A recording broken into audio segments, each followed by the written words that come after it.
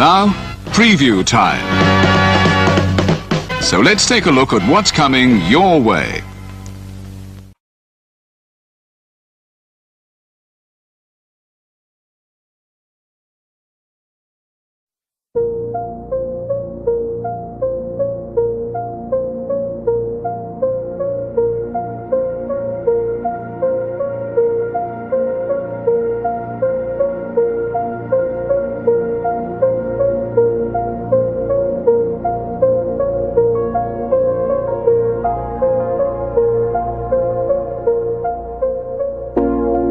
It's out of my hands,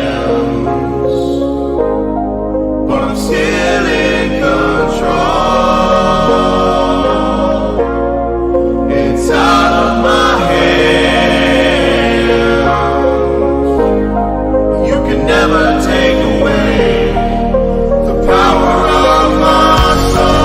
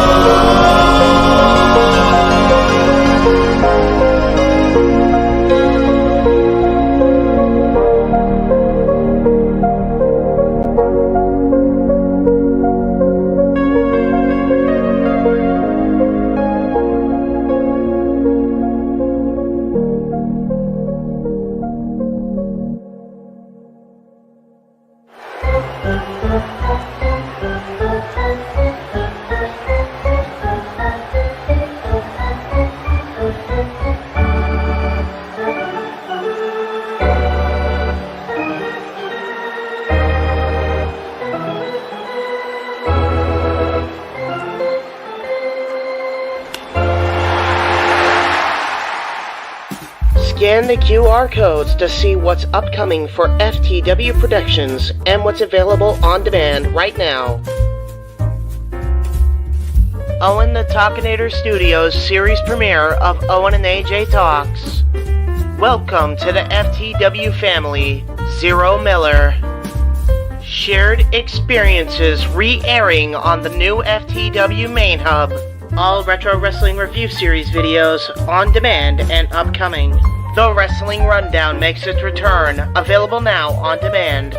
Fantasy Booking Series video, If Goldberg Stayed in WWE in 2004. Pride CAW Supercard by Zero Entertainment. All of A Simple Man's Brand Simply Predicting panels. Both episodes of The Don DeMarco Show.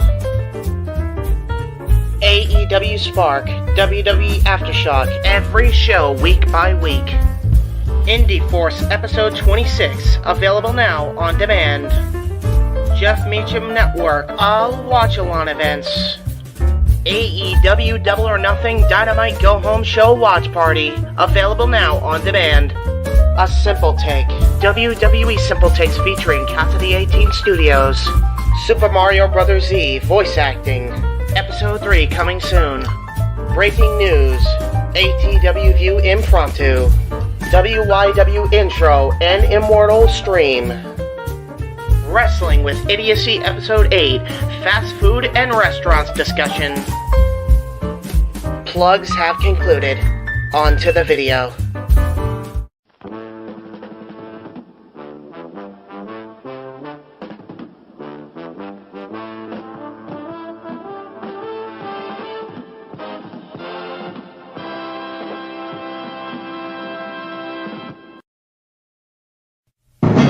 The Jeff Meacham Network's Multiverse of Media.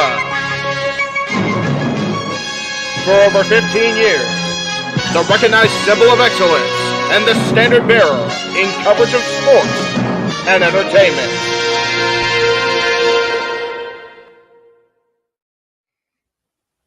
JJ, Jeff, you want to kick this thing off? Because I'm still trying to process everything here. Yeah, it's like, who wants to go first? Well, Come on in. It's open mic night with your host, you could maybe say there's really 4 topics, but it's split into 6. the Renegade, JJ Williams. The Sammy and Eddie Kingston thing, which one's the better smelling turd? And his panel of co-hosts, I am the founder. We'll call me that for today since we're going with the Jeff Jarrett love theme here this week, according to JJ. the West Coast Professor, Jeff Meacham. Karma is karma. That's professional wrestling! Damn it! The Simple Man, Noah Foster. It's showtime! Yeah! How you doing, JJ? How you doing, Jeff? James. Yeah. And the He-Man, James Hebert. Imagine Bill Burr, Joe Rogan, Paul White, the Baldies! There you go! It sells Oh, itself! God. Get in there! Showed his ass and shit the bed. He's not Amber Heard. Give it time, JJ, give it time. Now, I'm sure Jeff has some stuff that Dumb move, just don't pull this bullshit again. You get one. Tony needs to stop caring about the ratings. Bradshaw said as long as the ads are in place, we're not going to lose that third hour. Ring of Honor does not have to be AEW Light. They don't necessarily have to coexist with each other. You kind of saw that tonight to a degree. Along with a panel of guests. He is no longer glorious. Don't you bring that up. You want me to rant about what my NXT used to... No, we are done here for the night. I swear, James. Because you never know who may show up for open mic night. I leave our company in the capable hands of an extraordinary group of superstars, employees, and executives.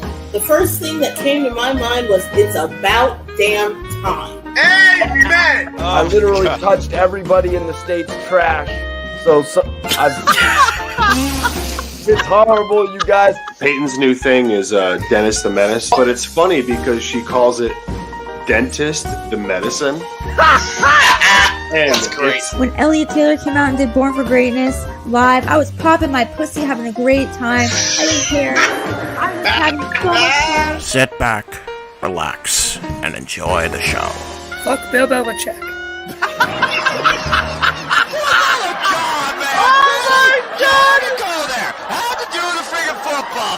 We ended on wrestling, and then you bring in that shit. That's just how the fan goes off the damn rails. Brilliant, bloody brilliant.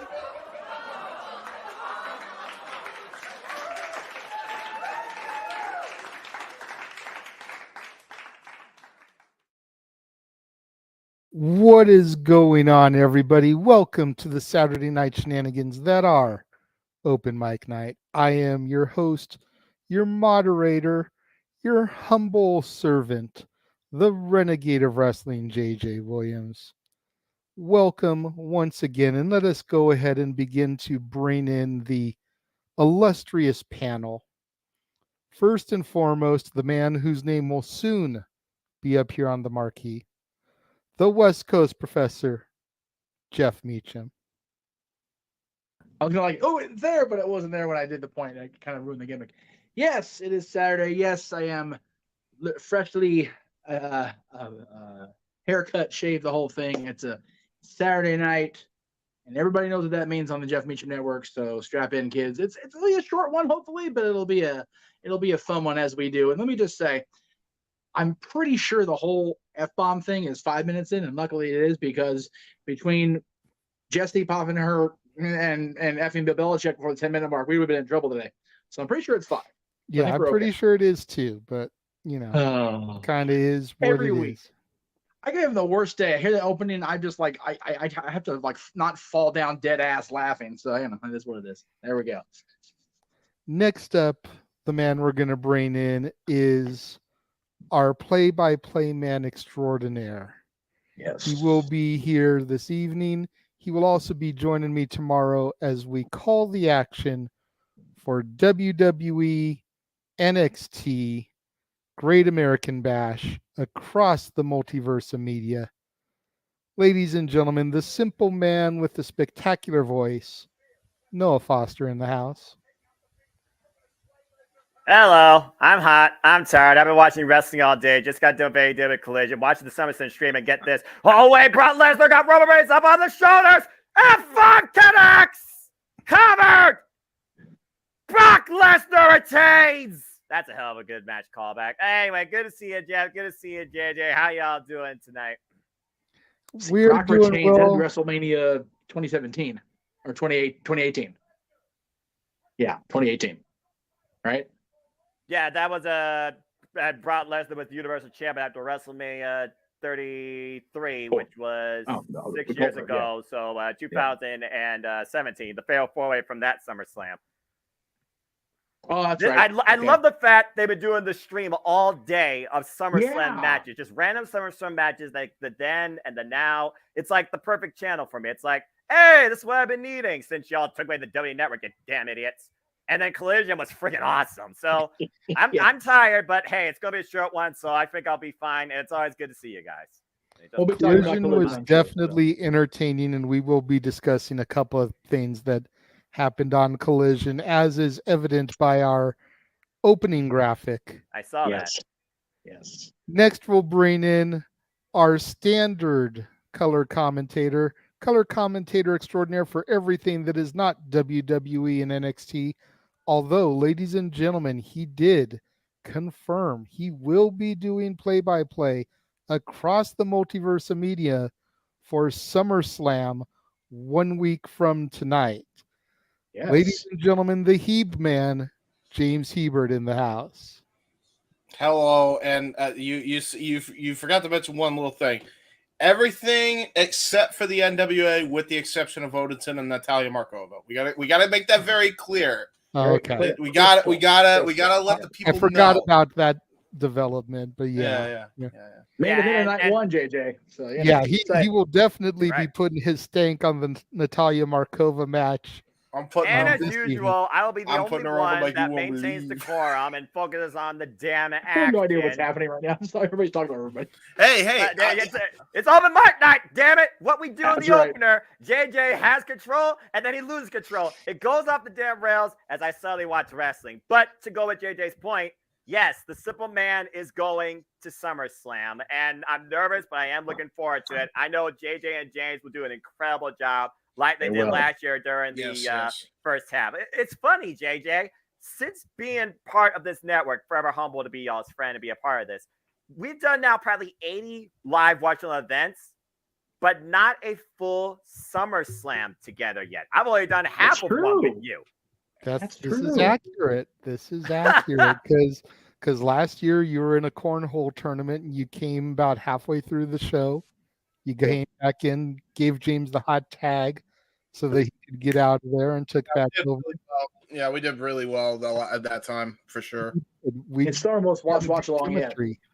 And then this year you're going to be at the show, which I'm looking forward to you being there.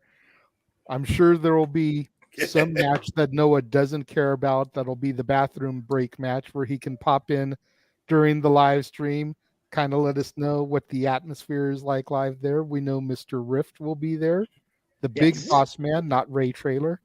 No. So, maybe the two of you guys can connect up and make a appearance on the show at some point. And because Aaron will be there, we'll be going across No DQ as well. So yes. We have two more people patiently waiting in the green room to be brought in. First off is the man who had a very special show up guest this week, where myself, Jeff, him, and his co-barkeep Dory Lou discussed the top 10 sports movies of all time. And he will be having the season premiere of Stat Boy Sports Bar featuring Dory Lou this coming Tuesday. Give it up for Stat Boy Mike. And yes, open mic night is Stat Boy approved. I was trying to give you the solo shot. And okay, well, there you go. There it is right there. There you go. That's right. Thank you. Stat Boy Hello, my internet fans. Open mic night. Wow. on a beautiful Saturday night, which is storm-ridden in Tennessee. I'm loving it. There you go. Right. Fair enough. And then the last person we're going to bring in, we've made wait till the very end on purpose because he always seems to be in trouble for some reason. Or Whether he's on timeout in the corner whether he's wearing the dunce cap or whether he just thinks he did something wrong because he's got a guilty conscience. Yet, next to Noah, he's the second most church-going, God-fearing man that I know on the panel. Right. The Cleveland combatant, Josh Mansfield, in the house. Oh, fuck you, Mikey. Oh, wow, we're getting hateful already with the F-bomb. Goodness, Joshua. Goodness. I'll put you on timeout already with that mouth. Well, I mean, to be fair, he did say he never drew a dime, although he's probably accurate. Well, yeah. Hey, you know what, though? Him and his desire to torture Noah with the art of karaoke is drawing other people's dimes. So technically, by in a roundabout way. Yeah. A little dough. Safet, what's going on? Nathan, what is going on? Big Baller G in the house. What is going on? Hello, everybody. Big Baller got a shout out from Pop yesterday. I wanted to mention that real quick, JJ, because he did. He mentioned G, mentioned Josh, and he mentioned Noah by name during the dads yesterday. So yes, he did. Seeing That just Pop goes on to air show was cool. the impact and the impression that y'all have left on my old man, who's very clean, right, Jeff? He's very clean, very clean. The old man That was genius. Brothers, that was genius. I can't take full credit for it. Pop actually suggested it and submitted most of the dialogue. I just kind of stretched it out and changed the placing a little bit. That way I could bring Pop in because originally he had Jeff introducing him. Yeah. But yeah, it was awesome. And then, us Beatle geeks as we are had to make sure we threw a couple other references in there. So I told him off camera, or not off camera, but before we went live, I was like, we got to work in the whole say no more. I can say no more. It went perfectly. It went fluke. The whole point, it had to be organic and it came off perfectly. And like the three of us in the room got it. And like a couple people in the chat, I'm like, yeah. So see, I was afraid that if I let him do it, it wouldn't sound organic. So I just went with the perfect opportunity that I saw. And it worked beautifully. And then broke out the whole have a hole in me pocket. Yeah, half a hole anyway. Gave the rest to Jeremy. Josh has no idea what we're talking about because he's uneducated. Here's another Beatle reference for Josh, the uneducated Mikey. He's a swine. He's a swine. He's a swine. Yeah. He's a swine. He really is. Well, I mean, JJ, to be fair, what do the Beatles ever do for the business anyway? You know what? Holy shit. All year, Josh. All night long, baby. All night long. Fucking hell. You know what? I don't regret what I'm going to be saying later in one of our topics. Hello. Flip off. It's the Noah flip off meme. It's made an appearance.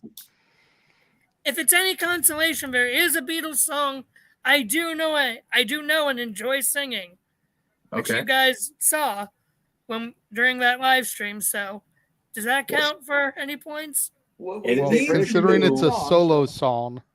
Yeah, maybe. We need to take the young Mansfield here. We need to put him in a chair, have him watch the Ed Sullivan Show, A Hard Day's Night, Help, and Yellow Submarine. Sober. Sober is the correct word. Yeah. Well, no, because let's face it, it gets better with on acid. I think. Have you tried it, Mikey? Yeah, how would you know? Have you tried watching it on acid? Inquiring minds want to know. I do.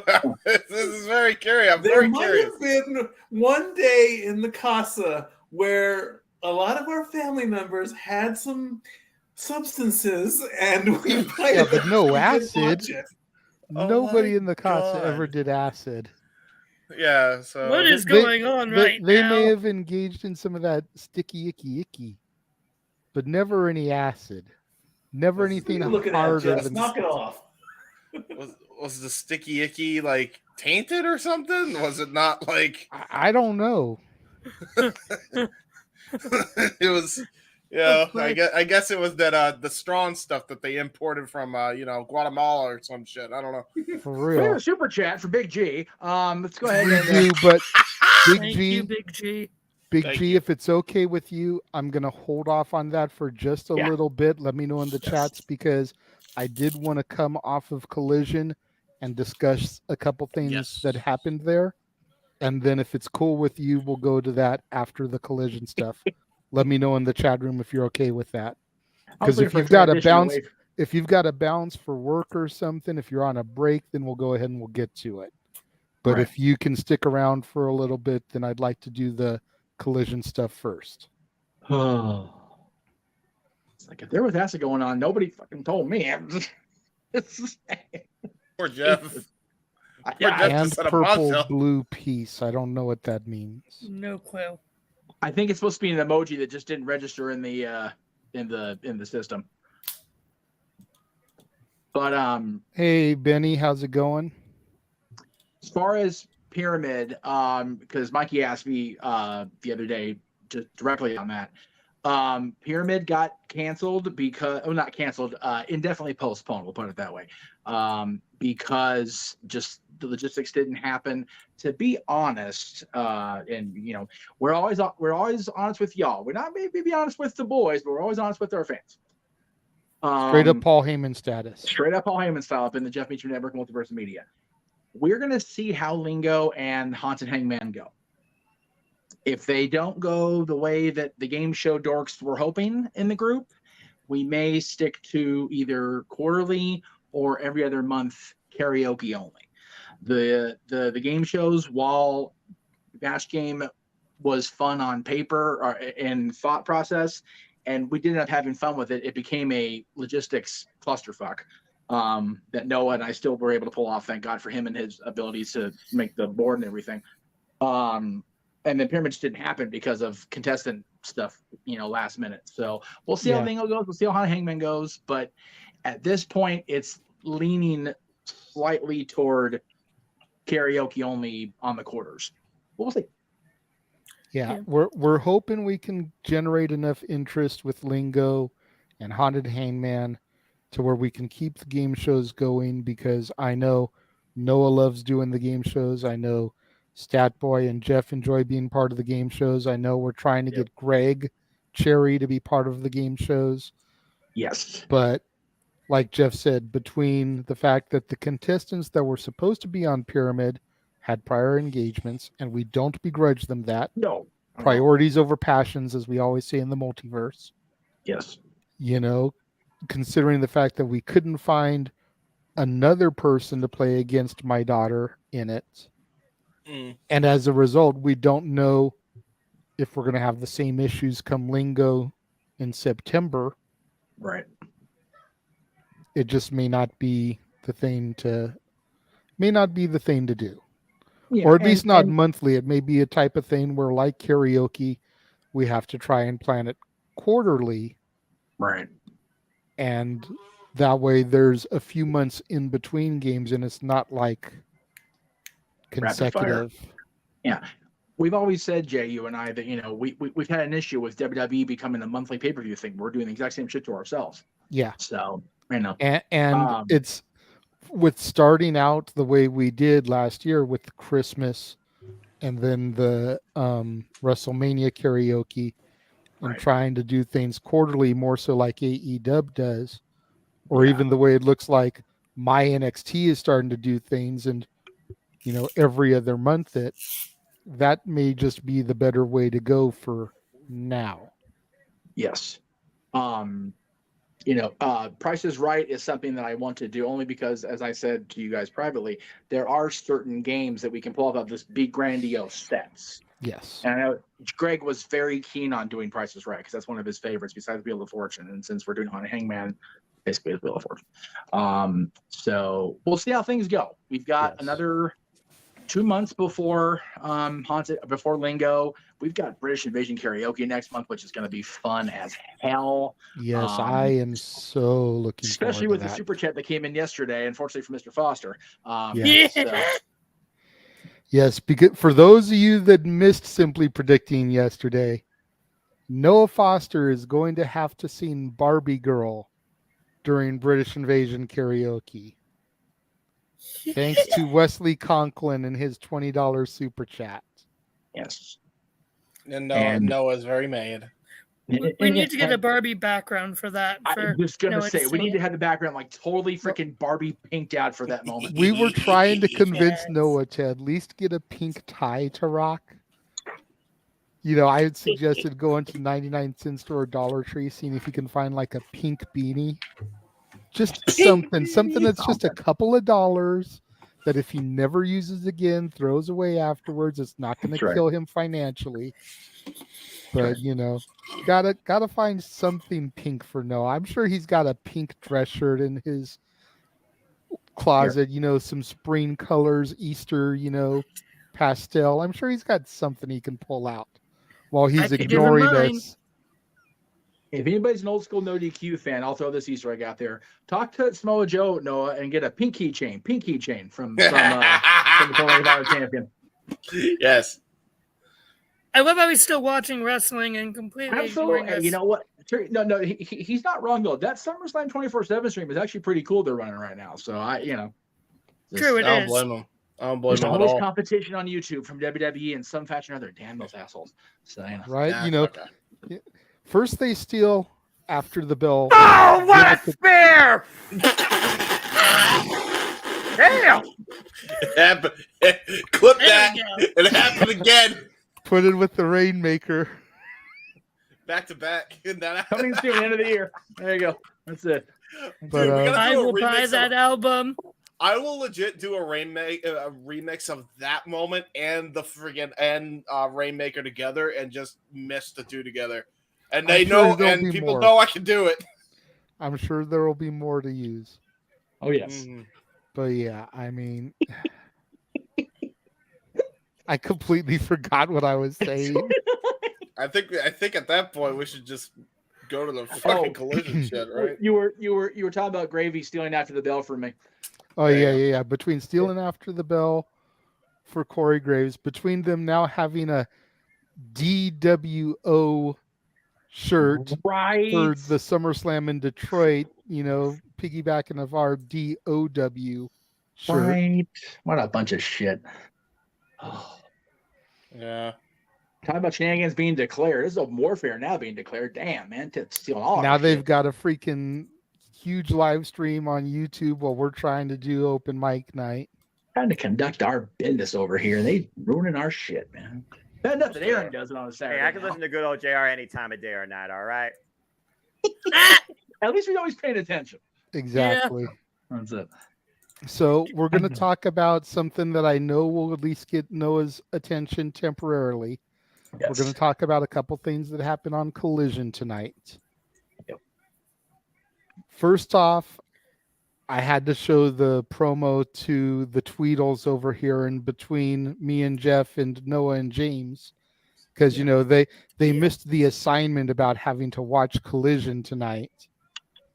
So I had to show them Punk's promo. I kind of did too, but I kind of got the gist of what's happening. I kind of figured. So CM Punk's promo. What he said, the challenge to Ricky Starks, the spray painting of the title belt. Very Hollywood Hogan-esque. He's no Hogan. But Hogan never now did you're anything praising for Hogan. wrestling. Oh yeah, now you're praising Hogan when Phil Brooks, you get the shit on Phil Brooks. Okay, I see how it is. Mm-hmm. I knew I was going to get that reaction from him when I said it. So Hogan does nothing for the business, but when Punk does the same thing, all of a sudden he's no Hogan. So if Hogan did nothing, did Punk do even less? Like what the heck? Exactly. Less than nothing. What the hell kind of I was gonna say, there? and we know damn well that ain't true. All you got to do is watch the Punk Joe trilogy. About Punk Cena trilogy. Yeah, Well, that Punk too, Cena, but anything. Punk Joe is a lot better. Yeah, well, yeah, but still, come on now. I will give him Punk Cena, Punk Regal from the King of the Ring finals. Yes. The Summer of Punk, both of them. Yeah, but he did nothing for the business either. Nothing. He did less than Hogan did. So Yeah. let's talk about this, gentlemen. And just to put him in the hot seat, we're gonna go to Josh first. That's right. Oh boy. So, what did we think about the promo? What did we think about, the points that he made? Does he have a point in the fact that he was never beaten, never submitted, never lost the title? No, he doesn't. Because, like the Elite, he was stripped of the belt, and there was a tournament had and a match to have to crown a new champion. MJF is the only AEW World Champion. End of story. Not sorry, Punk. No matter what little side comments you want to make during your promos, to still go after the Elite, which was eye-rolling to the nth degree. You're not champion. MJF is champion. MJF will still be champion after you guys have your little match, which is an event which is likely just going to happen at Wembley. That's what they're probably leading to. MJF will still be champion, and then you can just go whatever. Yeah, painting an X on it doesn't do a darn little thing except make you look stupid. Right. Can I ask a question? Please do, James. Please do, James. Yes, all the questions. Josh, I hope you have that same. I hope you have that same eye roll when it comes to the Elite when they fucking always constantly mention Punk as well. At the very least, please tell me that's at least the thing. You know what side I was on during that whole thing. Okay. Well, I roll on let's all not of get it, into that. But all right. All right. I don't know. Maybe we should once the Punk thing. Maybe we should lay it all on the table because I know we've gone over this topic a million fucking times, but I don't see how anybody. I don't see how anybody can be on one side or the other because, like I done said, everybody was wrong here. Yep. Except for Larry. Except for Larry. Except for poor Larry. Yeah. There's nothing wrong except love his boy Phil. And love his sitter. He likes Ace Steel too. No, that's okay. Somebody has to like Ace eventually. Anyway. Yeah, that's fair. What is it about Aces not getting love? I hate it, man. I don't like it. Oh, dear Big G. Uh-oh. What'd you do? Josh, CM Punk is a true champion. Look, I don't think it's... There is an argument that Punk has, but there's also... I can understand that the argument is kind of void when you do factor in, yes, logistically, he got stripped from the title. I don't care. See, but like I was telling Josh before we came on the air, I don't remember Tony making an announcement about Punk being stripped. Yeah, exactly. I remember him stripping the Elite. Yeah. But I don't remember him making an announcement about Punk. Yeah, he never said vacate specifically. He said he suspended Punk. So if he suspended him and didn't strip him, he still is champion. Yeah, which honestly, I'm cool with anyway. Because even if they did say it and they're trying to do a redaction, it was the way to go anyway because it's the best story to fucking tell. You have two shows. You have one on TNT. You have one on TBS. Why not have him hold the title and defend it, and not and have MJF hold the title and defend it on the other show, and then build to the fucking ultimate climax at Full Gear this year? Why not do that? It's interesting television. It brings in eyeballs. It's like, wait, there's two world champions, and it's two of the best fucking talkers in the world that can absolutely tell a story within the ring and that have had 5-star bangers every single time they've ever stepped in front of a ring. Including with each other. Yes. So it's like, I'm not against it. Just because Phil is now a champion, it's like, okay, well, is he a champion? Is it going to be defense? I think it should count. If they actually didn't say that the world championship was ever stripped from him, right? They did. He's the world champ. As far as that's concerned, MJF has an asterisk this entire time. He's an interim world champion. They just didn't want to say it because everybody got so butthurt because I didn't want to say interim. But that's essentially what it is. They were also holding off trying to work something out with Punk. It took so damn long that rather than try to make sense of it verbally or on air, they just kind of went, okay, well, just in case. Very, very shy. Yes, very silent. But yeah, I mean, they played this as best as they possibly could have if they didn't actually say he was stripped. So, yeah, this is the way to go. Make it disputed. Why did Conor McGregor sell out as many championship fights the way he did? The championship was always probably in dispute. That's probably one of the big factors that freaking drew a lot of people in when he was fighting Jose Aldo. So there's a thing there. It was Jose Aldo, right? I got that right? I'm not sure. So. It's been a while since I followed UFC. So it's like, and that drew like over 1 million buys or close to 1 million buys. So that logic is like perfect for this. He's a world champion. He never was technically stripped from it. You got another world champion that's been running and terrorizing AEW with his antics, including beating a very good friend of his in a very, very crappy way, completely making him doubt himself. One Bryan Danielson. You think Punk's going to forget about that? You think Punk's going to forget about the time that MJF decided to, screw him over in Chicago the first time? No. Punk's not a man that forgets easy. And there's a lot of history left between those two. Yeah, there's a couple of really good points there. First of all, it was mentioned in the chat room.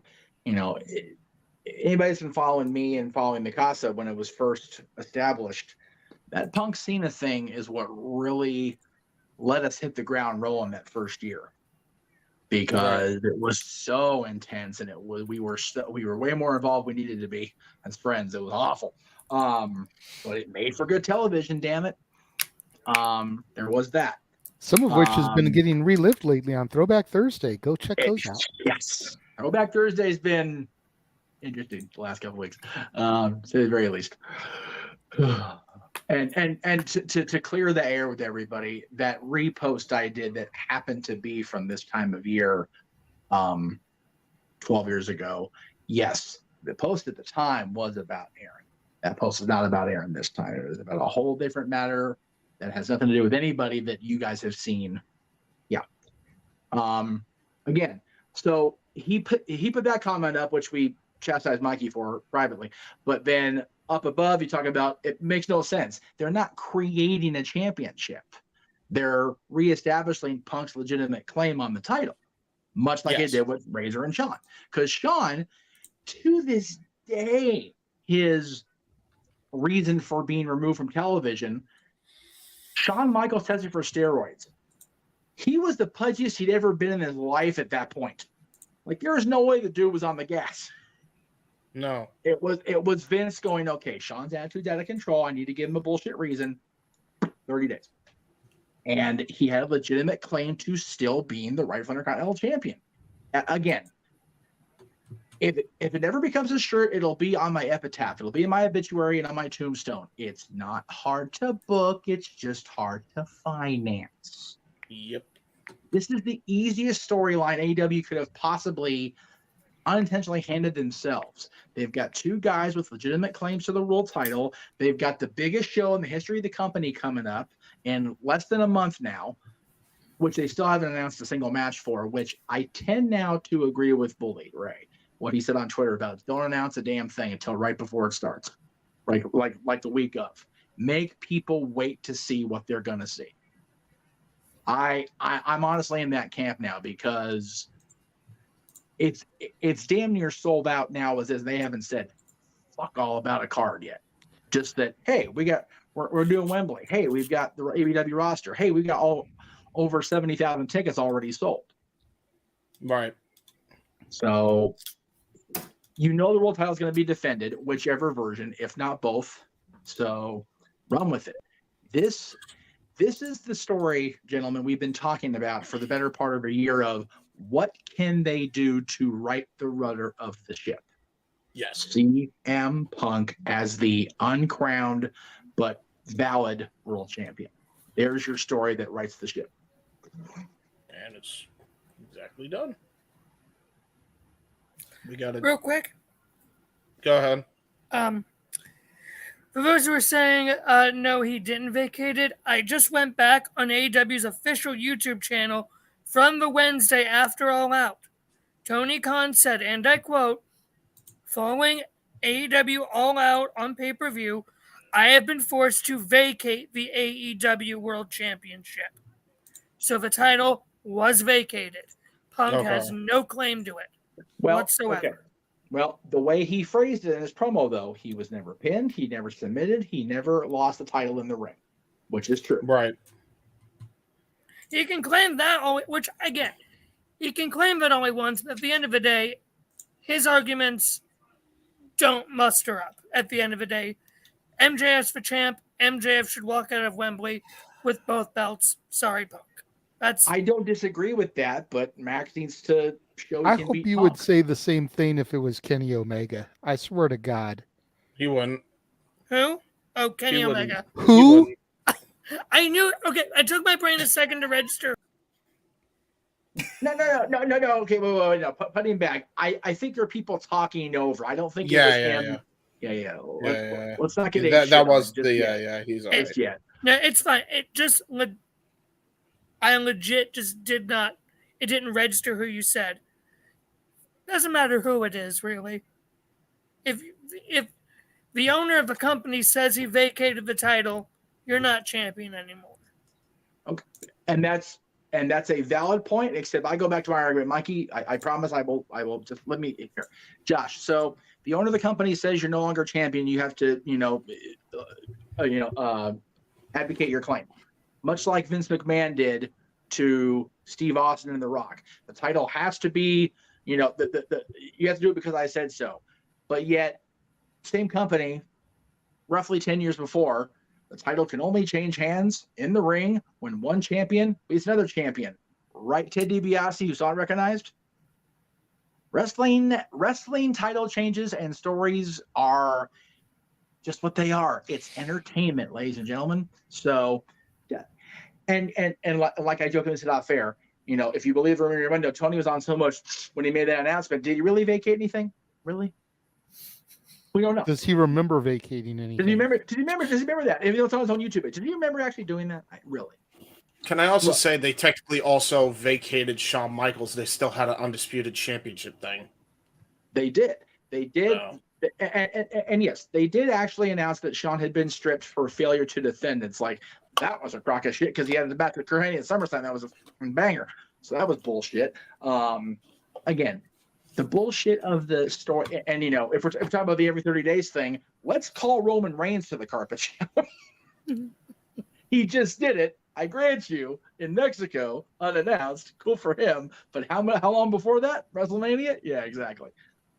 Yep. It's not, if that's going to be your claim, well, he doesn't have a belt, then you know what? We can be here all damn night about it, because it makes for good television if you just allow yourself to not be a cynical shit about it. And I have learned, we've all learned in this room in the last year, being cynical about the Punk Elite thing leads us to like this. Oy, it's crazy.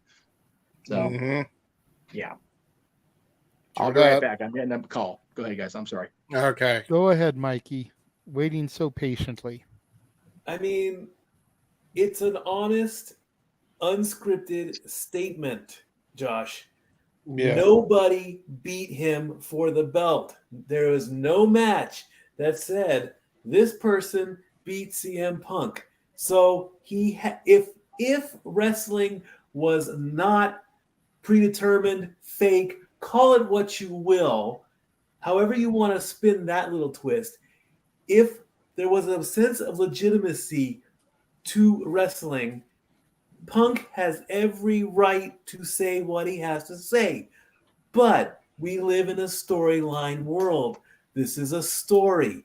We know that MJF is the honest and true current AEW World Champion. My question to that is, why is he not coming out and having the other guy come out? Who's I'm sorry, I just blanked on his name. I was looking for him to come out and be his typical heel self. Hey, Punk, Right? I'm the champ.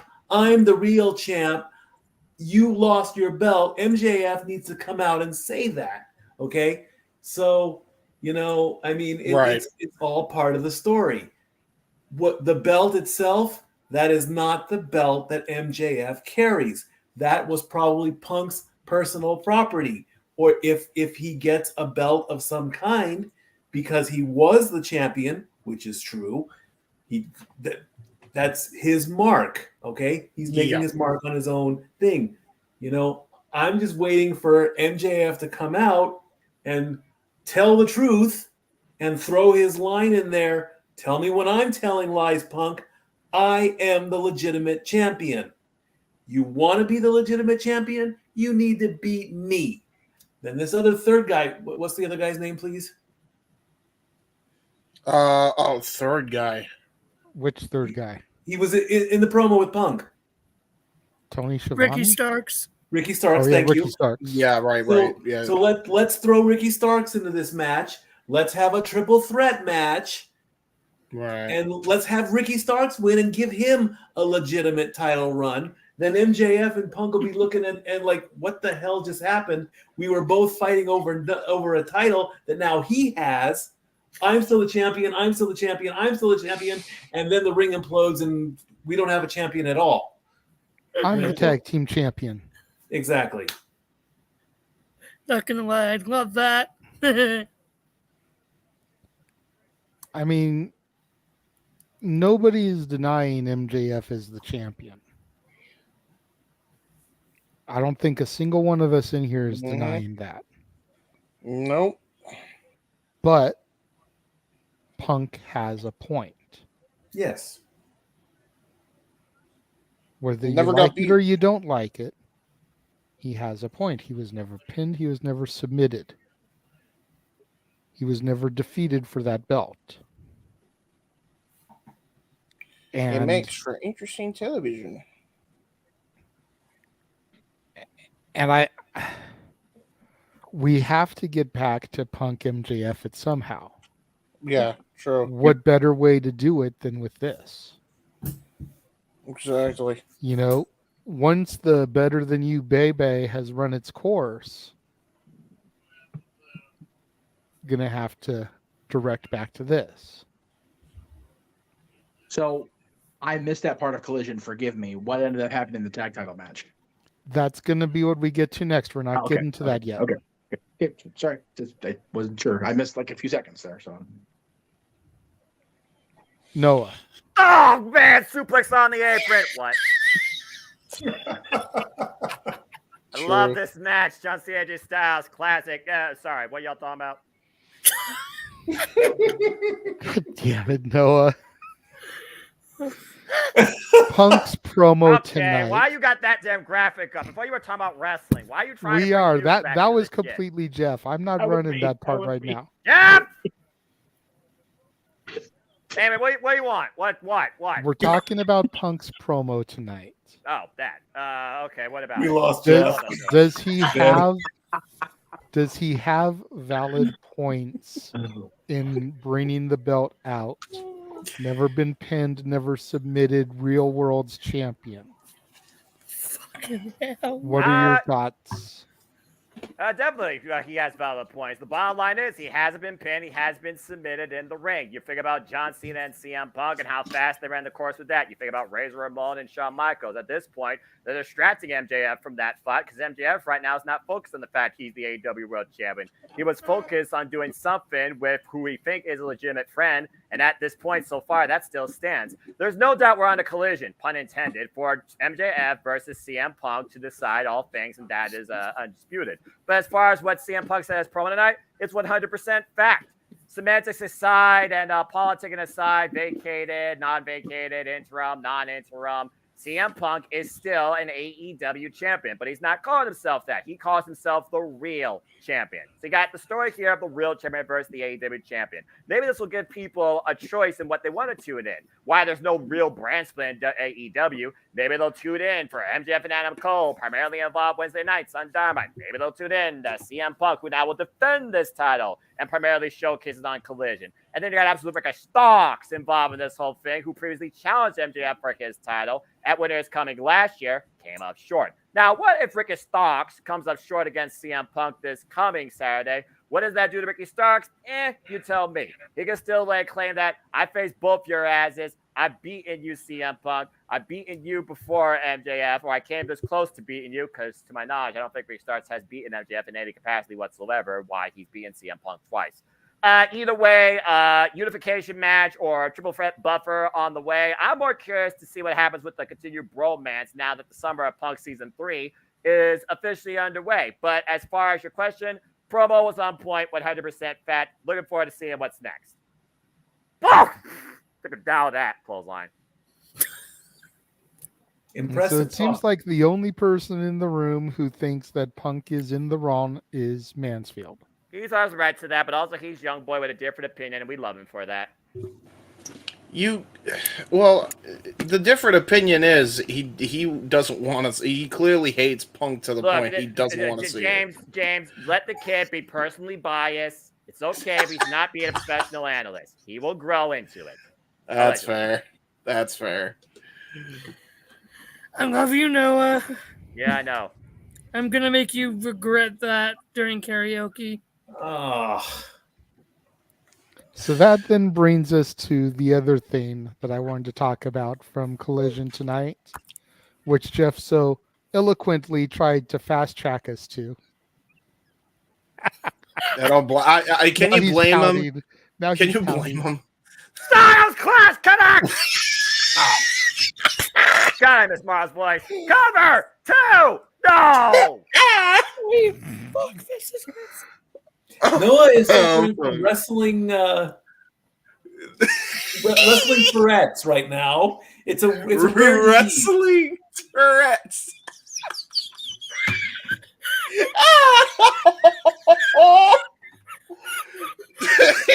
You're telling me he just has the habit of calling what he sees on screen every day now? Is that what you're saying? Who's wheezing? Is that him? My God, man. We got a dehumidifier, guys. We're finally going to be able to get through this heat wave. Jesus Christ. Oh, my God. Oh, my God. Are you good? Heavenly Father, please put oxygen into Josh's lungs. Amen. Amen. So, the other thing I wanted to talk about from Collision tonight, the tag title match. Yes. And so that he can quickly go back to what he's watching there, I'm going to go to Noah first this time. Noah, do you feel like they made the right decision in this match, or did they miss the boat by not pulling the trigger on Better Than You, Baby? And before you answer, let's welcome Datilla into the stream. Hey. Hi. Do I sound okay? Because, you sound fine. Sound beautiful. Okay. Yeah, okay. you sound fine. Good luck. Noah's been breaking all of us tonight. Well, no, it's because I had to get a new laptop, in my brother's old gaming laptop, because my old one just kind of gave out, and this laptop does not pick up my microphone. So I was just wondering if I sound okay. No, you're fine. You You're good. great. Okay. Noah. Alrighty. Yes, sir. The tag title match tonight. Oh, but that broke my heart. Right decision, or did they miss the boat? Right decision. I have to go with FTR right now. They are the standard, the pinnacle. They are the tag team of tag team professional wrestling. Why this bromance that captured lightning in a Burberry-covered bottle has really taken the AEW fans by storm. I don't think they necessarily wanted to see FTR's reign end abruptly like this. Again, makeshift tag team after 3 matches, 2 of the all-time best single greats together. Yeah, and they've shown tremendous chemistry, but there's more that could be made here in defeat than them in victory, especially when you saw what happened post-match. Adam Cole expected MJF to finally hit the knife proverbially in his back, MJF reluctantly was thinking about doing it, but he denied it. It has taken focus away from MJF being the self-proclaimed, egotistical, devilish AEW World Champion. Why Adam Cole is bringing more of a humble fan / man out of MJF, figure that now MJF has a real friend. It's almost like giving MJF a renewed confidence in himself without him putting it into himself. He actually has a real support system, allegedly. So I do think there is more to come. I honestly don't think it's going to be the last time we see MJF and Adam Cole face off against FTR or get a tag team title shot. But I am curious to see now how MJF's mind rebalances, and if he does learn, courtesy of Tony Schiavone, which they both hate, the wherewithal of what CM Punk said and the fact that CM Punk now has that title. I think it was the right decision because FTR deserves to be the tag team champions. And there's more that can be done with MJF and Adam Cole where, get this, Charlotte Flair, they don't need a title. That, and to add to Noah's point, also there's also the dynamic between MJF and Roddy Strong as well. That whole dynamic. Yeah, right. My favorite part of this entire feud is that he called Roger Strong a default caw. That fucking made me mark out when he called him that. That was amazing. Listen to me, you default caw. I have a feeling we're going to get Roderick Strong versus MJF, and Adam Cole is going to have to make a conscious decision between having more than one best friend, it seems, who truly is defined within his boundaries versus outside of them. So, yeah, you're right. That is a sub-story right there. To the long-term story, I feel like, of MJF finally reminding himself exactly who he is. One particularly to CM Punk. Hey, you can call your faction name, the Undisputedly Better Than You era, featuring Red Dragon. I miss Kyle O'Reilly. But that's my thoughts, JJ. Right decision. Looking forward to seeing what's next for the Bromance and FTR, the pinnacle of tag team wrestling. That's why they deserve to continue to be the tag team champs. Okay. Dattila, what are your thoughts on this match? Was it the right call letting FTR retain, or did they miss the boat here? Well, first of all, I actually really loved this match. It was a great main event. Overall, Collision was fantastic. Enjoyed the show. My show of the week, Dattila. I have to say, I was heartbroken. I was like, no. I was rooting for Better Than You, baby, to win. But yeah, I was rooting for them to win. And I was really hoping they at least get like some sort of short run. But after what CM Punk said, coupled with that, I was like, okay, that kind of makes me think that they're going to lose, which they did. But now I'm kind of intrigued because, like Noah said, maybe they do get another shot down the road. Maybe they're going to do this as to they get another shot, they lose again, and maybe they get a third shot and they lose again. And maybe that's when Adam Cole maybe turns on MJF instead of MJF turning on Adam Cole. I don't know, but like, to me, also just to add to CM Punk's promo, like what he said kind of makes me feel like they're going for a unification match, maybe, between the two of them, So, I don't know. We'll have to wait and see. But, I was sad at first that Better Than You, baby, lost. I was pulling for them. And I did think for a second that MJF was going to turn on Adam Cole at the end, but nope, they didn't. So, I guess you have to wait and see where they're going to go with this storyline. And thus the audience will continue to stay engaged with a suspension of disbelief. I think that's the whole reason that they didn't do it tonight, because I've been reading all week about fans saying, the heel turn's going to come this week for MJF after their tag title match. And it's just like, they probably saw that and was like, oh, is that what you think? Mm-hmm. So let's tease it and then not pull that trigger. Pay your monkeys at home to think. I'm kind of the same mindset of Dattila here. Like, I really thought that they were going to give them that Strange Bedfellows tag title run. Like, they were going to put the straps on them and then maybe have them lose them in Wembley at All In, pull the trigger on the heel turn there, to then turn around and set up Cole versus MJF at All Out a week later. Cole getting his rematch for the world title, and then can move MJF on to Punk. Like, that's what I would have done. And yeah, it would have been taking the belt off of FTR for a month and then losing them back to them in Wembley, losing them to another team, whatever. But I feel like it was the Acclaimed situation all over again. Where Right. the fans in the arena were hot for that tag title switch, and Tony didn't pull the trigger. And then they made up for it like a week and a half later. And while it still was over, it didn't have the same impact that it would have had that first time.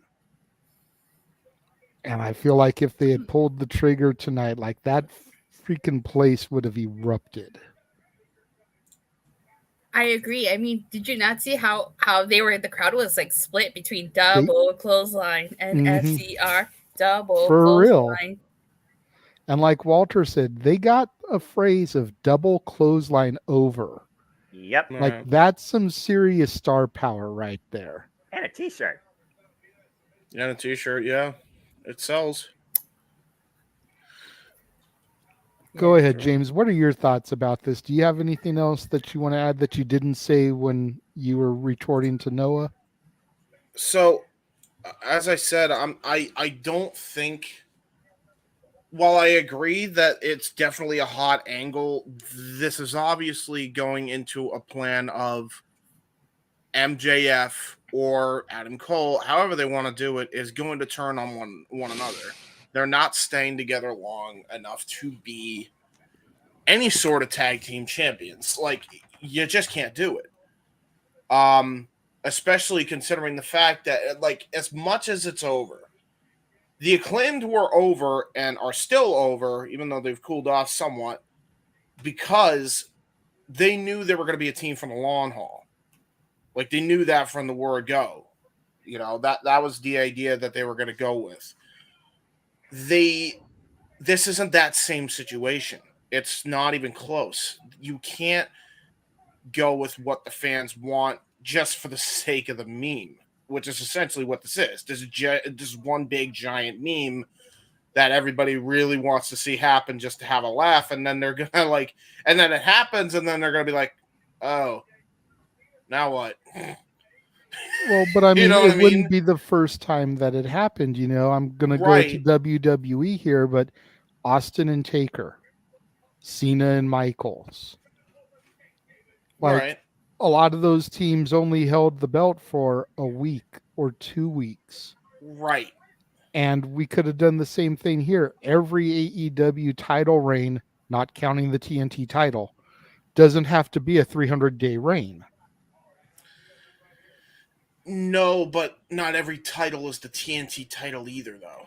Right, and I get that, but I think Tony is so intent on trying to have title reigns that matter and having 200+ day reigns that he's missing the opportunity to further a storyline by pulling the trigger and giving somebody a 28-day run. Because that's literally about all that there is between tonight and All In. Because it's August 27th. Right. So it's a less than 30-day reign. You know, it's not as hot potatoed as the TNT title. Right. But it's not like the whoever that Better Than You Bebe would drop them back to is going to turn around and have a 60-day run. They're probably going to go on a pretty decent tear. Yeah. I wish Tony would be more willing to do a transitional title run every now and again instead of having every title reign be 200+ days. Yeah. And I know don't not think- every reign has been like that, but that's the way it feels. Yeah. I don't think FTR would suffer any from losing the championships, even if it's briefly.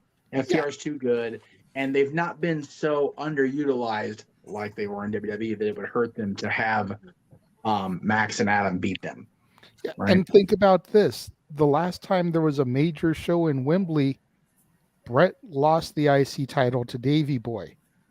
Brett is an idol and hero, has been a manager for FTR. So for them to get the titles back in Wembley would be a great story thread.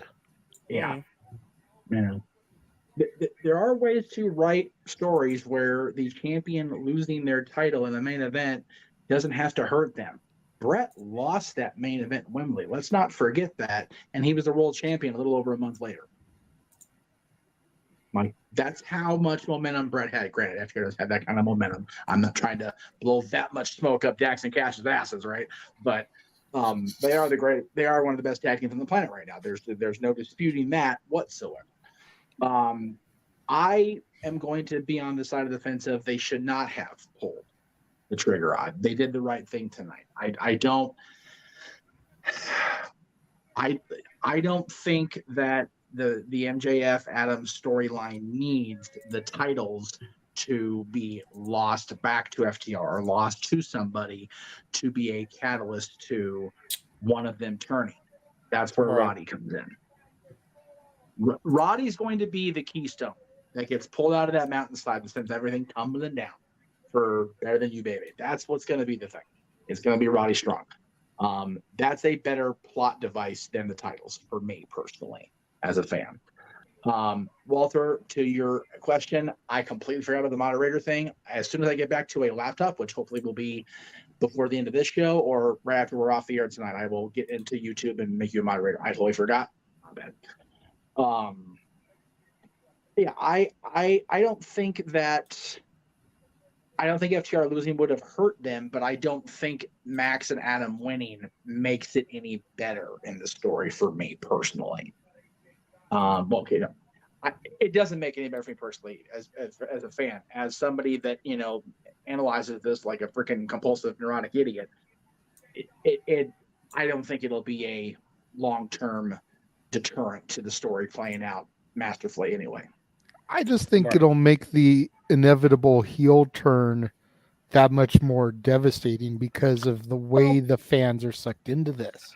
It really depends who it is, to be fair. If Max turns back to good old MJF like he's always been as far as, the devil, then whatever. If Adam were to turn, I think it's better that it's on Roddy than it is over the loss of the titles. Right. Personal stuff is much more important than these props, bro. These plot devices, bro. Personal feelings, I think, hit home harder. And don't you sit there and face palm, dude. You're already on thin ice with trying to, make all these comparisons to people.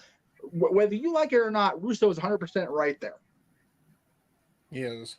He's not wrong. Stop me when he's telling lies about that, bro. For real, bro. I'll get the list. Stat Boy, what are your thoughts? We're in trouble later. Now you are in trouble. Sadly, I'm going to have to pass on this topic because I didn't watch the show and I know nothing about it. So I'm out. Sorry. All right. All right. Fair enough. Easy enough. And I know Mansfield didn't watch, so I'll just skip him as well. I do actually have a thought on this. Oh, okay. Also, you can't extrapolate without having to watch the show. Gee, Mike, can you imagine that? Anyway, carry on. So I didn't watch, but I paid attention a little bit enough to know. Here's the thing. If you know me and if you've watched any of the Greg Cherry brand at all of the last months on Wednesdays, you know I love a good bromance. Absolutely. And there goes Jeff off screen for that one. I really think they should have pulled the trigger. 100%. I love these mixed match tag teams. I mean, Rock and Sock Connection, they were a mismatched tag team. Look at them. And, JJ already mentioned Stone Cold and Taker, Michaels and Cena. You can even put together MVP and Matt Hardy as an example of that. And my personal favorite, Shane McMahon and The Miz. I mean, Rhino and Heath Slater, for crying out loud. Yes, James, I said Shane McMahon and Miz were one of my favorite tag teams. Shut it up. I see I them. heard you. And Josh, it's funny you bring that up because when you think about it, in this scenario with Adam Cole and MJF, excuse me for comparing, but you would think MJF is the Miz and Adam Cole is Shane, in the sense that we're expecting MJF, how Miz would always turn. We're expecting him to turn. But what if he was a Shane in this feud and he's gonna turn? Like how we weren't expecting Shane McMahon to turn on the Miz in that feud. We thought that was gonna be the Miz, Right? and it ended up being Shane. I was there for that. Live in Cleveland. So was Noah. I got the finger point from Noah that night. I was there for that. I bought Miz's new shirt that night. I was sad. I was very sad because I love Shane and Miz. I was a sad Joshy. But yeah, I do think that MJF and Adam Cole should have won. Yeah, give them just a short time reign. That's all they needed. Like, these long title reigns are part of why I'll be honest, why AEW kind of turns me off somewhat. Like, part of what's getting a little annoying with WWE for, like, say, Austin Theory's title reign being way too long and needs to go bye-byes. Like now. Gunther, that's another thing.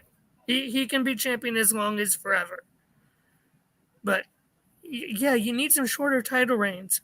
Theories has been less than Gunther's. What? Theories has been shorter than Gunther's. I mean, you take out that little bit of time where he lost it to Rollins. I mean, he's been champion way too long. He's pretty much been champion since shortly after WrestleMania 38. Let's be honest. So, except for that little bit of time he lost it to Rollins. So, either way, let's get some short Attitude Era style title reigns in there. That's all I got. I don't think we need to have Attitude Era reigns because there were Attitude Era reigns that were like 2 weeks. But at least just like some Ruthless Aggression reigns. Good 3 months, maybe a 4 or 6 month reign, but not these year-long things. Right. Like even like the quote unquote the PG era reigns from like 2008 to 20 whatever year we want to stop that at. Yeah, exactly. Come on, Will Washington, do your job.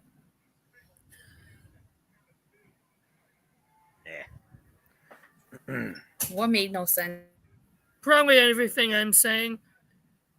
G and I tend to disagree.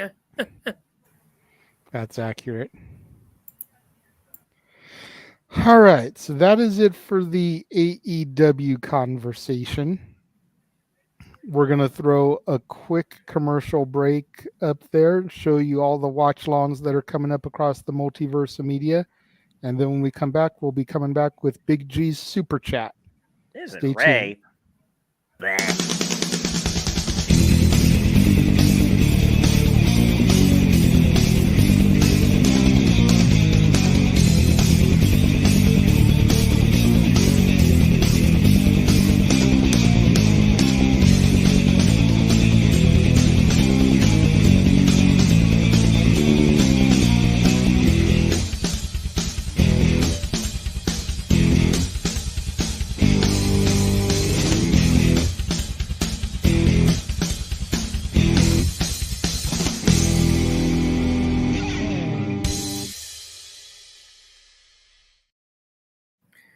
And all the wrestling, all the professional wrestling, damn it, and sports entertainment. And I was going to say, and before you can say something, Noah, I know that NXT No Mercy isn't in that. It'll be in there once we refresh it after the bash tomorrow. Not my NXT! I was actually, I'm going to be totally like upfront here. Like when I saw No Mercy, I was like, oh, WWE's coming to Bakersfield. I was like, it might be a worth the trip there. But then I saw it's NXT and I was like, yeah, I don't want to go anymore. I'm good. Ah, you're brilliant. No That's sleep wrong. for Noah. No sleep for Noah. I don't want to go because it's NXT. Like I mean, because I was looking at the ride, like how to get over there, and it's like a 2-hour trip, and I'm just like, for NXT, I mean, and for Dattila, she is a woman of simple taste. The end must justify the means, and clearly the money's worth is not in the quality of the product outside the journey to the venue, which I completely understand. yeah. It's fair. I mean, I don't know if I'm gonna be able to get out there for it, but I definitely am trying to figure out ways to contemplate it because it is my NXT. Damn it! But you digress. I mean, like I said, I was excited to go when I saw it was Bakersfield. I was like, oh, it's Bakersfield. I know there's nothing really much out there, but it's like, it's Bakersfield. It's close by. I'm like, why not? But then I was like, oh, it's NXT. Yeah, I was like, I had even told Jeff, and I was like, if you and JJ want to go, I'm down. But then I was like, oh, wait, it's NXT. Never mind. Oh, I feel okay. So I know how far I came into this part of the conversation. Sorry. Well, no. What happened was I'm going to a birthday party tomorrow, and I had my ride cancel, and now I've got a situation where I have to be on a transit like 10 minutes ago to make it there on time. So it'll be, but it's okay. We're gonna go. NXT's covered tomorrow, thanks to my beautiful team. I love you people. Anyway, as far as the show in Bakersfield, there are two things that I completely forgot about in my brain when I was like, oh yeah, let's do the thing. The one that came up around the same time the news came up was that Frankie Kazarian and his band are going to be performing with a local band, We Are Wasted, that is very NWO themed in their attire, like 5 minutes from my dad's office. And Dad and Frankie Kazarian are buddies too. It's like, okay, we got to definitely do the synergy with Frankie being in the hometown. Doesn't happen a whole lot that Frankie comes out this far. Then I remembered my dumb ass paid an obscene amount of money for tickets to the Halloween 45th anniversary convention that day and the next day. So I'm completely out for Bakersfield, like 100% out of it for that show. So, if you and JJ are still down to go, she's not going because it's NXT. She just made that very clear.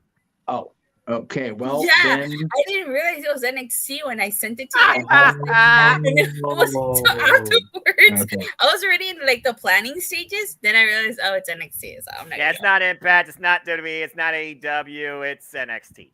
NXT getting no love from the SoCal folks except JJ. That's sad. And let me be completely, as we always are, fully transparent.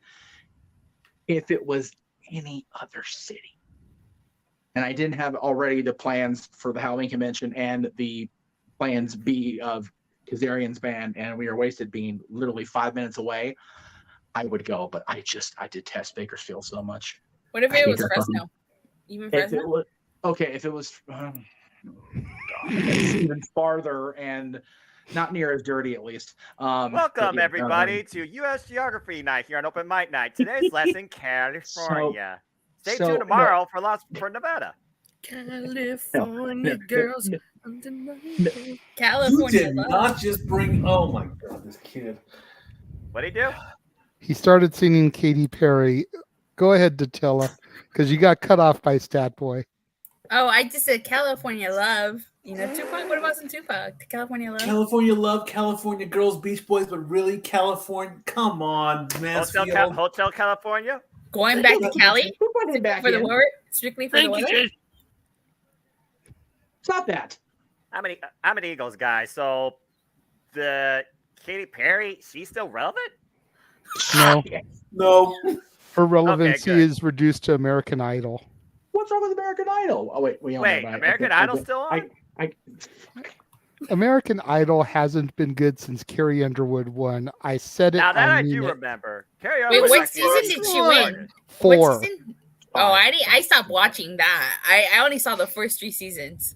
I don't watch TV or movies.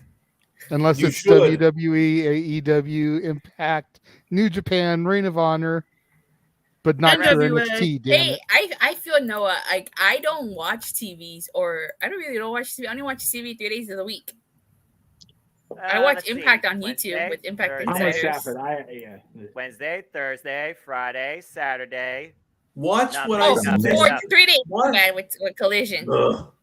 Sunday, Monday, wrestling. Tuesday, Wednesday. Watch I was what going I to say, I put in think the only right day in Noah chat doesn't tomorrow watch night. wrestling is Tuesdays, because that's NXT and it's not his NXT. I don't watch wrestling on Tuesdays. I'm about to say, there's nothing on Mondays for me either. I need that for sleep and gaming. The That's bottom true. He line, doesn't what watch I Raw was- either. I am perfectly content with providing our beautiful watch along coverage. The only deterrent JJ and I were coming up against was if everybody in SoCal, on the SoCal contingent of the team, was going to be in Bakersfield, do we dare ask Noah to call a not his NXT damn it show by himself? Since we all know James wouldn't be willing to call 2 WWE themed shows in a row. Yeah, I'd be willing to do it. I'm a glutton for punishment, but I also find something good in all things wrestling. Shout out to the Exactly. UW family. That's why I love this stuff. That was my thought process. Is even if it's NXT, to be fair, tomorrow's show's been built fucking tremendously by WWE and NXT. Yes, it so has. I I'm don't looking even know what forward the to card it. for tomorrow is. Well, funny you should ask. Yeah, I was going to say, we can take care of that in a little bit. I will say this. the I am graphics not ready, 100. Now that I know that both SoCal people are out, I'm a little bit less likely to go because I hate Right. going to shows solo. Yeah. But if my girl becomes NXT Women's Champion tomorrow, then I may lean a little bit heavier towards actually going because, God damn it, Chase I U know. graduate. Oh, Lord and hey, help hey, my what freaking has wallet our and play-by-play anxiety. man agreed to for that, JJ? That's right. Noah has gone on record on simply predicting, which you can watch on the Casa D18 Studios archives, as well as the Simple Man brand archives. If Thea Hale wins, Noah will enroll in Chase U and buy a Chase U t-shirt. Jesus, they look like Oh sisters in my that graphic. Gosh. So please, God, please, let my girl become champion. Pray to the wrestling gods, JBL and Moose. Just not Baron Corbin. Yeah, screw that Okay. All right. No. Okay. Whoa. No okay. Baron We are not Corbin gonna- hate right now. Time out. Let Jeff speak. No, wow, thank you for doing my job for me. I mean, I appreciate it, but I wasn't being timed out as far as off the rails. I was like, don't hate on Corbin because Corbin's finally reverted back to a Corbin I can get with. All right. Yeah. My God. But the problem with that is before we get to G's super chat, who's patiently waiting. Yes. Corbin is in a serious catch-22 tomorrow. Yeah. Yes. He's going against Gable Steveson, who Right. you don't want to job out in his very first match. Yeah. But Corbin Do you is though? trying to redefine himself, and it's his first match in his quest to finding who Baron Corbin is again.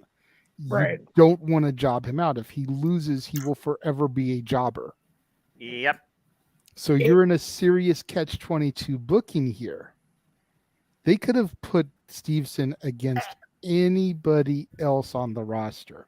Screw Jeff And it would have been Jarrett! cool. It could have been Dijak. It could have been trying to think some of the other people because we named so many people yesterday on Simply Predicting. Yeah. There We is a did. lot. I don't. It could have been disagree with Tyler Bates. that. It could have been Tyler Bate It should have been Tyler Bate. because he's not in the match for the North American title. It could have been anybody, but giving it to Corbin really fucks him over. Here's my thought on that, and I could be off base, and I'm still going to take credit for Lone Wolf returning after the Sam Roberts podcast because I put the bug in his ear about people missing the Lone Wolf. Damn, and I will stand by taking credit for that shit till I'm proven wrong otherwise. I like broke Baron Corbin. What happened? Bum ass Corbin. Oh, Yeah, bum I ass like Cor- broke no, Baron Corbin. Well, no. I've only disliked Baron Corbin since he stopped being the Lone Wolf because of what I told him at the podcast that my son, who's now 15 and could give a shit about pretty much any of it at this point, renounced his fandom of Kofi Kingston for the Lone Wolf Baron Corbin because Kofi was just getting into the New Day phase of his career and it was like, this is stupid, but this guy over here seems cool. So he went with Corbin. And I told Corbin that, and he looked me dead in the eye. He goes, "Tell your son I'm sorry." So That was that. But you notice WrestleMania to now, he's progressed back into that, or regressed, I guess you could call it, back to the Lone Wolf. But my thought on putting him with Gable Steveson, Corbin's a legitimate athlete. He's a legitimate, former football player. Was on the practice squad, or whatever you call it, the cut squad for the Cowboys. Amongst other things he did in his career. A former, legitimate award-winning boxer as well. Maybe this is the way he transitions into not being on TV anymore. He went down to NXT to give the kids the rub, if you will. It seems to me like he's wanting to be home with the wife and do the dad thing. That's how it came off to me when I went to the Sam Roberts podcast at Mania week. It seems like he's kind of wanting to not be the TV guy anymore. So maybe this is the way. Give Gable the rub, give him a good match, his first outing out. Because remember, the first time we saw Kurt Angle wrestle on WWE television officially was against Shawn Stasiak. How are things on Planet Stasiak these days? Just saying. So if Corbin can give Gable the rub in the process of leaving, maybe that's the way he gets himself out. It was the Colts and the Cardinals, not the Cowboys. Okay, then I saw the white and blue and just put the wrong team on there. My bad. I was thinking of McAfee, I guess. Whatever. That's okay. That's why I'm here to help you. That's why you're stat boy for the football season, and I'm just here being wrestling guy, not knowing what the fuck I'm talking about. Thank you. So Big G sent in a super chat earlier, said, here's a discussion topic for you guys. With SummerSlam approaching, name your top 3 favorite matches and top 3 worst matches. Oh, Jesus. So is he asking about the card for SummerSlam or just all-time SummerSlams, period? I think he's talking all time. Oh, okay. G, go ahead and clarify that if you're still hanging around. You're talking about all time? Because there's only like 7 matches announced for the card, so... 8. There is 8? Battle Royal. Okay, I knew the Battle Royal was added, but I guess I thought that was number 7. Still. I thought he went all time. That's why I got the mini Stat Boy 9000 ready to go. He did say all time. Expensive, highly usable Stat Boy 9000. Well, Jeff Jarrett's on my screen, so I got plenty of time to use my brain power. So sure, why not? Wow. Well, no love for the Noah's hatred of Jeff Jarrett will always be a beautiful thing. Well, I can honestly say one of the worst matches, and just because it really was such a clusterfuck, was from SummerSlam 98. The Oddities versus Kai and Tai. I just watched that show today. God damn, was that so bad. When the best part of the match is ICP wrapping you to the ring, there's a problem. Because I was never an ICP fan, and that's not even on the network anymore. Like, they cut the ICP performance completely out. So the best part of the match no longer exists on the streaming anymore. For good reason. Yeah. And by the way, shout out to Violent J. He's gonna be in NBA 75. So I heard. Yeah. We still talk about them damn clowns in 2023. What shit? Ugh. God. If I want clowns in wrestling, I want to resurrect Matt Bourne and bring Doink back, for Christ's sakes. I'm not sure what I hate more at this point, mascot or clowns. Can we not hate mascots, please? Pretty please? No promises. I work for one. Can we not? Work for I didn't say anything. I didn't say any names. Anyway. But, God. Okay, so right off the top for me for best is definitely Perfect and Brett. Hunter and Rock from 98, which is, just it took everything that Scott and Sean did in both their ladder matches and just went hold their beer. And honestly, I would even put Razor and Sean from 95 because that was a one-match show without a doubt. There are luckily for SummerSlam, there are a ton of great matches. And Kurt Angle's been involved in several of them. Yeah, and very few that stand out as, why is this a thing?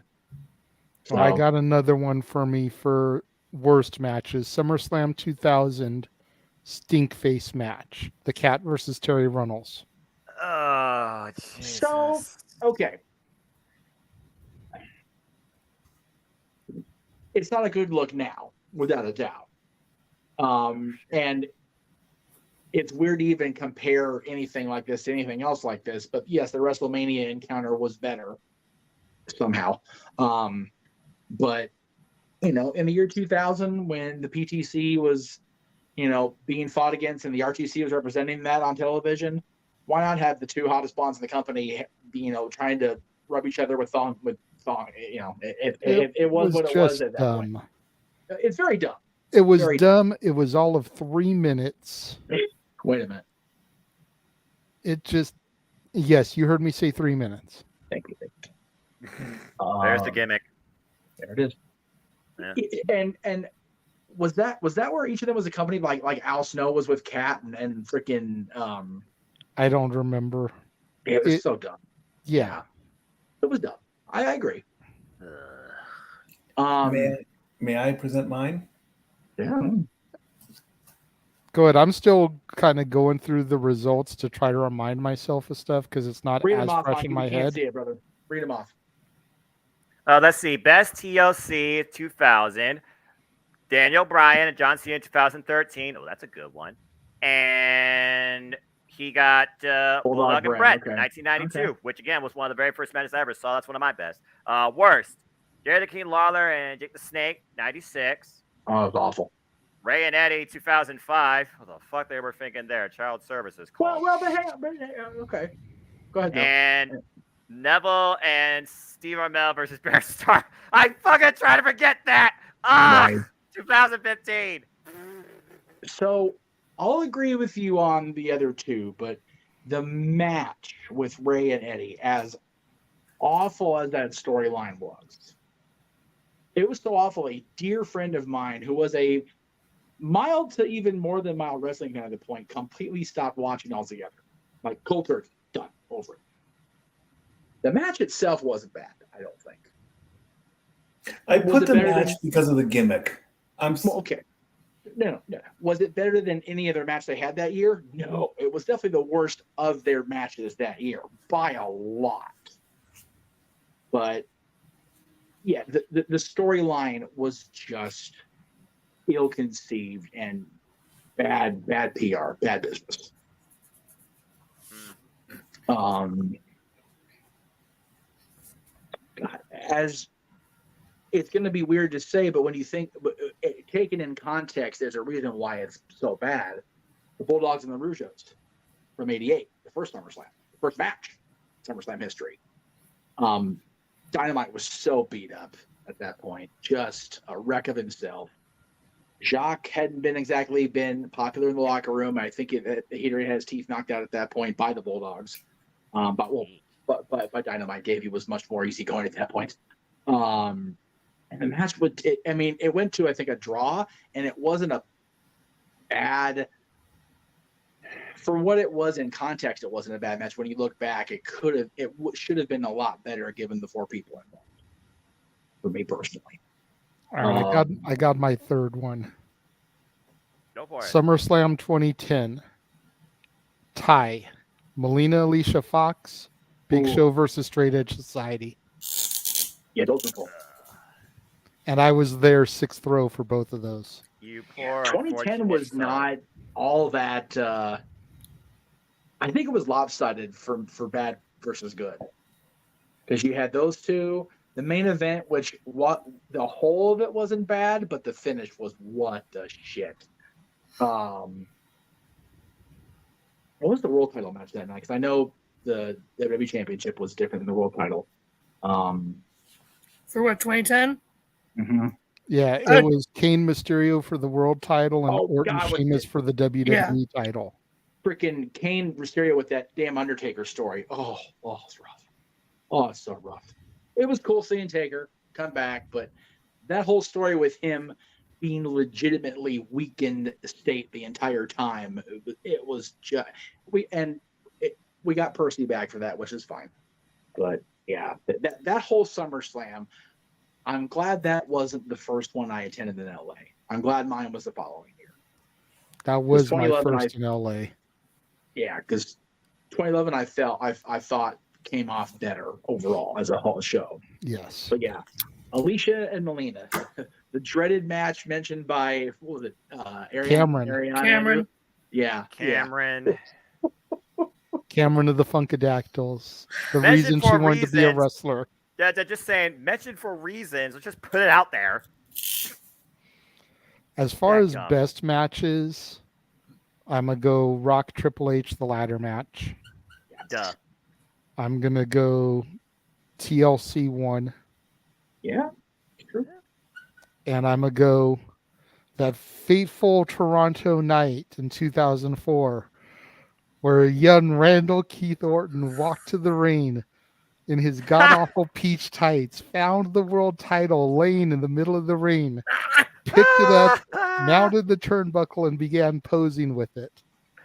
That's good. That's freaking good. That's a I know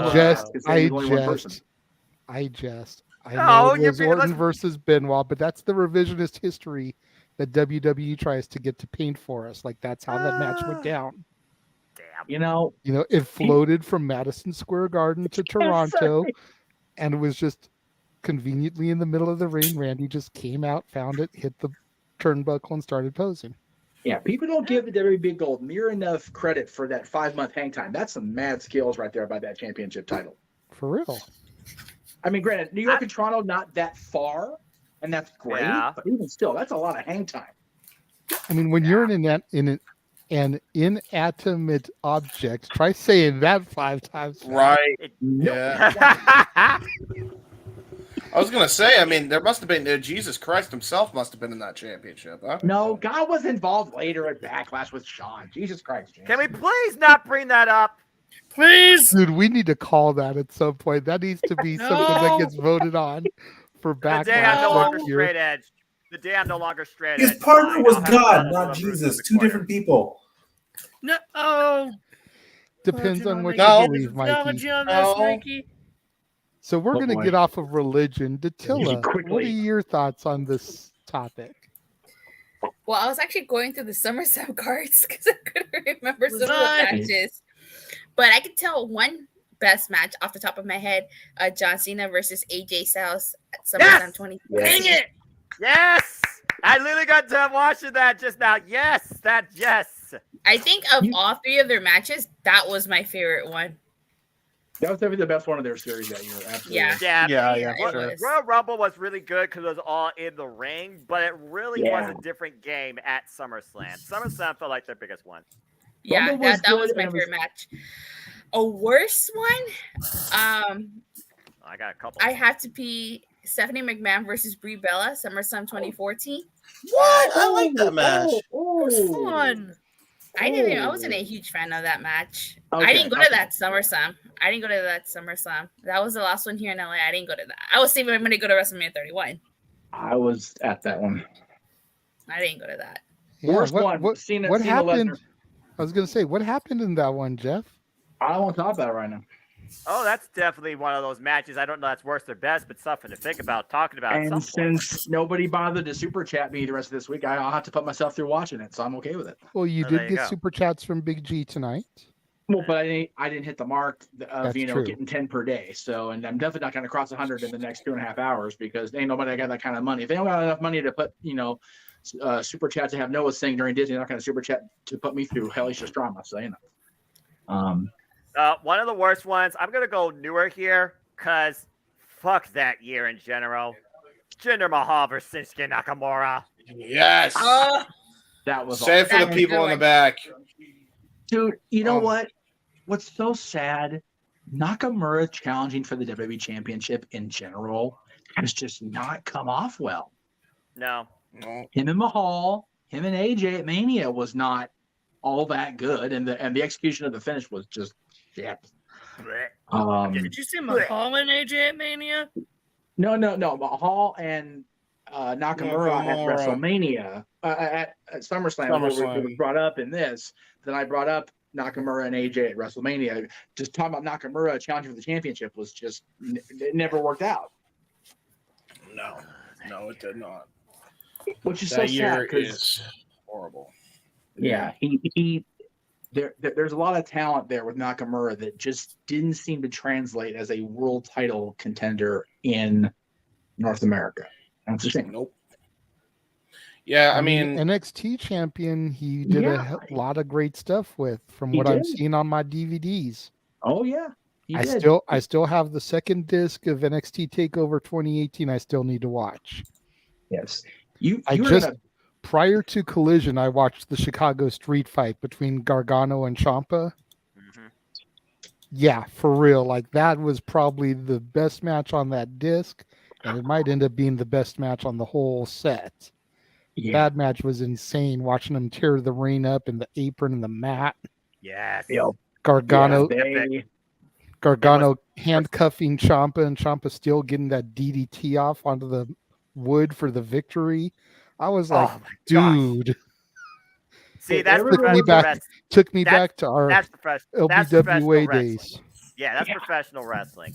If there was ever a feud that you had to make yourself suspend disbelief to get into it, because you would never think, if you weren't knowledgeable, these two people loved each other like kin. Their families were families. They spent holidays together. But man, those two beat the fuck out of each other on the. And I loved it.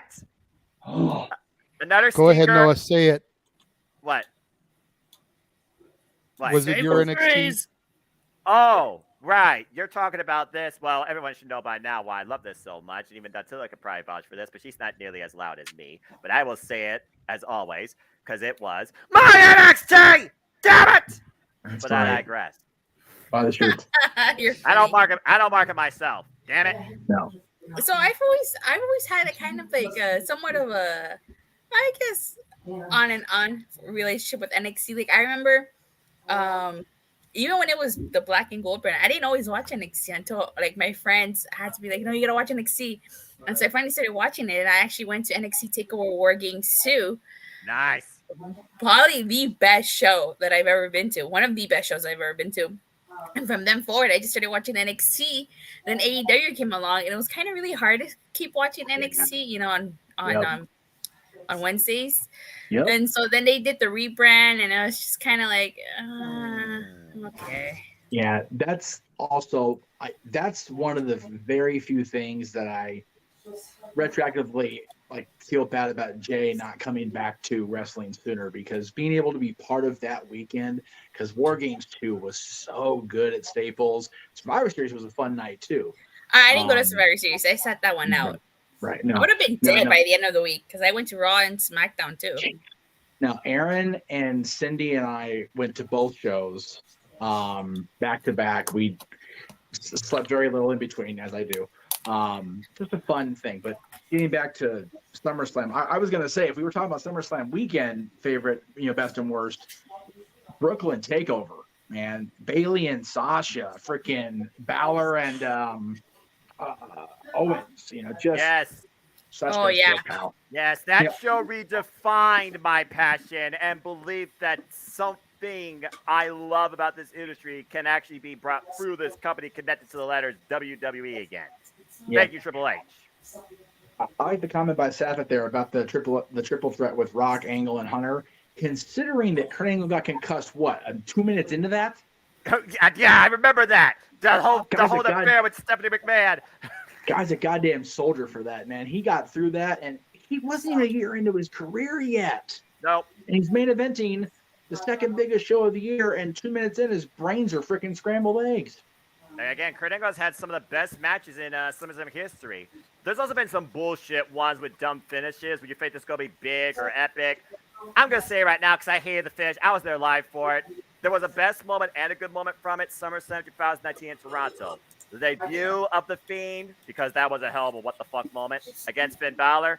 And as far as worse, that WWE Championship match shit the bed. Kofi Kingston and Randy Orton. Yeah, it did. Yes, in James, a time I where see those you over there guys doing the princess wave, trying to get attention. Yeah. Please pay attention to me. No, okay. Randy and Kofi very rarely shit the bed, especially against each other. But man, they ruined the bed that night, man. Oh, rough. Yeah, it was rough. If I could give my 3 favorites and 3 worst, I think some of them have already been said. I'm always, since you kind of already picked the Nakamura Jinder match for me, I'll just say something different. I still hate Cena Corbin just because of everything that led up to that. Because Right. That fucking- story was bad, and the match just didn't deliver on a. Yeah. The match under delivered an already under delivering story. Yeah, pretty much. Oh. I was not a fan of, or the fact that they just gave Orlando Jordan a Chris Benoit match. I never understood that. Never will. 28 seconds at that. In 28 seconds, yeah. Like that You was went longer than ridiculous. Becky Lynch and Bianca Belair. Yeah, that was great. And then they keep rematching, and the match kept getting shorter and shorter. Yeah, and then shit. Yeah, I don't know. I'm probably gonna just stick with my number one least favorite. But if I'm gonna say something different as like an honorable mention, because Jinder and Nakamura is probably my number one all time by far. It's so bad, and it was so long. I gotta go with Road Warriors and what was the team they fought in the Wembley show? Oh, Money Inc. Yeah, that was just disappointing because you know the history behind that. God, if any two teams should have clicked on every level, it should have been those fucking two, Road yeah. Warriors and DiBiase and Rotunda, and instead, Hawk was out of it. Animal was hurt, beat up, and then they had that stupid ventriloquist dummy on the front of Ellerine's bike. It was just a train They were wreck. supposed to originally, I think, be later on. I think they were supposed to be like the match before the world title match, right? They were supposed to And be then the they had match to change before plans. Brett and Davey for the Intercontinental, and Mike Hagstrand showed up so fucked up. Like, just go up, get done. and gone. Probably the same shit. Bulldog got his hands on. No, I'm kidding. No, but you know what though? It's just ironic that Davey, when you look back and hear the stories now, Davey wasn't exactly of sound mind that night either, but he was able to hide it better than Hawk. So, right, yeah. So yeah, it was horrible. Like it was. Just looking at it, and just the fact that you could tell Hawk is not there. They had to like call an audible like halfway through the match. They couldn't even do their Doomsday Device finish. No. Yeah, Yeah. man, it was terrible. It was really Shawn Michaels and Triple H, the street fight was another great one too. Yes. Yes. Probably. Yeah. Yeah, as far as my three favorites, TLC 1, somebody mentioned in the comments, that's a favorite of mine. That match is so brutal. I'm probably going to go with, as far as like world title matches, I always really like the Booker T Rock WCW world title match. Thank you. I don't know why. I love that match. That's underrated. That's underrated. Super underrated. And my number one favorite match from SummerSlam, even though it was the shortest match ever, I think, Angle and Mysterio. It was good. Yeah. Damn you. 2002. Sorry. I like that match. We can cheers these. We do have the whole list. It's okay. I'm waiting for Josh to say Test versus Shane McMahon from '99. There you go. Knowing how much he loves Shane O'Mac. Lover reliever. I will say though, James, both world title matches at 2001, the finish of Austin Angle was bullshit, but the story they told was so good, so good, brutal, man. They beat the shit out of each other. Yeah, I feel like Josh is gonna say Shane McMahon versus Eric Bischoff, 2003. No. Right. Here's the thing. Okay. I'm trying to be good and not pick matches that people have already said. I was really hoping James wasn't going to say that. He already said what I was going to pick. Noah said the AJ and Cena one. So dag-nab-a-labbit. Jeff already said for his least favorite Cena and Brock. I was going to say it just to fuck with him. But as a least favorite, to be clear. So favorites. Honorable mention goes to Edge and Rollins. Oh, okay. Yeah, okay. That's a good one. 2021. Yeah. Number 3, since James already took a 2002 match, I'm going to take another. Triple H, HBK. I said that street fight. Oh, you It's did? fine. No, it's fine. Just keep going. Okay. Yeah, it doesn't matter if you have matches that other people have. Okay. Yeah. Oh, I was also going to do an honorable mention of Charlotte and Trish. That's a good one. I So- saw that. I saw that live. Come on. So I'll put that in Charlotte. instead of a street fight. Trish And then my Stratus. number one is Edge Taker Hell in a Cell. Another good one. Nice. Oh, nice. Another good one. SummerSlam 2008 when he literally choke slammed him to hell. I get the same reaction when people say Charlotte that Josh does when people say CM Punk.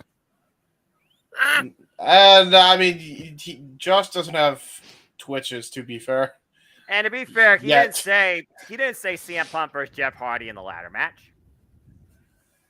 That is a good match, though. Shit. Yeah, 2009. Yeah, but That was actually a pretty decent you know what, though? SummerSlam, actually. People unfortunately tend to overlook Jeff Hardy's 2009 championship reigns back and forth with Edge and with Punk because he was so messed up and on his way out of the company. Yeah. And you remember SummerSlam 09 ended not with CM Punk celebrating over Jeff Hardy's body. It was Undertaker rising up and chokeslamming Punk to end the show. Right, So, which took people- CM Punk's moment. Now, speaking of which, honorable mention, for whatever it's worth, CM Punk versus Brock Lesnar. That match was ridiculous. That match had no reason to be as good as it was. No, it didn't. I still can't believe it was. Yep. And it was on the night that it was going to be Punk and Bryan and Cena in the main event. Nobody was going to touch that match. It just wasn't going to happen. Finish being what it was or not with the Money in the Bank. Oh, I cash was in. there for that. CM Punk. I Right. was there for SummerSlam 2013. Yep. Man, I was down the street getting the after party ready. So yeah, it was Bryan and Cena was always going to be the moment, even though Randy did, shit on it with his cash in and Triple H officially turning heel for real. But I was super close. Like I took a picture of Randy holding the title afterwards. I gotta find it. It's somewhere in my that's awesome. in my drive. Yeah, I was like I said, I was setting up the no DQ after party. Aaron and I had finally made nice after almost 2 years of not really working together at all at that point. And so we were getting the after party ready. So I had the pirated stream because the network wasn't a thing yet. And just watching and just buckets of tears coming out of my face for Bryan. I was so happy for him. And then I hear the music and I'm like, please don't do this. Please. And then I see Triple H kick Bryan in the gut. Yeah. No. Like you knew. As soon as Randy Orton came out and Triple H is in the ring wrestling boots with Daniel Bryan. But you know what? Was though? it. I was fooled, Noah, because they done that thing where Hunter and Vince were beefing at that point over the direction of Bryan. So he hooked me in, man, but I didn't sense it even until he spun Bryan around. I was still like, okay, we're good. And then so yeah, when the after party started, Aaron had to remind me we were going to ODQ. I had to watch my potty mouth because I was upset. Ray Khali versus Triple H. What the hell? You're fired.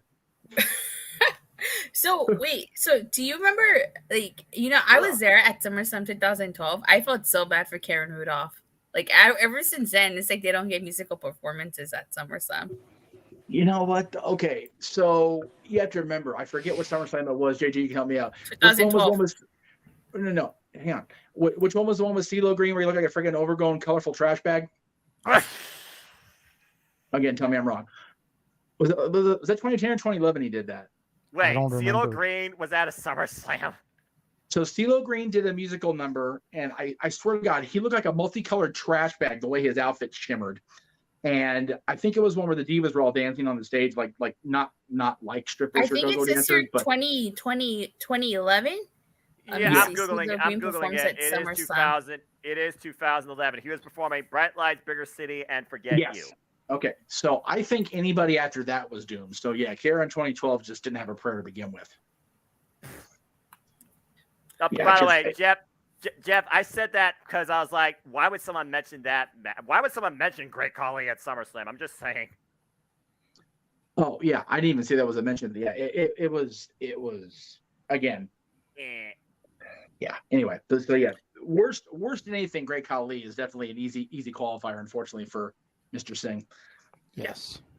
Yeah. So, real quick with my 3 least favorite, Ziggler Kofi, 2010, Intercontinental title match if it ended in a no contest. Thank you, Right. Nexus.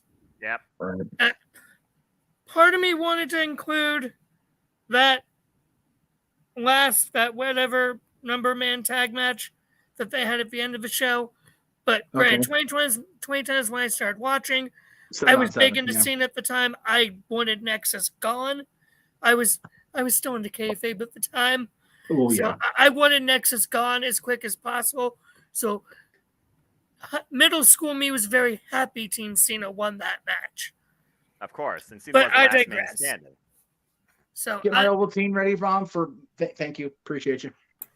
So I'm going to be Because nice. Cena was for the chittens. Hey, I was rooting for Team Cena all the way, and I was 20. Well, no, but Josh saying he was in Cena's middle also school, for that's the in women. 2010, it's like, goddamn. But For I'm the going to women be and good and children. not For choose the that women one. I'm going to say McIntyre and Mahal from SummerSlam 2021. Right. Oh, shit. That did happen. Oh, I forgot about that. For reasons. It was a thing. I think I was already too drunk by then. Jeff, As were you you drunk should be. during that time? You were there live. Who, Which one? Jeff? Yeah, that Allegiant Stadium. That's where Jinder Mahal faced freaking Drew McIntyre, right? Oh yeah. No, my dad went with me on that one, so I wasn't near as drunk as I was at 2010, but not even close. Unfortunately. Wait, you I'm went sure. to a Legion in 21? I went too. I was there. No, I regret not drinking heavily, and I say that because the way the show ended with Roman beating John, which I expected, but then Brock coming back and attacking John again, and it wasn't like I was able to get out of the aisle and like not have to watch. I was in the middle of the aisle and nobody was leaving, and I'm like, okay, I get to have trauma. Cool, yay. Oh dear. See, Please, I was. please. You know something, Jeff? Like, I don't blame you for not drinking. If I did not want to pay $6 for that little water bottle they were selling, so I can only imagine. $6? Well, okay. Well, Yeah. Okay. So first of all, it's Vegas. I expect it, but we got lucky in that we had. I forgot where the seats were that we paid for, but we got one of those things. We went to the stadium and they scan our ticket and random upgrade. Had we been in the football game, we'd have been on the 50-yard line. We had fucking bombs. Were you next to the bar? Were you next to the bar? That there was like a bar right there. At the I mean, it's stadium. Vegas, so probably. I honestly don't remember where. All I know is the only thing I really couldn't see very well was Edge's Brood thing. It was kind of off just enough out of peripheral where I couldn't look right at it. But other than that, we had amazing seats.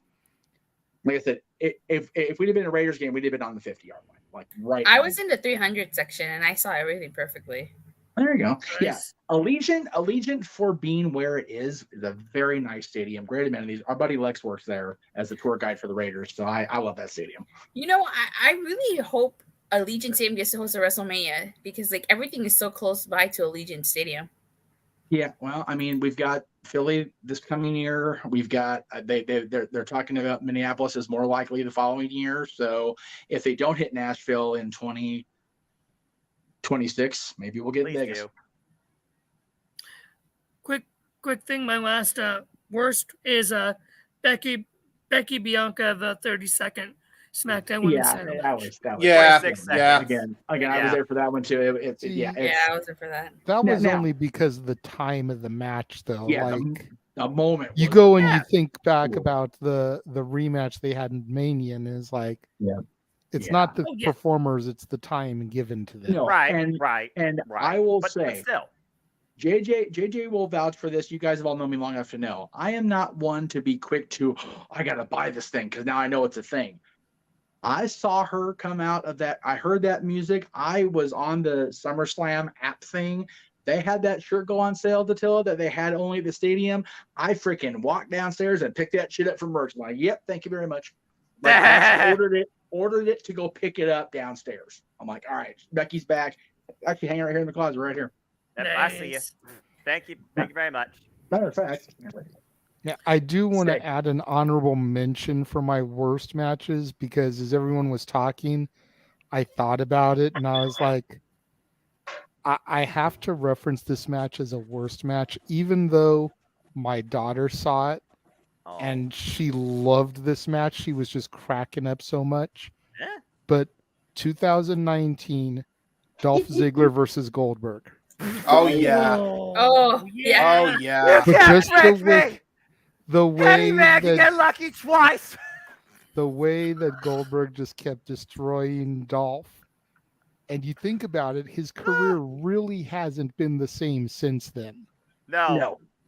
Or his ribs. Dolph Ziggler was the Simpsons meme. Stop it! He's already dead. I saw that live. I was laughing too. At least you tried. One spear. Yeah. And 2 spears. And 3 spears. Let's keep going. Nice. Like literally, this thing went on the SummerSlam app. Like as soon as her music hit, I was like, "Dad, I'll be right back." Nice. I didn't get that shirt. I got the one that said the one that has a Stone Cold thing on the back that says Las Vegas 316. Oh, okay. Oh, hell yeah. I've got that one, and I've got one that said I was there. I've got one I owe to James Malaspino, the guy that formed our No DQ Instagram page. I'm sorry, I haven't got that out to you. That had the Vegas Stein style logo. Yeah. That's actually back here in this closet. I'm a little behind on shit, but yeah.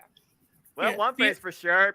No matter what, when it comes to our investment and our thoughts, we definitely are supercharged for SummerSlam thanks to that super chat. Thanks, Big G. Appreciate it. Yeah, freaking $5 super chat got us like a half-hour discussion. I'll take it. Right. Yeah, good stuff. Guys, one good tonight, brother. Yeah. Yeah. Oh fuck no. Yeah. Yeah. No. Eva Marie and freaking Piper Dewdrop with her.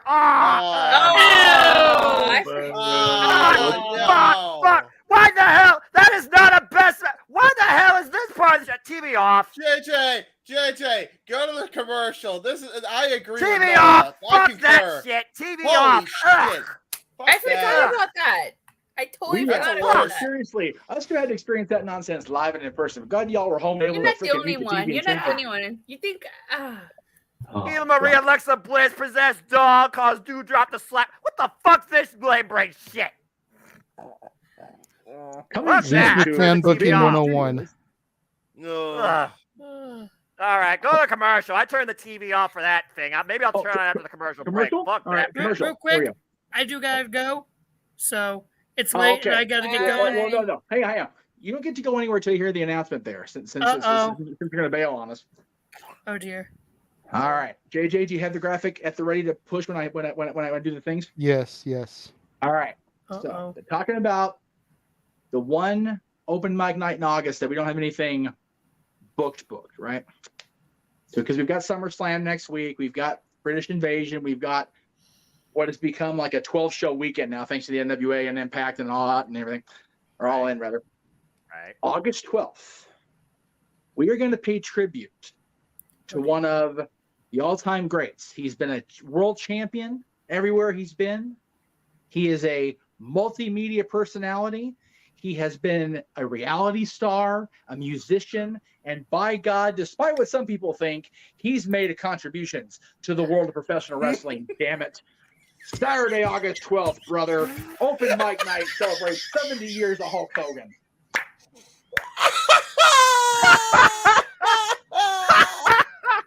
And Josh, hey, guys, hang on.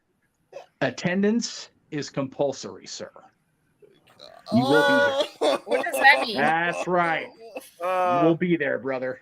You have to be there. You are fucked, dude. Wait, we all have to be here for that one? No, you don't. Well, you don't. No. He specifically has to because he got butthurt because Hogan was being an ass Terry Bollea was being an ass as per usual, and then he said he made an article being more of an ass saying Hulk Hogan contributed nothing to the pro wrestling business, which everyone chewed him out here for. So this is why everyone's laughing. Now. I knew I should have made plans for that day. Now, JJ will back me up on this. My original plan was to do a Hulk Hogan tribute thing on the 11th, his actual birthday, but we have an episode of Dad's already in the books for that day. And so I said, okay, we'll just do it on Monday the next day. And then JJ and I both went, wait a minute. So and oh wait, it gets better. It gets better, Josh. No. Everybody that is on that show that night has to come up with at least one positive contribution that they have to acknowledge that the Hulkster made to I the thought you were industry. gonna make him sing the Hulk Hogan theme song. I'm sorry, Till. Say it again over the rudeness. I said I thought you were gonna make him sing the Hulk Hogan theme song. Yes! Ooh. Yes! For a Yes! super chat Yes! of Yes! for a super chat of $25 that night, we will do that. Yep. American Made, the lesser known one. That's the hard one. Sorry, Josh. What was that? I said I don't know the American made one. All right, You'll so learn for it. 25, we'll have Noah do it. Whatever. What? I don't know. I know Real American. I'll do, I think everybody knows Real American. Everyone knows Real American. I'll So do yes, the American made one. I know the American made one by heart, but I'm also very biased, brother. I'll say But yes, Google Josh, exists. Google exists for a reason, Josh. You'll be fine. We'll put it in the That's private right. chat. That's right. Can we make it a trifecta? And also for 25, I will sing Voodoo Child. Ooh, But, like sing it, but I have to sing it like super fucked up because we don't want to get pinged. And not copyright. claims. Not copyright, damn it. So what you do is you try to sing it like Jimmy and just watch the insanity unfold. Yes. Okay. So actually, because I could legitimately, as people know, I probably could sing it like him, but again, I don't want to get pinged. So Mikey, how much did you see of my announcement for the 12th? I've been talking with Dory Lou, so I didn't see anything. What's going on? So August 12th, the one Saturday we didn't have booked anything for sure yet for because we had SummerSlam next week, we've got British Invasion, and we've got the all-in weekend shenanigans. I've decided, as the boss and man of the marquee, woohoo, that August 12th will be a 70th birthday tribute to Hulk Hogan. And attendance is compulsory for Mr. Mansfield. Yes. Especially if by some miracle Hulk Hogan can show up on open mic night. Oh my God! Could you imagine? Okay. So first of all, I don't have that kind of money. Like no. Right. And and Big G's gonna be here. I like that already. So yeah, God, have anybody that's mercy. gonna be on that show has to come up with at least one positive contribution Hulk Hogan has made to wrestling, since somebody thinks he hasn't made any. And you know why I said he has to do American Made? Why is that? Because this guy already sang Real American. He did on the No DQ review. He did when he got called out for his shenanigans about He Hogan's did. done nothing for the business. He tried. He tried. And he botched the words. Botch. Josh. He Botching botched. the words- I'm a Real American. Botching the words hold to on, Real hold on. American is like not singing the right words to the Star Spangled Banner. That's it. Deport him. Wait! Deport him, bitch. Where? Anywhere but here. God save our gracious King. Long live our noble King. Josh. It's a good thing it's a good thing your soul belongs to the Lord, because the rest of your body's gonna be torn to shreds by your family. Oh my gosh. Goodbye. Can we just call it Torture Josh Night and be done with it? No. And that's not Stat Boy approved. That's Dory Lou approved, because she laughed from halfway across the hallway. I got even better. Even better. We won't make him sing American Made. Oh, we'll no. make him rap the Wolfpack theme. Wow. You might not take that away, man. And rapping, and hang on. The good part about that is that we can't use the music, so you have to rap it a cappella, which is even worse because it's just the lyrics, which is complete dog shit. Complete dog shit. So this is what we'll do. We'll do a tier system of super chats for Yes, Josh. here we go. Okay. $25 super chats, Real American. The American one that Made. everyone should know. Okay. $50 American Made. Okay. $100 Wolfpack. Nice. I could come up with $200. And and if by some miracle all 3 tiers are reached, I will research the lyrics. I forget the outlet now. To Bonnie Tyler's "Ravishing," which was his theme back in like 1985. Jesus. Ooh. No, Eye of the Tiger. Thank Eye of you, the Tiger. brother. Thank Eye of the you. Tiger is a fun one to sing though. Like I forget Survivor. that's fun to sing. "Ravishing" is just so like obscure. That's funny as shit. Cucamonga. You know what? I'm gonna do this. Can't believe I'm gonna say this. If we reach $200 Oh, jeez. super chats that night, I will publicly denounce the article and apologize to Hulk Hogan. Yeah, there you go. Wow. Okay. Well, okay. Do you have? Are you gonna apologize? Go ahead, Stat Boy. I was gonna say that's the kind of the right thing to do, but what took you so long? Yeah, really? For $200, man. Oh man. I mean, at least you're getting Jeff money. Not just Thing Jeff. is, I mean, G- come on. Yeah, Thing is, G. No, okay, so 2 things. Yes, for Hulk Hogan super chats, they should all go to me because ain't nobody loves the Hogan more than me. But I will. I do want JD to get paid too for August. So let's just be clear. Yeah. August is my birthday. Like, come on, we're trying to get Give me the a man cat some love payout. during his birthday Exactly. month, people. For Pete's sake. Okay, good. Number 2, I as could far as actually G's watch comment, singing the Wolfpack listening every day with the music behind it is a lot better than just trying to rap the lyrics by themselves because the lyrics themselves are hot dog shit. So yeah, just saying. They are pretty damn bad. They're pretty bad. Even Kevin and Scott were like, "Yeah, we're bad." Sorry.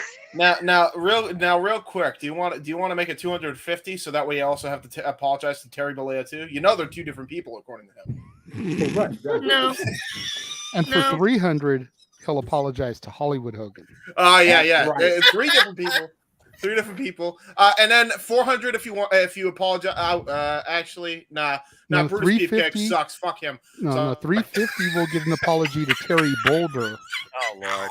and 400 will get an apology to Thunderlips. Josh, just go to your room, turn on your TV, turn on your YouTube, and go watch Shane McMahon at SummerSlam. Okay. 500. He has to apologize to Starlight Starbright. Let's see if he goes back that far. What I found out about it. Okay. Yeah, you realize you gotta type all this out, right? Before we all start getting into actually making apologies to Bruce fucking Beefcake on purpose, because nobody wants to do that shit. No. Can we go to commercial? Let's go to commercial. Let's let everybody see what's coming up. I'm trying to get there. Damn it. Wait. What the hell is it? There it is. All right. For those of you that are already members of the Constantine Studios members only section, here's what you're going to see in August. If you're not a member yet, well, damn it, get on that shit. We'll be right back. And Josh, have a good night and think about that shit for a couple of days. We'll see you next time. Bill Belichick. Always. We'll be right back, kids.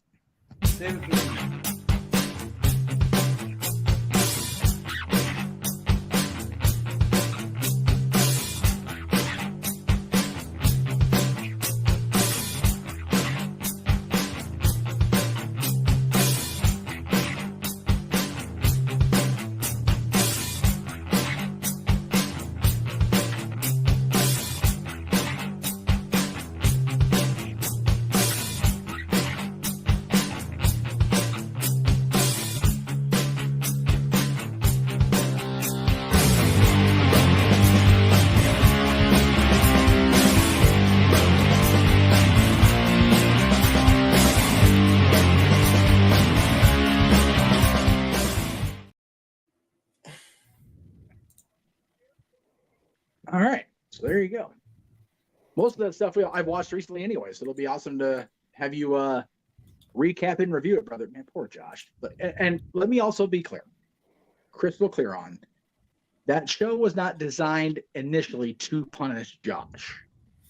It was literally we it was like the Rocky movie. They had gaps to fill the gaps. The gaps fit well, but it just worked perfectly that Josh kept running his goddamn mouth about Hulkster. Yeah. So. And I didn't even remember that. I completely forgot about this match in 2019. What match is it? Shane McMahon versus Kevin Owens. Josh, there's something to watch while we're There you go. And Josh, you have a Meekamania shirt? I mean, Jeff? Yeah. I have one. I have a Meechamania shirt, I think. Yeah, if you go to Pro Wrestling Tees, there is a Meechamania T-shirt. Oh, sure. What? I'm gonna go on there right now. I have the app on my phone. Hold Can on, we- I'll can find we- mine real quick. I was I gonna love say, it. There's also a Dads on Wrestling one, like the NWO logo. Yeah, there you go. There's a Renegade and Renegade's Rules shit. shirt in the Roddy Piper font. There you go. You know, with I was gonna just say, Josh, you know, talking about all this Got stuff. it. I mean, we want him to drink from the cup of Hulkamania to become immortal. Do we want to have him do it in the Abyss costume? No, God, no. Please, no, Attila. James. That's too far. That's too far, bro. Oh my god. There you go. Oh yeah, dude. Oh yeah. Oh yeah. I And- knew I and- had it and in my closet somewhere. You can also get it in yellow shirt with red font. Red and And yellow, yellow and I red. think on the spring store, it's also on in black tee with either yellow or red font, and we also have tank tops on the spring store because Teresa's got one of those. I honestly thought I had this in storage in Buena Park. I did not. I'm glad I thought I had this. So everybody that has a Meechamania shirt, please wear it because I'll wear I my had a thought. dad's NWO shirt. I gotta get myself one. I gotta get There you myself go. a Mania shirt. Buy Next the match. Yeah, but buy a Pro Wrestling Tees, not Spring. I love Greg, but Pro Wrestling Tees, if there's one out there, please buy it there because I actually get that money. Yeah, that'd be true. great. Sorry, but you know, I actually was gonna buy whatever size T-shirts for the Hulk Hogan on it, just to make sure Josh bought. But I forgot that he has a Meechamania shirt. So yeah, Meechamania shirts across the board. In JJ's case, he's got the dad shirt, which I can't find my dad shirt to save my ass. I have no idea where the fuck that thing is. It's driving me crazy.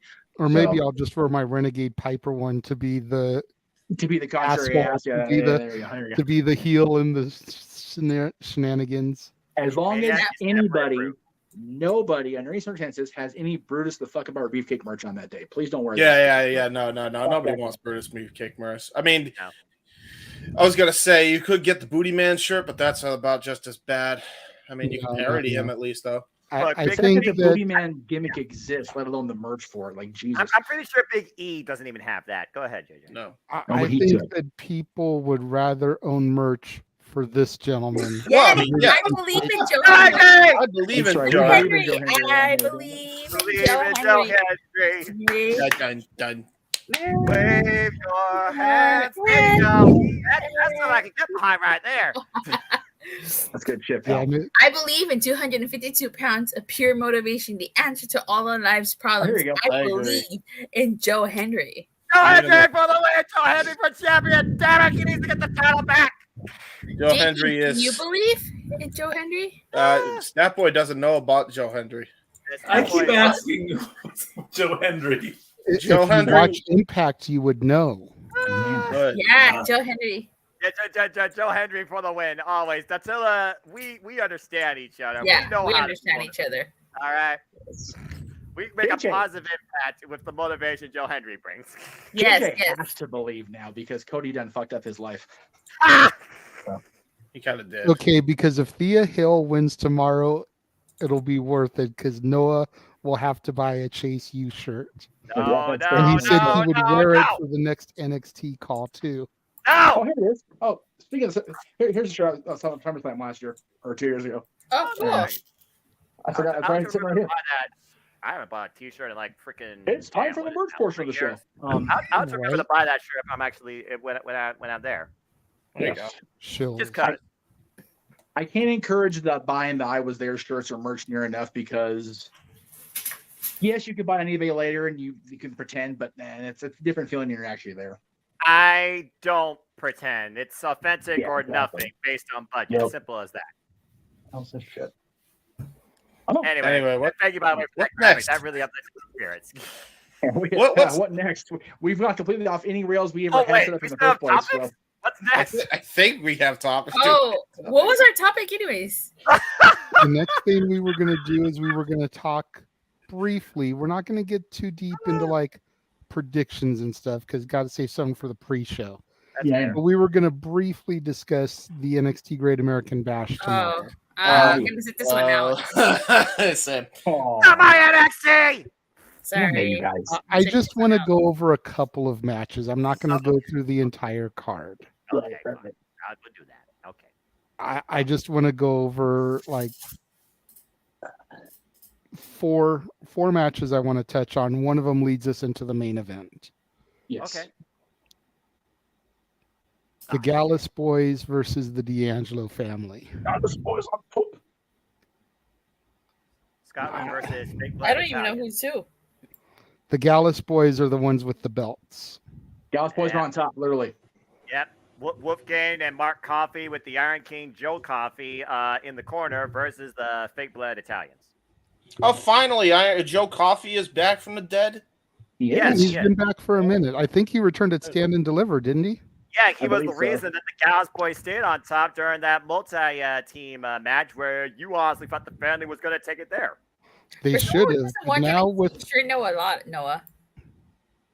What? because the Gallus Boys are from NXT UK and he used to follow that. So Black and red.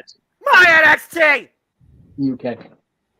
Damn it. he'll go online and he'll watch highlights, or if I tell him that there was really something good he needs to watch, he'll amuse me and go and look at that. But for the most part, he doesn't watch the current product except for the watch-alongs to do commentary with me. Because there's You talent I can't care get me about. more. Bomb! What I'm was going to that, invent Priscilla? a Noah Foster drinking game. Every time he screams out, "It's not my NXT," I'm going to take a shot. How about that? Take a I don't shot. like Take it. a I don't shot. like I need to go get him more water. I We don't wanna don't kill you, need Stat you, Boy. Stat Boy. We don't need you doubled over on the ground like you were at the bowling alley. That was my birthday, damn it. I had a good time. Okay. On behalf of the Marquee, we don't have medical insurance for alcohol poisoning. None of that shit. None of that shit. I Nor do agree. we endorse it, chat. We do not endorse Well, it. no, I endorse the fuck out of it. Just don't do it for real on the air, because then Yeah, Anyway. then he's in trouble. Anyways, Yeah, I was gonna say like we should play a jerky game anytime Noah Foster randomly calls out a move. Just as we have to bad. worry about freaking life insurance at that point, not medical insurance. Like Jesus. James, if we're going to go that far, we need to do a drinking game where every time you say a 4-letter word, we take a shot. That's fair. That's fair. Fucking death. You're all fucked Fucking now. death. You're all dead. Yeah. Death by podcast. Death by podcast. You're just Damn. like you're Eli. Well, you're now he's LA Knight. You're like Sean Ricker when he was in the NWA, toasted off his shit when he was drinking Yeah. for that segment on the NWA. Yeah. Show. As he Yeah. should, damn it. Isn't that how that catchphrase got over? He just started saying it randomly there, and then it just Yeah. went on. Yeah. He's been doing that. He's been doing that since Impact. Whether or not he did it before Impact, I'm not sure. I haven't seen. Yeah, but it really caught fire in that NWA segment. I remember because he just absolutely they just filmed him. I'm They were pretty like- sure there's hashtag movement right now in WWE. No, I think I Noah corrected himself. Hey, Yeah. if I'm gonna sell a gimmick, I'm gonna make sure I sell it right. That's That's true. right. Yeah. Yeah. Yeah. I can't wait to get the LA Knight. Yeah. Yeah. I can't wait to get his action figure. Right? Anyway, let me talk to you. Yes, I understand some of the NXT talent, Datsua, because it is remnants of what used to be my NXT in UK. So I don't know anybody who's on there anymore. Well, that's fair. I try and stay educated. You know what's funny? Okay, so like it's so funny. Once I hurt my foot like last month and stuff. Yes. And so I was at home rehabbing my foot, and I tried to watch NXT, and my laptop was not letting me watch NXT. I will be right back, guys. I need to go out and take care of something, but I'll be back for the main event. I promise. I'll be right back. Okay. All right. What? So NXT. You guys have fun. I'll set up. And then it worked on my phone. It still worked on my computer. So I guess I was just telling me. It was the forces of the wrestling industry telling you this is not for you, young one. Don't you love when nature works in mysterious ways? Yeah, I was like, my computer just does not want me to watch NXT. Well, clearly, because it's not your NXT. Anyway, yeah. JJ, why'd you bring up that graphic? Because have you just been waiting for the family this whole time to finally cash in and actually win the gold? And maybe you could get this right for me as far as the big PLEs go. I think this is the family's first chance under traditional circumstances, not multiple team environment. It's definitely the first opportunity in a while. I think they had a couple opportunities last year before Santos Escobar and Legado del Fantasma got called up, because there was that whole rivalry going on between the family and Legado del Fantasma as to who really runs NXT. Legado had lost. They became part of the family for a while. So I think they had a couple opportunities back then, but I definitely believe this is the first time in a minute that they've had like a legitimate opportunity.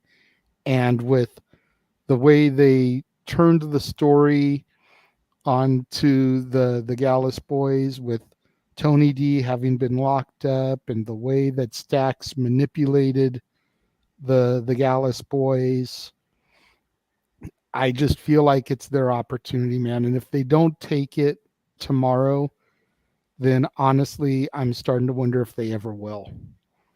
Yeah. I think it's sink or swim for them at this point. They'll be sleeping with the fishes. They'll put the freaking Gallus boys will put them in their own trunk back to their pub in freaking Scotland if they don't win tomorrow night.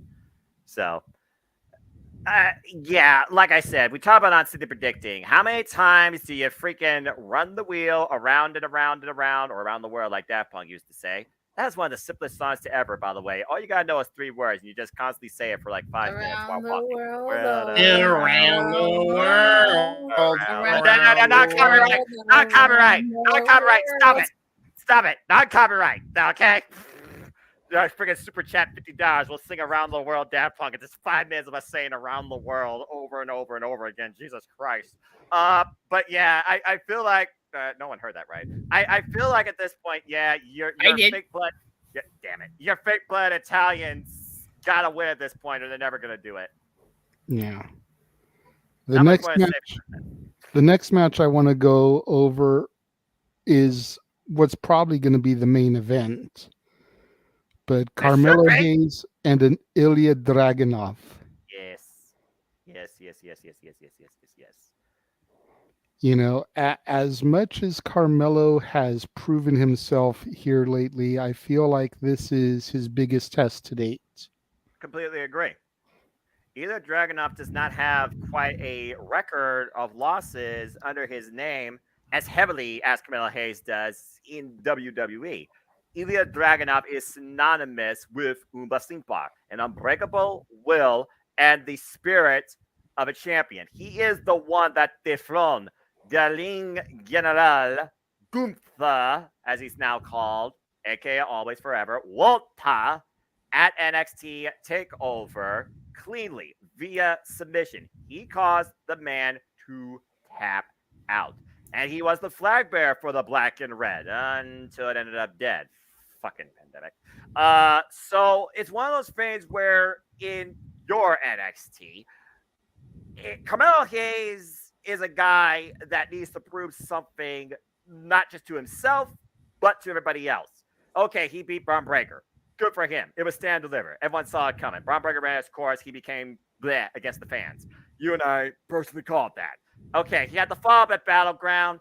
They were not going to make Carmelo Hayes a transitional champion with how much stock they were putting into the man since the breakout tourney and how long he held the friggin' NXT North American Championship, blah, blah, blah.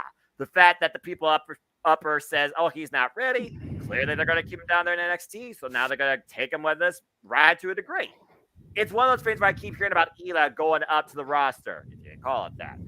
I'm scared because I'm scared, like many other UK talents, Pete Dunne, now Butch, he might get lost in the shuffle or get underutilized and never reach the summit, pun intended. The farthest I can see him go right now, he is one of 2 men that could possibly dethrone the Ligue General. But do that mean I see him right now dethrone Carmelo Hayes? your boy has to ball harder than the Lakers and the multiple NBA playoff wins or whatever the Miami Heat does nowadays. I have to go with Carmelo Hayes. He has to shoot and not miss. Or at this point, it's pretty much he sinks beneath the waters of this entire wrestling division. Hayes has to retain just for perseverance sake. Yeah. Very impressive on the sporting reference there, Mr. Foster. I try. You did very well. The next match I wanted to bring up is one that directly ties into the women's title match, which we're not going to go down that rabbit hole because we don't need Noah regretting his life choices for not already supporting Chase U. But damn it, I really feel like this match between Roxy and Blair Davenport is going to determine who wins that women's title match. Yep. We talked about that at Simply Predicting, and bless you. I just both directions make a whole lot of sense. Mm-hmm. And whichever way they go is going to directly affect what happens in that women's title match. So it almost becomes a predictable match, based on the fact of who wins this. I guess it really comes down to, in that case, how you book it and what the card order is. And I would think that the NXT Women's Championship would be higher than this grudge match, but you do need a cooldown. And besides this match and Corbin and Gable, everything else is for a title. It's one of those things where, at this point, hello, Dave, I am nervous because we've seen Roxanne Perez able to rise to the occasion, but literally crack underneath the pressure. And that's not her own fault. It's just, circumstances. She even said it. It was fatigue and her own anxiety, where she collapsed after surviving the final boss, Michael Satomura. I don't want to see her stuck in the proverbial loop where she becomes more polarizing in a shorter span than John Cena. So, in a way, with Blair Davenport just now returning, this is her first big PLE match, and honestly, debut. When you think about first big PLE match in general, just saying. She kind of needs to win here. And based on that, let's just call it what it is. That was a Dollar General convenience store brawl angle, for Pete's damn sake, in this day and age, people. Why Roxanne showed her a different side of her and stood tall. WWE and Logic, I know, right? You can't say those two things in the same sentence, but this is NXT. Maybe it's slightly different. Usually the person going into the show that has the upper hand loses on the actual show. It feels like Blair needs to win. Not has to, but needs to. Which means you have to have a face as a champion. And when it comes to champions and faces in your NXT women's division, your youngest and brightest babyface to be right now is Thea Hale. So that does freaking scare me and my wallet and my torso and shirt wearing. But yeah, I think Blair needs to win this. And in a weapons wild environment, she can do whatever the hell she wishes. So even then, it does protect Roxanne if she beats her because it's not clean and simple. It's reckless abandonment. I got to go with Blair on this because I think Roxanne is going to be stuck in a mid-feud to keep her away from the title until that's her swan song, possibly, from the developmental to the upper echelon. God help her. And then the last match I really wanted to touch on does feature people I know Dattila is familiar with.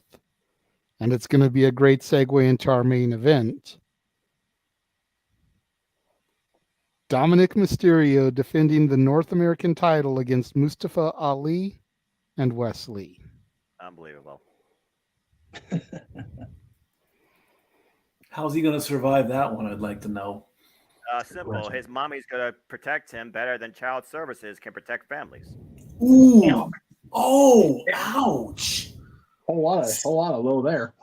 Hey. Point Noah Foster for that. Wow. Noah and the NXT UK regulars like to talk about the Gallus boys on top. Well, mommy always is on top.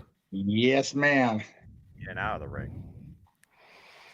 Mommy is going to be there to make sure her dom-dom comes out the victor.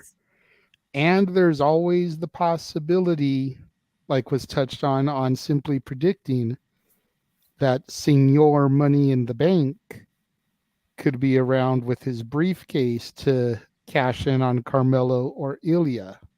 Mm-hmm.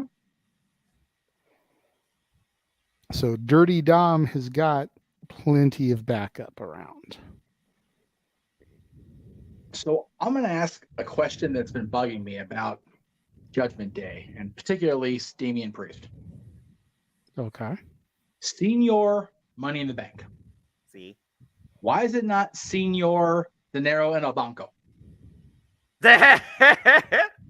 Señor Dinero en el Banco?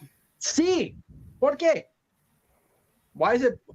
¿Por qué es both? Like, I don't understand that shit. Like, I think most casuals would be like, habla no español. Yeah, I think most people know señor means sir. If you say dinero en el banco, they're gonna be like, what? I'm just being silly by the end of the day, but yeah, it's like if you're gonna use the Spanish term, use the whole damn thing. Put some lymph into it. Yeah, right. Or do both, say it in Spanish and then repeat it in English. JJ, they write it in English on one side of the case, and they write it in Spanish on the other side of the case. Yeah, exactly. I would like that. WWE, this is Dora the Explorer 101. Like, say the word in Spanish and then translate it in English. Let's go. Come on, let's get to it. No. We are not going there. No. WWE, hire everybody in here. Let's all just get jobs and work for WWE. The Money in the Bank match endorsed by Dora the Explorer, sponsored by Nick Jr. What the fuck? Truly is for the kids. And go Diego, go! Don't go forget Diego, go! Her cousin. That show bombed. You can't even lie.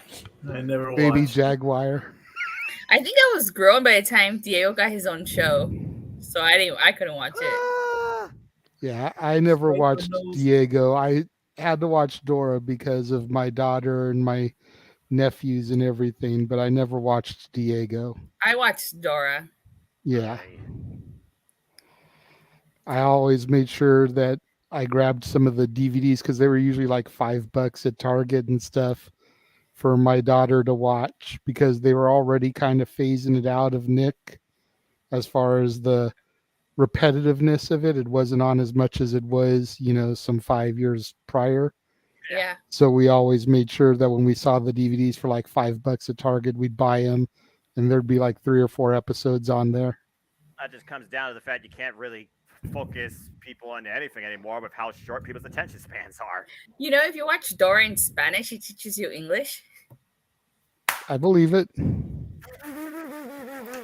I did not know this. JC Jane was apparently making threats on social about Sunday, and Rhea's going to be focusing on that as well. Interesting. But going back to the women's thing, we pointed out on Simply Predicting that there's more heels right now in NXT than there are baby faces. Yeah. So it makes sense to have Tiffany lose the belt to Thea. That way you can have the laundry list of heels chasing her. True that. As opposed to having, 3 baby faces trying to chase Tiffany. Yeah. Because most of the baby faces are injured. Unfortunately. Yes. Sol Ruka's still out. Wendy Chu's still out. Nikita Lyons is still out. Yeah. Nikita's an indefinite thing, right? Because her knee was fucked up, right? Or is that Sol I'm thinking of? I'm not sure. I'm not both of them had knee injuries, and yeah. I've been seeing Nikita be more active on social lately. Oh, that's a good sign. And it doesn't look like she's wearing tape or braces or anything like that, wraps. So hopefully she's getting closer to a return. I'm not sure about Sol Ruka's status. Yeah. That implosion Ace Crusher, though, I'm kind of not surprised. Right. But yeah, I mean, Dominic Mysterio with the title. Unbelievable. Really quickly, Mike, do you want to hear the setup and give your thoughts on the topic here, or do you want to just bounce out? I'll quickly mention, I went back and I watched the Money in the Bank watch along we did, and the stuff I said about Dom, I'm almost going to eat crow on what I said because, just last month I was saying he's not singles championship material, and he's got the NXT North American title. So, I'll take a piece of humble pie on that one. It's not the title I thought of. Right. I mean, I guess I was maybe thinking more ICUS. But let's be real. At this point, nobody's going to defeat Gunther yet because he's got to defeat the Honky Tonky Meter. Yes. And heel versus heel, as far as theory goes, that doesn't work. No. Right. So we're better to go than go down to NXT. And like we were talking about on Simply Predicting, a lot of people were pissed that Dom didn't do time down there before coming to the main roster. Yeah. I think this is their okay, we messed up. He's improved. He's championship worthy, but let's give him a championship down there for a little bit so that he can go back down there, fine-tune gimmick, work the Judgment Day angle across all brands, and get him some of that conditioning that he should have had in the first place. Indeed. Mm-hmm. All righty, folks. I'm going to have to bail out. It is 1:30 in the morning. Got to go to work tomorrow. In a little bit more than 48 hours, the bar reopens for season 4. We have got tons and tons of news to do. One quick little teaser. Quarterbacks are starting to get injured. Not good. That's not a good look, Granddad. 2 of them are already with serious knee injuries. One being Joe Burrow. Yikes. Carted off the field during practice. I believe, I don't remember who the other one was, but he's out for the start of the season and all that. So things are going to be wild and crazy, and I want to see everybody in the sports bar featuring Dory Lou and myself. Tuesday, 7 o'clock. We're going to touch on golf, tennis, Women's World Cup soccer. By the time we get into the sports bar, we're going to be very close to the round of 16. 3 teams are in, and 5 teams are out. Don't worry, Team USA is still in. They still have a chance. Things are going crazy in the world of sports. And don't forget, 2 big football announcements from previous seasons. Uh-oh. Where did he go?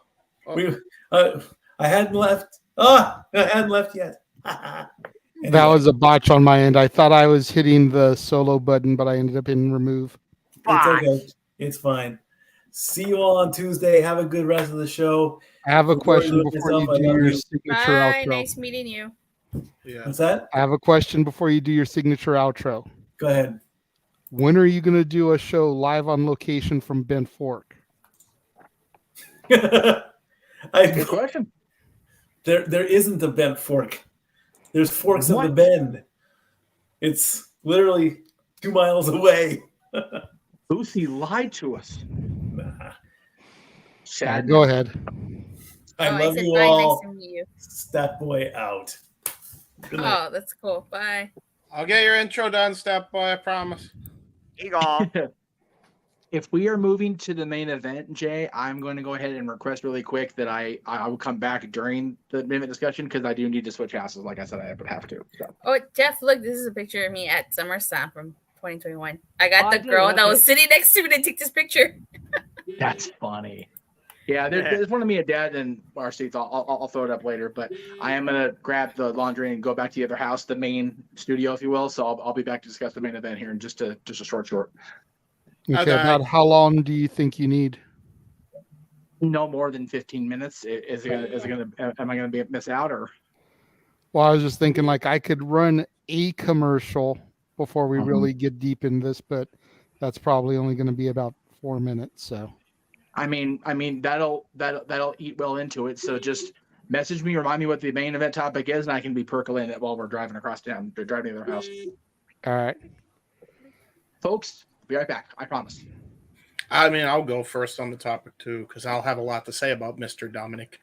Okay, well, I wasn't really going to run a trailer just yet, but now that he's transferring, forgive me, I am going to run a 3-minute trailer here just to eat a little bit of time. Yes. So this is what's coming up on the Casa D18 Studios channel for next month.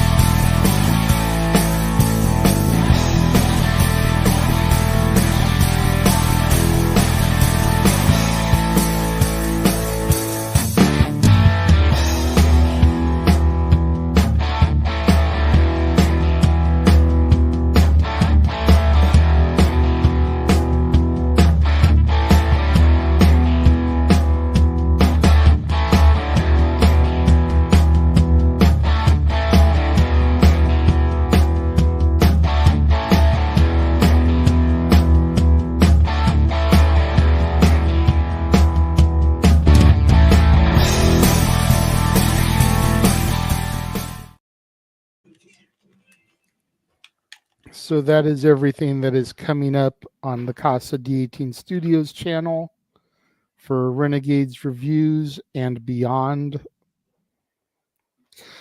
So the main event topic, it really came to me to discuss this after the history that was made last week with Dominic Mysterio being the first person to main event Raw, NXT, and SmackDown in the same week. Challenging for the tag titles on Raw in a losing effort, winning the North American title on NXT, successfully defending it on SmackDown on Friday. Is it time to stop the hatred for this young man and finally give him the flowers that he deserves as a performer? Yes. Really matter-of-factly and jumping in there, James. I appreciate that, and I'm going to turn it over to you first. Go ahead. I was just doing that for the meme. I understand why so many people were hating on him a year and a half ago. Yeah. While we were waiting for that heel turn. and riding his dad's coattails and getting everything handed to him.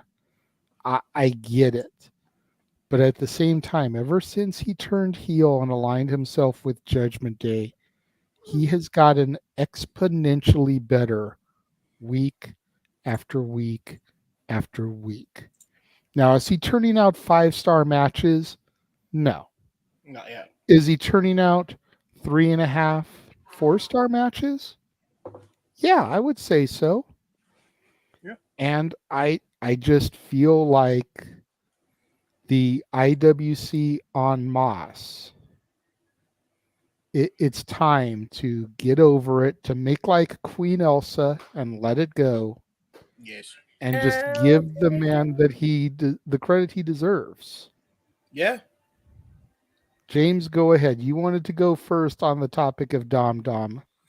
I think he deserves some damn flowers at this point. I think everything that he has done, he was a part of one of the most intriguing storylines in history, to the point where he was watching it, my old man. He loved it. He loved that match. He thought it was great to see him get his ass kicked. He loved how good of a heel he was being. Like, he loved it, And then him going on to do what he's doing now with the Judgment Day, he's gotten himself mega over. And people are like, I've seen the IWC comparisons, like, oh, no, he's not getting the good type. He's getting a fucking X-Pac heat. First off, you don't even know why the X-Pac heat was actually a fucking thing, you mongoloid. Sit down, shut up, get somebody like the West Coast professor to teach you what X-Pac heat really fucking is in this industry. Thank you, fuck you, bye. To be fair, I'm one of the ones that was saying that, because the heat he's getting from the crowd did come off like that at first. It did, but the thing is, if anybody that were to actually like pay attention to the heat he was getting, it's not the bad heat at all. He was getting the Vicky Guerrero heat, which, as we found out, especially later on afterwards, was really good heat. Dude couldn't even utter a sentence when he was trying to speak on the microphone. It surprised me he hasn't yelled "excuse me" yet. Exactly. That would be awesome. I would pop so hard for that. I would too. Me too. That made me laugh. I love Vicky. He's got great heat, which means his act is over with him and Mommy. Him and Rhea are a great freaking act together. I remember we were talking about, what is the better pairing, Eddie and Shine or Rhea and Dom? I mean, if we're, even though it's apples to oranges, Rhea and Dom are winning by miles now. Like, it's not even close. I agree. This pairing is over in and of itself. Never mind the fact that the Judgment Day. In fact, I think that his act alone is what has pushed the Judgment Day over the top to finally get over.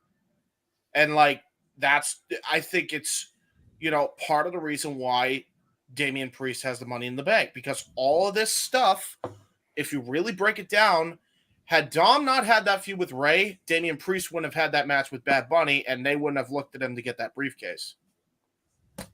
That sounds like a successful star to me. Sounds like a successful asset to the company to me. Yeah, I think it is time we give Dominic his flowers. I think the guy has absolutely proven himself in and out of that ring and how to handle himself. And he's a recognizable name now. He's not just Rey Mysterio's son. He is Dominic Mysterio. He is his standalone persona. And that's great for him. That's awesome for him. Like, why begrudge him that? I don't get that. So, yeah, flowers, all the flowers. Give him the black roses or purple rose. I don't know, like purple monodendrons or something for the Judgment Day shit. I don't know. Just so you know, folks, James Hebert is not a botanist. Because I said roses. I'm like, no, rhododendrons makes more sense. So there you go. Datilla, what are your thoughts? Well, my thoughts, I feel like Dom, he had a rough start, I would say, as a baby face. I feel like he really wasn't kind of clicking, and he was just Rey Mysterio's son. Yeah. But I feel like he's really come onto his own in his heel turn. Granted, he did struggle a little bit at the very beginning. And if you look at Dominic when he first turned heel and aligned himself with Judgment Day versus now, he's come a long way in just a short amount of time. I think really what how can I say, I guess put him over was Prison Dom. Exactly. That whole skit. I was gonna say that, as stupid as it is to think about it now, like Condom is just what did it. Yep. Yeah, man. There's no denying that. I guess you can't give him his flowers or whatever. Roses. I don't know. Rhododendrons, because they're purple. Judgment Day is purple. They have a lot of purple. Yeah. So, believe me, I think the way you could tell he's over is the fact that everybody just wanted him to get his ass kicked at WrestleMania. Yep. To be kind of honest, I'm not gonna lie to you. To be kind of honest, I kind of wanted Dominic to win because I was like, think about it for a second. Imagine that heat. You're in LA. You're 4 hours away from San Diego. Just imagine the heat Dominic would have gotten if he beat his dad in LA. The whole stadium. If there was a roof on that stadium, the roof would have came off. I think everybody was anticipating it, considering Ray got inducted in the Hall of Fame the night before. I think everyone was expecting a Ric Flair, Shawn Michaels scenario. No. And Ray went in the Hall of Fame. He was going to have a match with Dom. Dom was going to win, and that was going to be Ray's goodbye.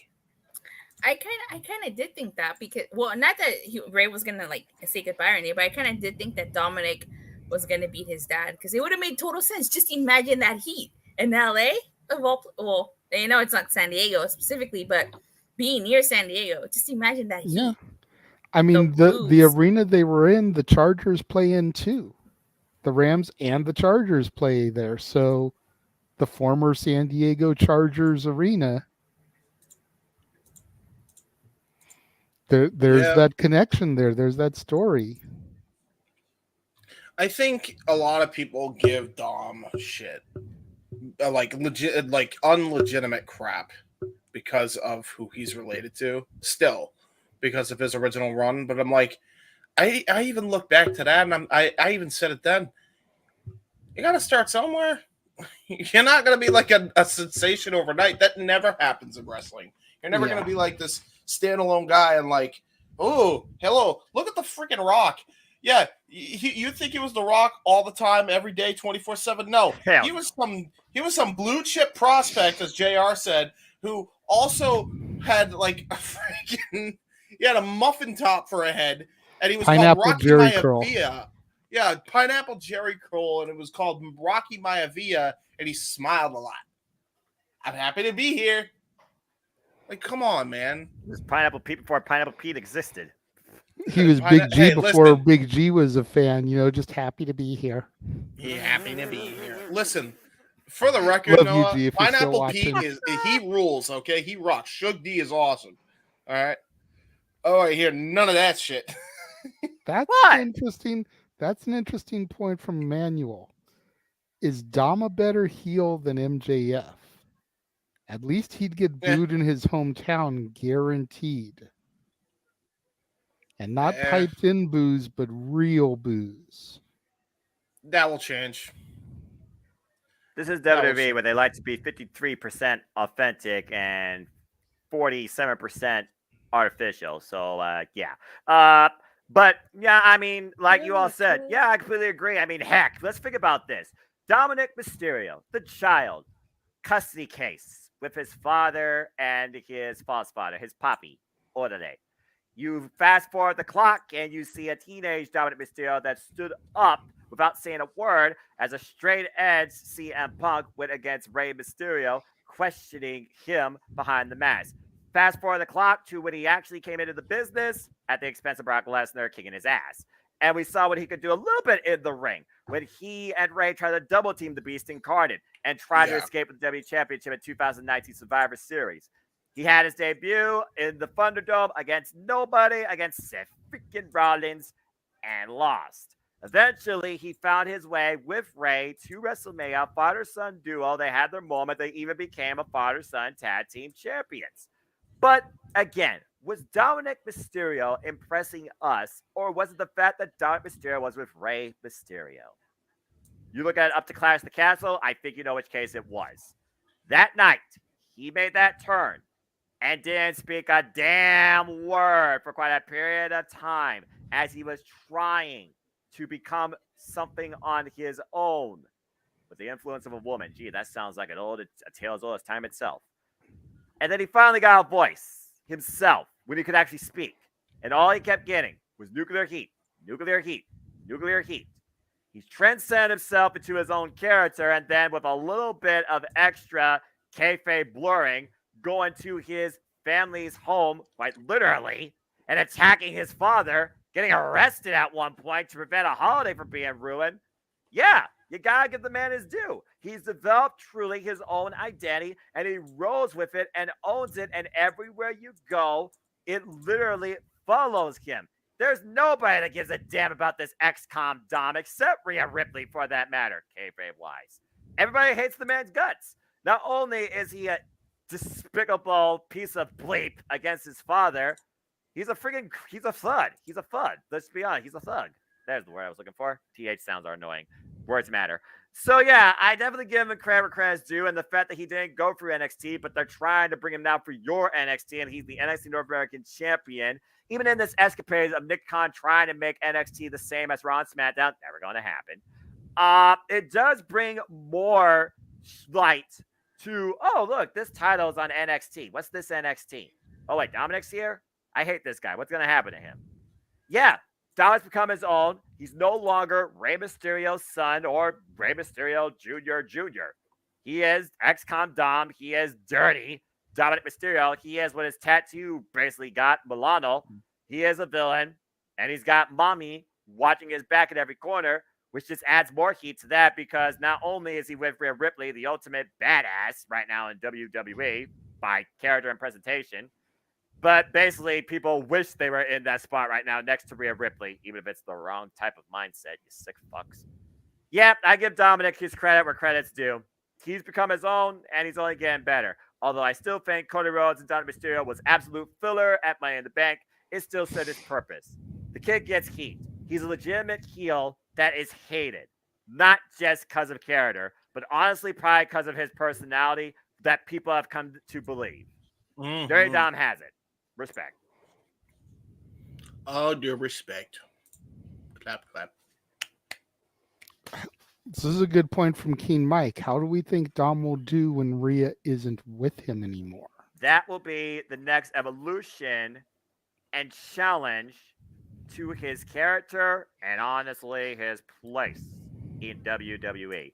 But as long as they're rolling along with this Judgment Day scene, we don't have to worry about that. And I don't think Triple H particularly will pull that trigger unless he feels, and Dom personally probably says it too, he's ready. Because there's a reason right now why Dominic Mysterio has been involved literally his whole career, face or heel, in some multi-person capacity. He's done nothing yet truly on his own. He's not ready. True that. Emmanuel says, how do you see the breakup with them? That's the real question. Well, let's see. And King Mike says, imagine he dumps her for more hate from the fans. That's what I was thinking right there. When does the son, finally get out from underneath the protection of mom? Just saying. Yep. At this point, it's got to be a mega show. Like, it's got to at least be at Mania. Yeah. Or, Clash the Castles where they finally pulled the trigger on the heel turn, and that was major in itself. But I do agree, it needs to be a major show. It cannot be a Monday Night Raw or a SmackDown, especially since we can't trust the Raw after Mania anymore since they fucked that up to the 8th degree. So it has to be some sort of PLE, if not Big Five. So what breakup's going to happen first? Rhea and Dominic or Damian Priest getting the boot? Damian Priest getting the boot, probably. I think Balor's going to get the boot. So either Balor or Priest are going to get the boot before Dom does. Let's keep in mind, guys, JD McDonough is waiting in the rings. What if JD McDonough is the guy to usurp Balor, like Balor usurped Edge? Now, I was about to say, like, he's another aspect of this that I haven't even thought of. Like, and we consider as well. You know, the bloodline is pretty much as we know it's done. What if there's a Dangerous Alliance Part 2 Electric Boogaloo happening? Because it's already kind of established on screen.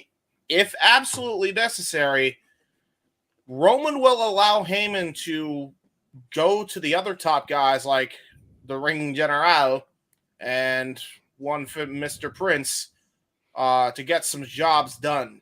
So that could be a thing as well, you know. And if you go with the idea that I have and put JD McDonough in with the Judgment Day, and then you got Walter and his group, the Imperium, add Ilya Dragunov to that deal, and then you still have the other two members of the Bloodline, it's a hell of a damn force. That's a hell of a force.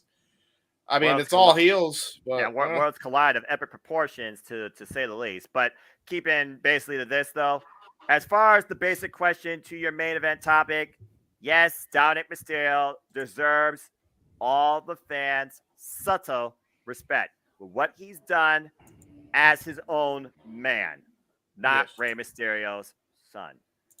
Yes. King Mike says Damian is the OG member. Hope he doesn't get kicked out. I don't think Damian will get kicked out, but something we did discuss on Simply Predicting is the fact that Balor defeat Rollins, Uso defeat Roman, Priest cashes in on Uso immediately following the match. Could happen. Then you've got Priest on SmackDown as that champion, and he can start a second Judgment Day, because there was talk around Mania of a Judgment Day expansion. Yeah. So if you've got a Raw and a SmackDown Judgment Day, then with Priest's absence on Raw, here comes JD McDonough to fill that void. And then Priest can start recruiting people over on SmackDown. You again, know, though, who started the Judgment Day? What's that guy's name again? Because I believe he's a SmackDown superstar. Yeah. Edge? Yes. Yeah. But last time I checked, he's babyface, and if the rumor has it, we get to Toronto at some point, could be a swan song. But also, I just want to point out what I also taught you about City Predicting, all the plugs you did tonight for that little forum. By the way, thank you, by the way, for the 200 plus you that tuned in to our live watch along for Ring of Honor. Greatly appreciate you. I'm just going to say this because I do feel you run the threat of overexposure, but that right there is a pretty damn awesome idea, too. You know, it just occurred to me. What if, like, she came back on camera just to point. Yeah. She did. I was just going to say, like, what if they did this? This would just get mega heat with me, and I would be like, if they call it the Judgment Day on Raw, they call it Armageddon also. Damn it, like they did the pay-per-views. You freaking idiot! They did that on the pay-per-views, so they're just gonna do it on the faction. Well, hell, I got no mercy. I was talking about before NXT brings back freaking Unforgiven, Armageddon. Why the hell not? No one's going to No Mercy. Well, and anyway, don't say no one, Dictella. Oh well, from I this still group, might. I still might. Maybe. Yeah, that's a big maybe. But yeah, again, I also do wonder this though. Bloodline, it's been more exclusively a SmackDown act. Judgment Day's been more exclusively a Raw. I know, brand split, LOL. I'm just trying to actually bring some original identity. I know I'm sorry for trying. Participation award. Again, if Judgment Day is running roughshod over all three brands, is that overkill? Yeah, but so is the idea that the brand split exists, even though they have members hopping all over the damn I guess place. double-edged sword. You're damned if you do, you're damned if you don't. But I guess as of right now, as long as they got the continual heat for Dominic Mysterio, what they're doing with Judgment Day apparently is working, not backtracking. So there you go. Now we just hope that Jeff comes back. Jeff. It's one of those things where, again, we talk about, factions, dominant factions over the years. The the run, the breakdown, the makeup, the recreation, etc., etc. It's one of those things where Judgment Day, I feel, is going to continue that, collapse eventually of great factions and forces in the WWE that fell apart due to egos primarily. Look at the Shield. All Look at right, you Evolution. guys, I am gonna tap out because I am getting tired. It was nice hanging out with you guys on Saturday, but I'm gonna head out. Then fair No enough. problem, Dattila. Again, it's always a pleasure engaging with you. Always a pleasure to absolutely. Noah and you, the rest of you guys. Go ahead. Really quickly, we are trying to put together the Women of the Multiverse predictions panel for next week. Are you in? What day and time? Noah, what's best for you? Anytime after 4:30 p.m. Eastern Standard Time, insert day here. So is no DQ's doing a prediction on Tuesday? I think, yes. And if I remember correctly, not only did they do their predictions, we did the multiverse prediction the same night, 10 p.m. Eastern Standard Time. So if y'all want to try that Tuesday again, 10 p.m. Standard Time, I'm down to host. So that would be 7 our time Yeah. on Tuesday. Down? Mm-hmm. Yeah, I can do that. I can do that. Okay. So we got well, one. I mean, isn't Talk Wrestling on Tuesday, or is Jeff rescheduling? Jeff is rescheduling it to Wednesday because of the predictions being. I gotcha. Okay. Wait, what are we predicting? SummerSlam? Yep. Oh, okay. Slam. Okay. The Summerfest, as Jeremy The Pippen Summerfest. said. Idiot. The non-copyright, damn it, non-copyright. Okay. Joy Lou, the 2009. reigning champion right now of the Women of the Multiverse after winning at WrestleMania. Yes.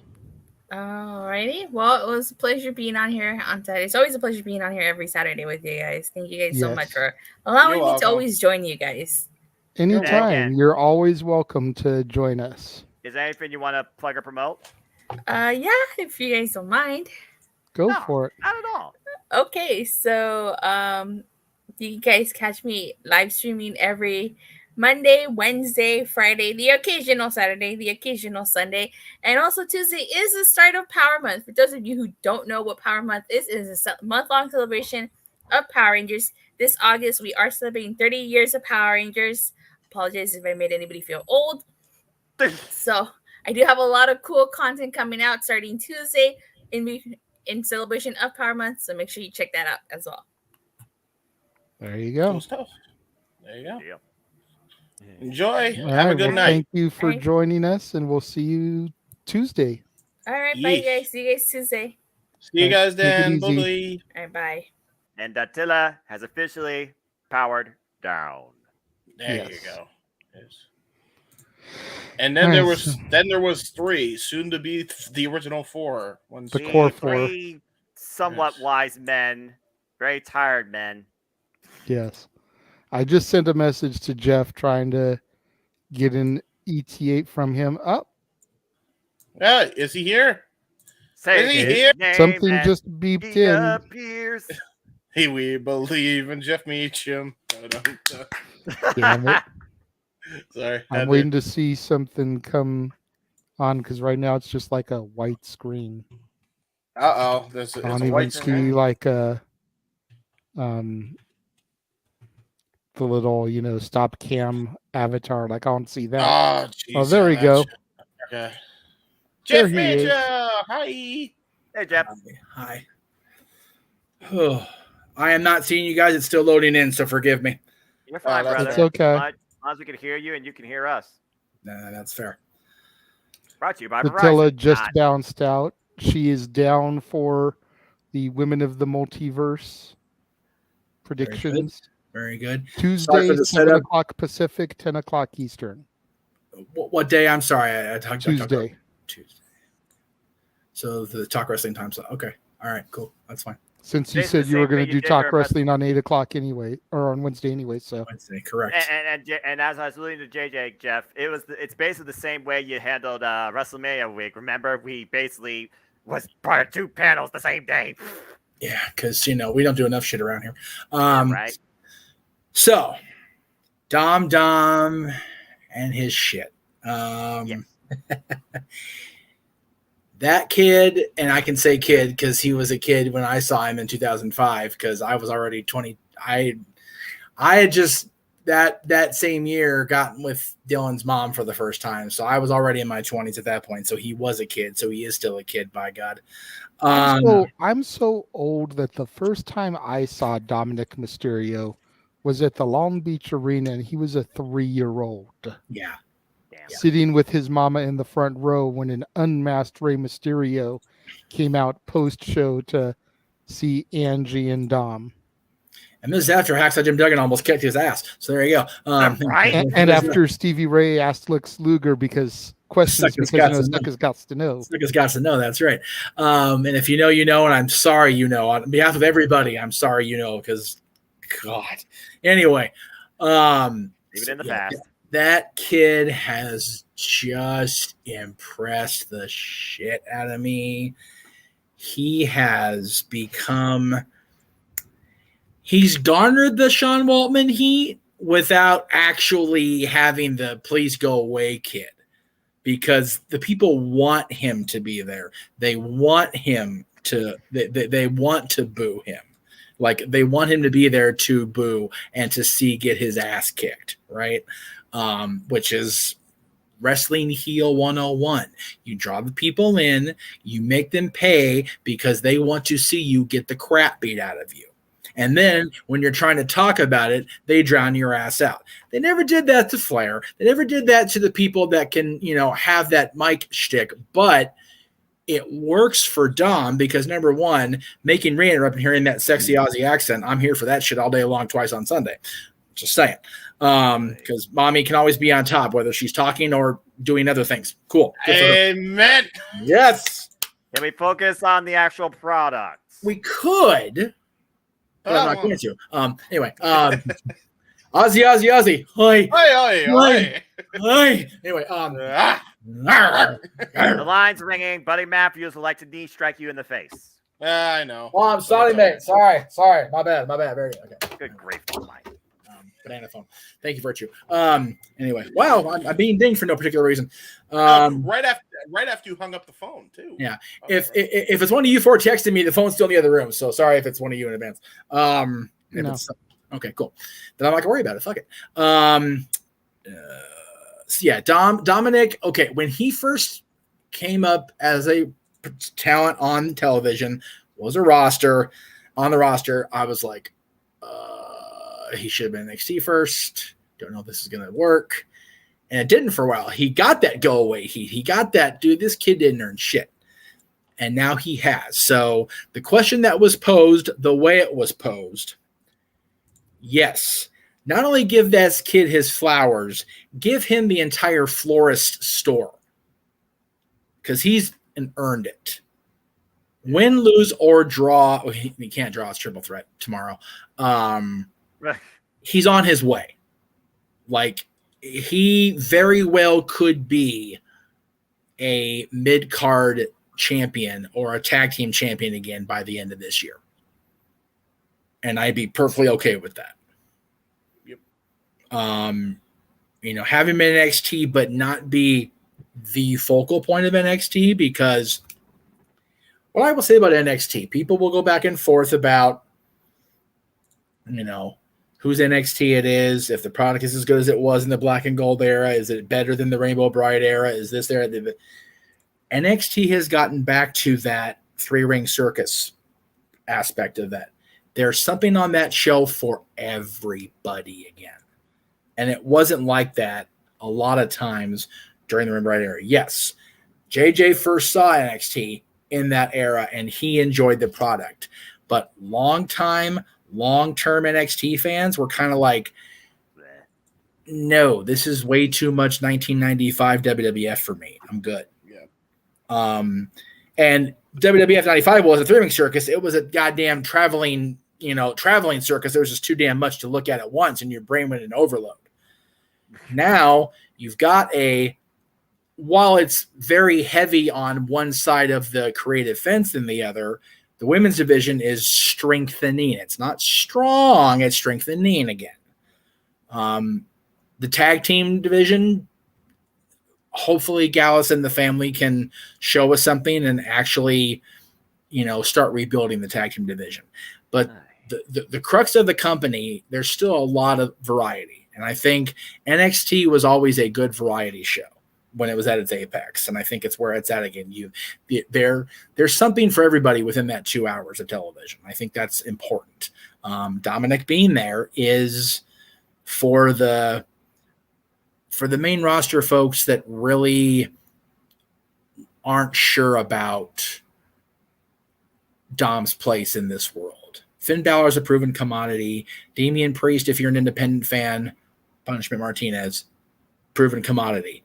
Rhea Ripley, fuck me, is she proven herself more than once now since the Mae Young Classic. That chick is over like Rover and deserves every bit of praise she's gotten since her match with Charlotte at WrestleMania. I agree.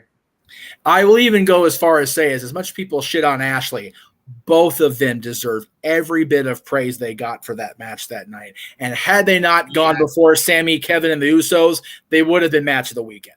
Dude, it was I 5 can't argue stars that. that day. Can't argue that. I stand You're right. by that. Can't argue It that. was such a good match. My dad said it was the best women's match he'd ever seen, period, and he doesn't watch wrestling. And it's one of those, I was so caught up in the emotion of our boys winning the tag titles in the main event of a WrestleMania night that when I went back and watched, I went, God damn, Ashley and Rhea really went to work here. The problem with me was I was trying to get Travis into the damn stadium because of his traffic woes that entire night. I came into the stadium during their entrances, so I wasn't able to sit down and appreciate how good that was.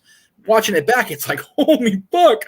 But Dom's still trying to find his place, if you will.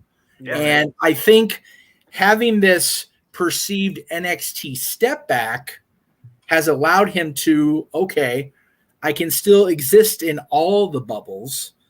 And it's just a matter of not letting the proverbial creative bubble pop until we're ready for him to do that. Right. Right?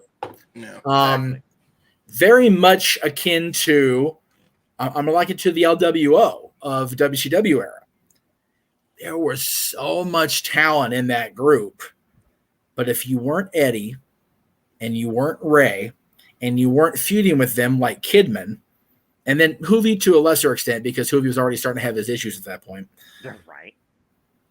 You were, okay, which Mexican guy are you? Yeah, and that's exactly. because you get them off WWE television, those guys could go and just tear shit up, and it didn't matter at that point. It annoys me to this day, and not to go off topic, but still annoys me to this day. They never were a subsidized members of the Wolfpack. They should have been. They should have been. That whole thing with Conan should have led them into, hey, we're part of the NWO Wolfpack now. So we should be a part of the NWO Elite. Preaching to the choir. What the fuck? Disagree with Ken. I'm sure that's what you're going to say too, brother. Yeah, Ken, the entire point of this conversation is that talking about how impressed we Oh, are yeah. with Sonic's heel run. Yeah, Ken, you're way late, bro. We're all impressed. Yeah. Just throwing that out there. Yeah, no. I don't want to be an a-hole and say anything more than that, but this entire topic is about giving Dominic the flowers he deserves. Yeah. Seriously, Dominic should be at the point now, at least, asking me since I'm coming in late to the conversation here and not knowing about the topic. He should have so many bouquets of flowers in his hand. He should be having to freaking rent a wagon. And they should all be rhododendrons because they're purple. And the Judgment Day likes purple. That's right. Well, full expertise here. I dig that shit. That was good shit. Very good. Not everybody likes red roses, kids. I know a woman that I gave red roses to. She said, "It's like, the fuck." Like, wow, okay, that hurt a little bit. Not gonna lie. The only time a rose mattered was when Seal sung about it. And I'm ready to go. Keys from Rose. Yeah. Look at him with the Batman Forever cut on JJ's stream. I'm here for it, brother. I said I watched movies at one point. That was one of the first. That is still one of the best. Even if it only exists on that soundtrack, it's still one of the best songs I've ever heard. Damn it, was that a good song? Yeah. And the fact that it had really nothing to do with the story of Batman Forever, but god damn it, it fit on the freaking credits well. Anyway, that was way off into the weeds. Speaking of flowers, but things happen here. But yeah, Dominic. Well, definitely. if I remember correctly, Seal is on the wheel for British Invasion Karaoke. Ah, shit. So we might end up singing "Kiss from a Rose." Dude, okay, I would like to make an executive call if I may. You don't have to agree because it's not just whatever.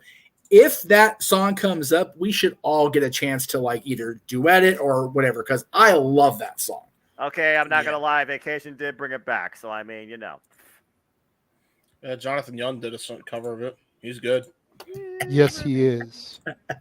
Hey, finally, somebody agrees with me. I just got a message. Man, that first was time funny for and everything shit. for you, man. Anyway, I know Jonathan Young because I've heard his covers of Disney songs. Dude, he's so good. He's so He does a metal version of "Let It Go" that is just like, oh my god. His metal version of Into the Unknown music video wise is one of the funniest how things good I've it ever is. seen.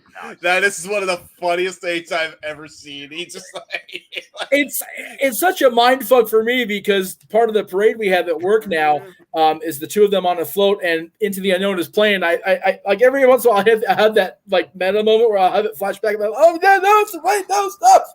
Yeah, exactly. I'm like, holy shit. God.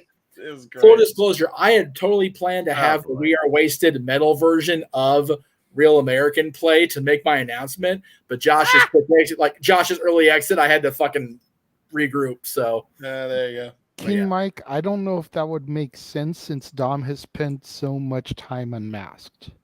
Yeah. It would be one thing if it had been like Ray in his early days where he was wrestling as Colibre, Hummingbird, and then his uncle bestowed the mask upon him by taking his Colibre mask off. Yes. That would be one thing. But with Dom having been exposed to the masses of WWE the entire time, it wouldn't make any sense for him to come out and just start wearing a mask now. Yeah, about to say, at this point, you ain't gonna mask XCOM Dom. We're What? looking forward to your donations come British Invasion Karaoke. Yes. You have nothing. You have nothing. Spend your beer. By the way, I know if you brought this up earlier, JJ, so forgive me if I'm stepping on your toes, but I loved that when I was mentioning that Noah particularly enjoys doing the Ringo accent that your dad popped for. That was kind of cool yesterday. Yeah. And for the record, there he is in blue coming up to the top, Seal. Ah, damn it. Nice. Now he's about to come where the arrow is. He is on the wheel. Ah, damn it. So Seal is very possible something we could end up doing in a few weeks. Oh, God. Yeah, it's and you've already got a scene Barbie Girl, Noah. I know. That was already paid for. $20 super chat. Freaking $20 chat. Oh, Noah's going to instantly sing this. Y'all save your damn money for your kids going back to school. Get one last vacation in, all right? Go do something more realistic with your damn life and your damn wallet. Got it? Just remember, Noah, the world of wrestling, however else we define it, I'm being texted apparently for that purpose. So there is that. Anyway, just remember, the world of wrestling is many things. It's a world of laughter. It's a world of tears. Could be a world of hope or a world of fears. There's so much of it that we share. And Noah, just make sure you're aware that it is indeed a small world after all. And that'll be the Disney show coming in November. Yeah. I'm a Cartoon No, Network. no, anything but that. You almost sounded like Joe Jameson there. You better give me pictures of Spider-Man right away. I know Noah's looking forward to the Disney show. Oh, yes, he very much is. He won't admit it out loud, but he does. He knows it. Somewhere deep beneath the buried beneath the snow is You know what? I'd kind of like to hear him do "I Want to Be Like You" from the Jungle Book. Ooh, yes. Yeah. I think Noah would have some fun with that. Well, because Noah is a swinger, baby. You know, He's the king of the He's swing. a swing. Yeah, he's Johnny Swing. Yeah. Oh God. Fuck you, James. No Dude got pretense. lost in No the damn pretense. 80s. Just straight fuck you, James. It's not even a fucking hint of I'm gonna ease into that. No, just fuck you, James. That was good. Johnny That was Swinger. good. That guy. How the hell is he still relevant? ECW original, baby. Come on now.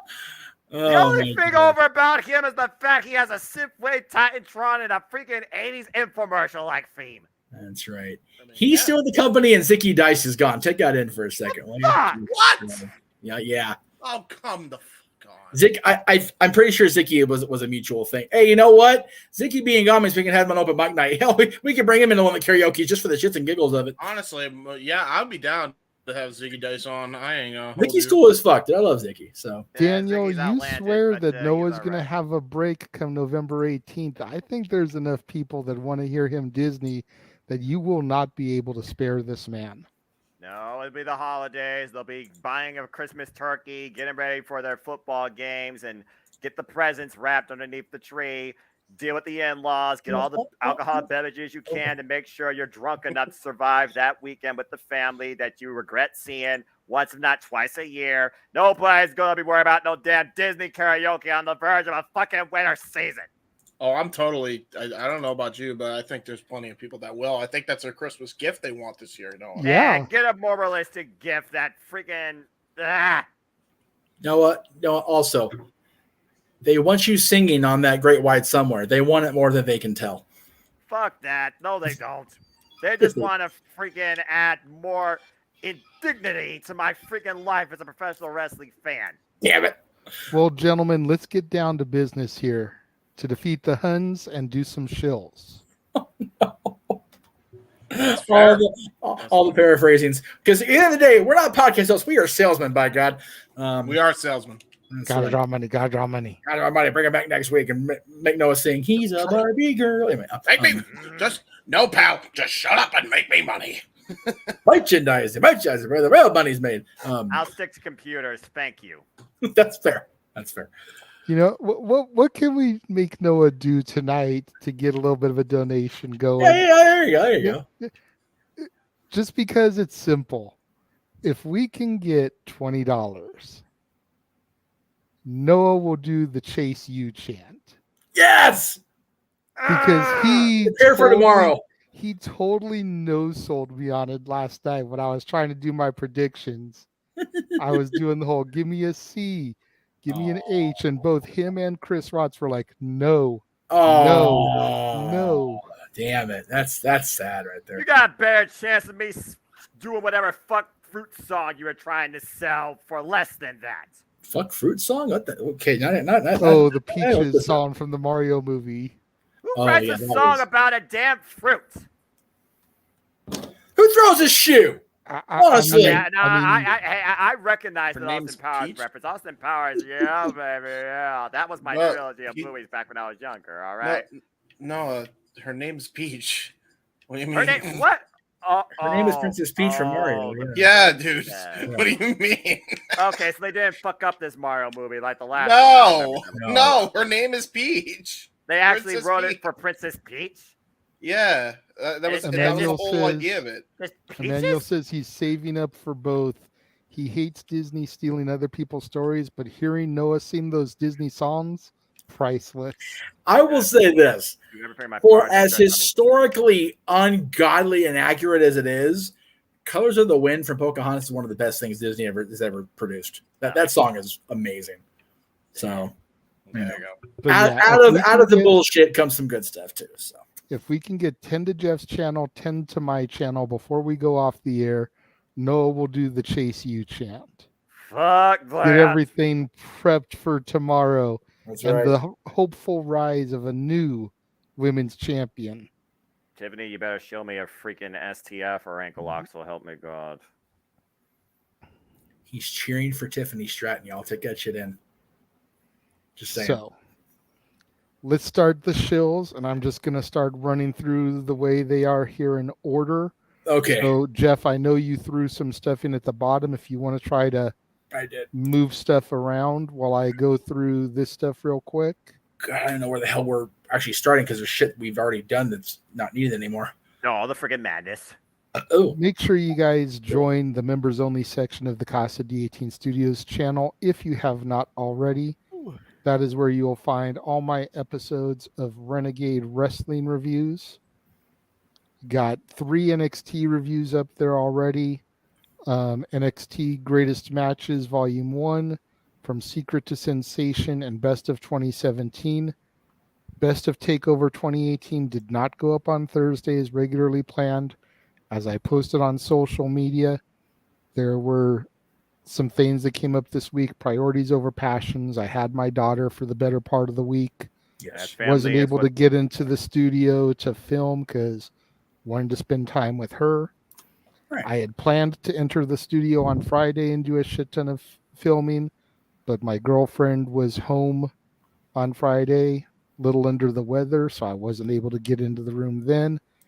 So it's looking like I'm going to be getting into the studio come Monday, and I'm going to be trying to crank out everything that still needs to go up. All the Disney content that was supposed to go up last week and this weekend is still going up. It's just going to hit you guys hard and fast over Monday and Tuesday because it's basically going to be film it, come out, start editing it, edit it, upload it, make it live. Good Edit grief. the next one, upload it, make it live. Edit the next one, upload it, make it live. You might as well just be singing Technologic by Daft Punk. Like for real, I'm gonna try to get as much of it up before next Wednesday when we kick off the new month on Renegades reviews. Buy it, use it, break it, fix it, snap it, charge it. But what we did get up on the members section on Saturday was the match that Noah and I called. You guys voted for the Money in the Bank ladder match from WrestleMania 21. Yes. We also called Edge's cash-in from New Year's Revolution. We had our own cash-in on the call as Jeff joined us. There for may or may that not be match. running on that. He took the opportunity and he finally cashed in. By God, we got a new champion. So good. Such a great moment. Is wild ass moment. Started 2006. 2006 was a wild ass year for WWE. Yeah, it was. Good grief. So those of you that are members on the members only channel, the section, go check out the call for the Money in the Bank ladder match. I also have over on the community tab a couple of polls that can be voted on. One is up there for the general public, and that is which theme would you like to see on Renegades reviews for next year? That's currently what we're sitting at. So it definitely looks like video games getting turned into movies is going to be on the agenda. If we can get some kind of tiebreaker there and franchises, biopics, and cartoons turned into movies, then one of them will probably get added as well. We also have 2 live as far as which SummerSlam match you would like to see Noah and I call. One of them has got 5 votes on it. Leading the charge is The Rock versus Triple H from SummerSlam 98. As it should. The other one, the oldest one, has 3 votes on it, which means it's a 3-way tie. I don't know which 2 of you guys out there voted on the one but not the other. If we can get y'all to vote on the other one as well so that we can hopefully break that 3-way tie, that would be preferred. That way we don't have those 3 matches plus Rock Triple H plus whatever wins the next poll that then has to be done before we can finally bring Brett and Davey into the mix. Yes. By the way, you got super chat, baby. Ah, fuck! I saw both of them come in from Emmanuel. I saw that. I was gonna donate for Barbie Girl, but since it's Chase, and by the way, don't worry, Emmanuel. It's already been donated by somebody else ahead of time, so he has to sing that anyway. Yes, that was donated on Simply Predicting last night. Yes. Yeah. We'll get there. We'll get there, though. We'll get there. Yeah. So yes, we will get that momentarily. Thank you for the super chats, Emmanuel. Much We appreciated. appreciate it. Yes. So please closer. get out there and vote for that coming Monday, the third and final poll for the original outings as far as which SummerSlam match we will call will be going up. Just to give a little bit of a heads up, the matches that are included on that poll are as follows. SummerSlam 02, Rock versus Brock. Nice. SummerSlam 04, Orton versus Benoit. That didn't happen. SummerSlam 15, Rollins versus Cena. Oh, nice. SummerSlam 89, Hogan and Beefcake versus Savage and Zeus. That was And SummerSlam 14, nope. Cena versus Lesnar. Yes. Let me call the suplexes. Yes. Which, yes. Since Jeff was unable to hit his goal that he put out there to the ether and the universe, even if that wins, he does not have to join us. I don't have to do it yet. Because if I hit the threshold by the end of Monday, then I will. I'll honor my agreement. No, Arlene, you did not miss Noah Singing Peaches. Nobody has super chatted for that one. And they aren't going to. No one's Yet. We did get $20 from your brother, so Noah has to do the Chase You chant. And come British Invasion karaoke, thanks to donations on Simply Predicting, if I can find it here with all the other stuff. There it is. Noah's going to have to sing Barbie Girl. Fucking hell. So you do have that to look forward to on British Invasion karaoke, Arlene. And he has to sing it wearing that face the whole time. Yes. Because that's just and we're trying to get him to get either a pink beanie or a pink tie to do Barbie Girl, because you got to have a little pink going. Pinky. Sorry. Also, really quickly before we get back to the shows, Arlene, check your Instagram messages. Every now and again. We are doing Women of the Multiverse. Oh, okay, I see your message now. Okay. There we go. So while you're reading that, JJ, I did find the graphic I made for you for the rest of this week because you are a crazy man. I realized I'm not in the right room though. Hang on. Don't do it, Arlene. Don't do it. Do it.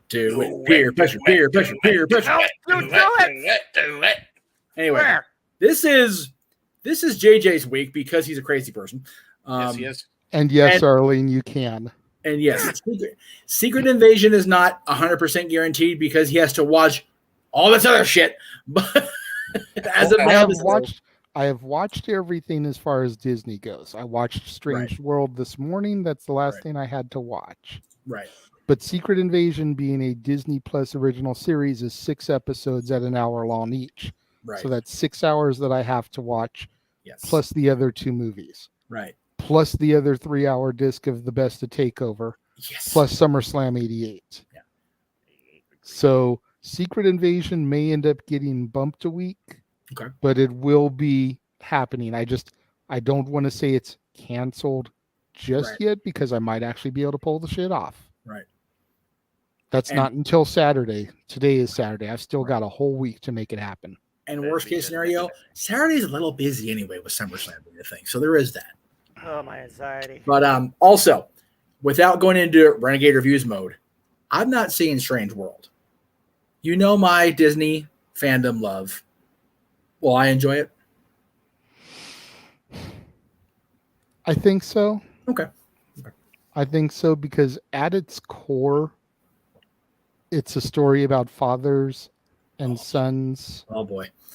And fathers and what they want from their son, and sons not feeling like the father is listening to what they want to be. Yeah.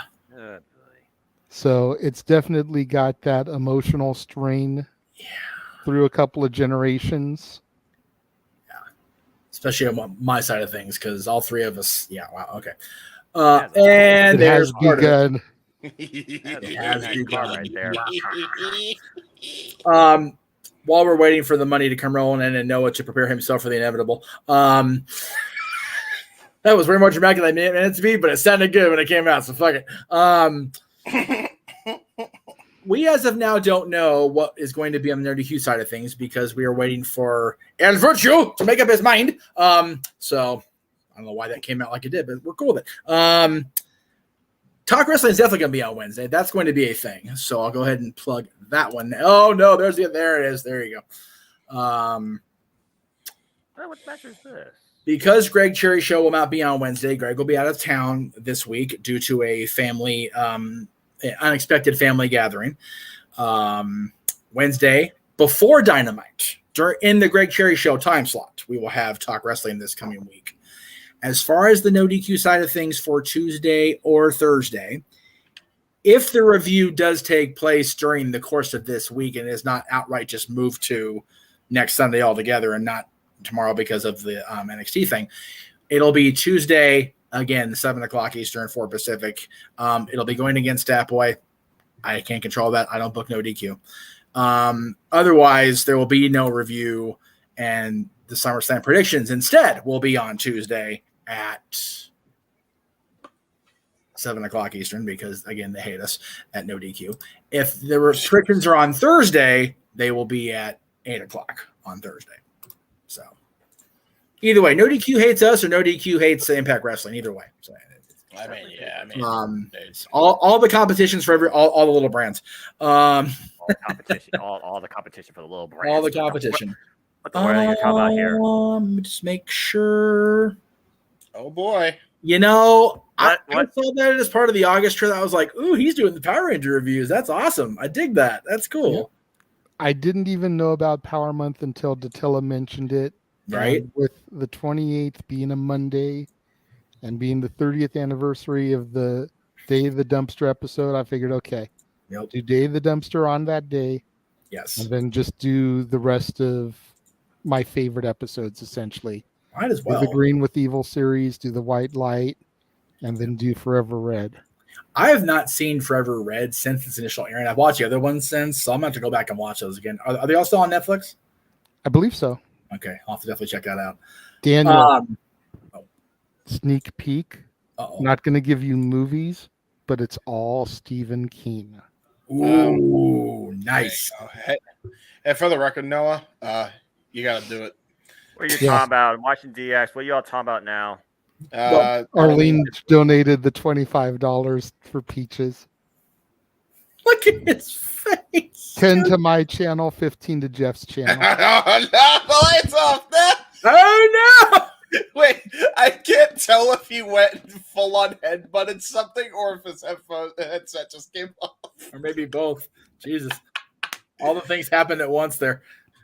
So you know what? Maybe we should condense it down. Maybe we should have him do the Chase U chant in Peach's voice. Yes. Oh my god, I love that. Dude, That's that is the best memes we've got on the whole library. It's straight up album cover shit, bro. It is. There you go. There's the album cover for No, That's What I Call Music. There it is. Yeah, there it is. Okay, I'm gonna get that shit done tonight. Fuck it. Yeah. I'll give it. Damn it! Make a cool logo. Damn it! Damn it! I'll make a cool logo for it. Don't worry, Jeff. No. I've got the logo already. Remember? Oh yeah, true. You do. Where'd it go? There it is. What the fuck this song? Jeff! It wasn't me, Noah. It's me this time. No, because think about it. Look at this shit. Wait. Where'd it go? I'm running the comments right now. Jeff is running the graphics. So yeah, this cover with goddamn, this looks like a fucking snail. Legacy is a bitch with this thing. I'll tell you that. It is. It's a bitch. So yeah, that picture with that logo out, that's tremendous. See, oh my god, yeah. What the fuck does song sound like? And if you act during our Disney special, you can get now it's what I call Mike Night Volume 1. So there you go. No, that's through the end of the year one. Oh, that's right. The New Year's Eve. That's when the trailer will be ran, the commercial that James is going to put together. And James, you're going to have to make sure you clip Peaches because that's going to have to be. Oh yeah, I will. Oh, trust me. And the Chase U can be an interlude. So do I, Datilla. So I can. All it's saying is Peaches over and over again. Oh wait, there's a different word. The fuck? It sounds like he's literally trying to learn the fucking word. That's whack. the hell were you on when you sung that? Noah wears the sunglasses all thank the you, time. Arlene. Aw, that's She nice. gave another 5 to me just to make it even. That's sweet. That's very sweet. That's awesome. Love Arlene. Thank you. We do. Oh, Christ almighty. So the Dominguez siblings have both embarrassed Noah tonight because he's got to do the Chase U chant and sing Peaches. Right? Yep. Fuck me. Jesus Christ. Oh, that's too funny. Christ. All right. Well, while Noah researches Peaches so he can do that, we'll get back to the shills here. Yes. Make sure you go to the archives on both my channel and the Jeff Meacham Network and check out the top 10 solo Beatles songs of all time. Yay. Special guest, my dad, was on the show. It was a good, just about 2 hours and 3 minutes show we did live. Something like, because he had 4 honorable mentions and I had 4 honorable mentions, there were a little over 30 different songs because my dad and Jeff had like 5 similarities, but then the honorable mentions kind of, put it over the 30 mark. So definitely good show. Lots of good information. My dad had literal like notes of paper that he was reading off of because at his age, he wanted to make sure he got the points across that he wanted to make and didn't forget anything in the heat of the moment. That's super cool. The mark of an educator, man. I'll tell you what, man, that like I even said to him on the air, it's like I wish I could have been Jerry's student because like the detail he puts into his notes and like the way he delivers his message, like man, I'd have been enthralled in the classroom listening to that. That would have been awesome, man. Oh. In the 12 years that Jeff and I have been doing shows apart and together, yes, this is the first time my dad has ever been on a show. It was really cool. So it was very special. Bullshit I ever listened to in my life. It was very special to have him on the show, and we're already talking about King Mike was there for that. He wanted to see my dad come on and do a wrestling topic. Yeah. So we're going to try and figure out something that my dad is knowledgeable on that he can join us for. And then next year, February 9th, which is a Friday, Jeff. Ooh. Is 60 years to the day of the Beatles' original performance on the Ed Sullivan Show. That's awesome. Good to know. And that is going to be our top 10 Beatles songs show. So we are going to reach out to my dad to have him come back to do the Beatles list proper. But yeah, I'm stoked for that because it is a Friday. Just trying to backtrack here real quick. You said February 9th? Yes. February 9th. Keep going. You're good. But we're definitely looking at ways to get my dad back on the show because he seemed to be quite the hit with everybody. That lines up perfectly because the way the shows are lined up right now, we end the year on the 29th, and then we do January 12th, January 26th, and then February 9th. I gotta try to get my dad on one of these shows for you guys on the dad show. I've been trying to get my dad. It's just like I said during the Beatles show, my dad's not really the type of guy that's going to sit there and wax proxy about it for an hour and a half or whatever. Right. I was even commenting that it would have been perfect had Aaron's dad been still alive. And he's been gone over 10 years now. But because Aaron's such a Beatles guy. And I know that however away from the Beatles sound Zoogs' music got, the Beatles influenced everybody. So Zoogs would have been able to wax proxy and do it in a Zoogs riff style, which was a whole other adventure in and of itself. So, but having Jerry there to be the initial dad of us to be part of one of these presentations was really cool.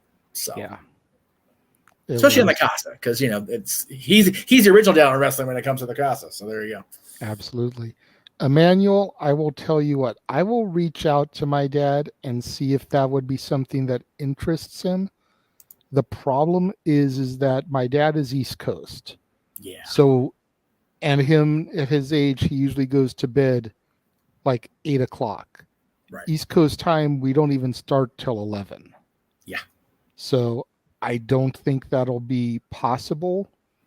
But what I will do, since he more than likely won't be able to because of the time difference, is this one song I will do half price.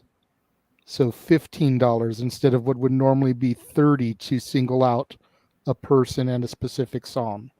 And I will do my dad's favorite Beatles song if you want to do that as a compromise of sorts. I dig that. Because my dad's favorite Beatles song is All You Need Is Love. So it is no problem for me. Truth be told, I probably would have seen it if the Beatles came up more than once on the wheel for me anyways. Right. But if you want to single that out, and that day, you don't have to do it right now. But on that show, if you want to send a $15 super chat, I will do All You Need Is Love.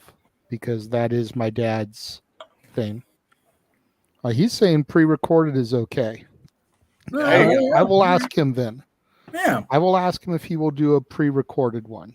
And I can record it from my computer and give them the audio file after he records it from Messenger or some shit. Because there you go. Well, we have the technology. I can always send him the link to StreamYard and just record a solo of him on the thing. That is true as well, yeah. I mean, if you watch the video back and you see the room that he was in, he's got a Lennon Rickenbacker. He's got a Paul McCartney violin bass for Hofner. He's got a George Harrison Gretsch, and he's got a Ringo Starr Ludwig drum set. So he's got like all of the instruments that they actually played, and he knows how to play them. So there you go. So yeah, go and check that out because that was special. That was very special. It was. It was a cool. I'm glad we did it live, too, because it was so. It felt more right to do it live than if we had pre-taped it and tried to homogenize it after the fact. Yeah. So. She was on the show earlier. She's still in the chat room. Yes. Go ahead and give another shout out to Datilla. Absolutely. Follow her at Rangers of Wrestling on YouTube, where you can catch all of her coverage of Raw, Dynamite, SmackDown, Collision. Sometimes she does Rampage with her SmackDown coverage. Yes. She'll usually do pay-per-view reviews also and PLE reviews. So make sure you subscribe to her. Check out her videos. Watch her classic content. Check out her Power Month content. Yes, coming up. You know, all her Power Ranger stuff that's going to be going on. Boost that girl's views because she is awesome and she deserves it. And Dude. she's one of the best additions we've had to the multiverse probably since these two gentlemen joined us. For real. I don't know why. When you said she does the occasional Rampage, I thought of Once in a While and the deleted song from Rocky Horror that Barry does. Once in a While came into my head. I have no idea why. That was just random in my head. Sorry about that. I'm good. Go ahead. That was weird shit. No, British song, though. British Invasion. Rocky Horror. Yeah. Just saying. There you go. It's on a Saturday. I haven't done that shit in a while as it is. I'd rather do the time warp and prevent this night from ever happening. Dude, if somebody is super chat, Don't suggest it because they will do it. Fucking time warp, I will get up and do the dance of time warp here and now. I remember that shit by heart. Just a jump to the left. And then a step to the right. And not copyright, damn it. Would you acapella? Damn it, it's all good. Acapella's all good. And then you got a cha-cha real smooth. I know, wrong song. I know. What? This isn't the cha-cha slide. Oh God, I haven't heard that damn thing since freaking. Step to the left. Step to the right. Do they even still do that anymore? Yes. During the intermission of the Beatles tribute concert that my daughter and I went to, they did the cha-cha slide. Hell yeah, dude. And they played a Spanish version of Achy Breaky Heart. And What? everybody was doing the Achy Breaky dance. No shit. Oh my God. I haven't thought about the Achy Breaky dance in 20 years. Golly. Oh my gosh. Billy Ray Cyrus right now is laughing a storm. With his lack of mullet. He wants his mullet back. And speaking of laughing, make sure you follow your barkeeps. Yes. Statboy was here earlier. Statboy13 on Instagram. LB Statkid 1977 on the social media site formerly known as the Tweeter. Dory Lou Lou with the X Factor. Dory Lou is at Dory Lou on Instagram and at Hathaway Lou on the media site formerly known as the Tweeter. I'm not going to call it X. Can we just call it Twitter? Like, I don't want to recognize that X. It's funny. He posted a thing about the whole changes, like X. What even is this? And I found a GIF. X gonna give it to you. He is going to give it to you. No. I surmise that the damn name of the new name is so bad. The theme song should be that stupid song from Uncle Kracker, the X Factor. Just that's how bad it is. You should get the freaking Wish version of Kid Rock song on top of it. Anyway, bad. Even Sean Waltman felt bad about that one to this day. He's like, "Yeah, my bad, y'all. Sorry." Love Uncle Kracker, but goddamn, is that song bad? Oof. Yeah, it's not even a wrestling tune. But I mean, to go from Chris Warren, a freaking legend in his own time, like seriously, to have that bullshit, it's rough. Pretty bad. That's why I got the X-Pac heat for real. Yeah, because of that bullshit. Uncle Kracker. It is all his fault. Nothing to do with teaming up with freaking Albert and PJ. It's all fucking Uncle Cracker's fault in this dumbass song. Dude, it's whiter than Ritz. Oh no, these poor Jonas bastards. Mr. Mouse is mean. Anyway, Noah, do you want to sing the song yet? Are you ready? Do you want to sing the song? It isn't very long. And then Do you want to sing the song yet? It will not take that long. Go ahead and get it over with. Then we can get back to the shows are taking too long. Fucking hell. We've only got each other. It's just you and us. What are we gonna do? Do you want to sing the song yet? The heck Doesn't have to be the song yet.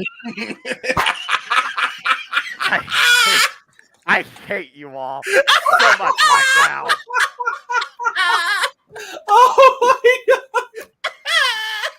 We both did the thing at the same time. That was the fucked up part. Yeah, you're both fucked up. Fucking hell, get this shit over with. What the fuck, this thing?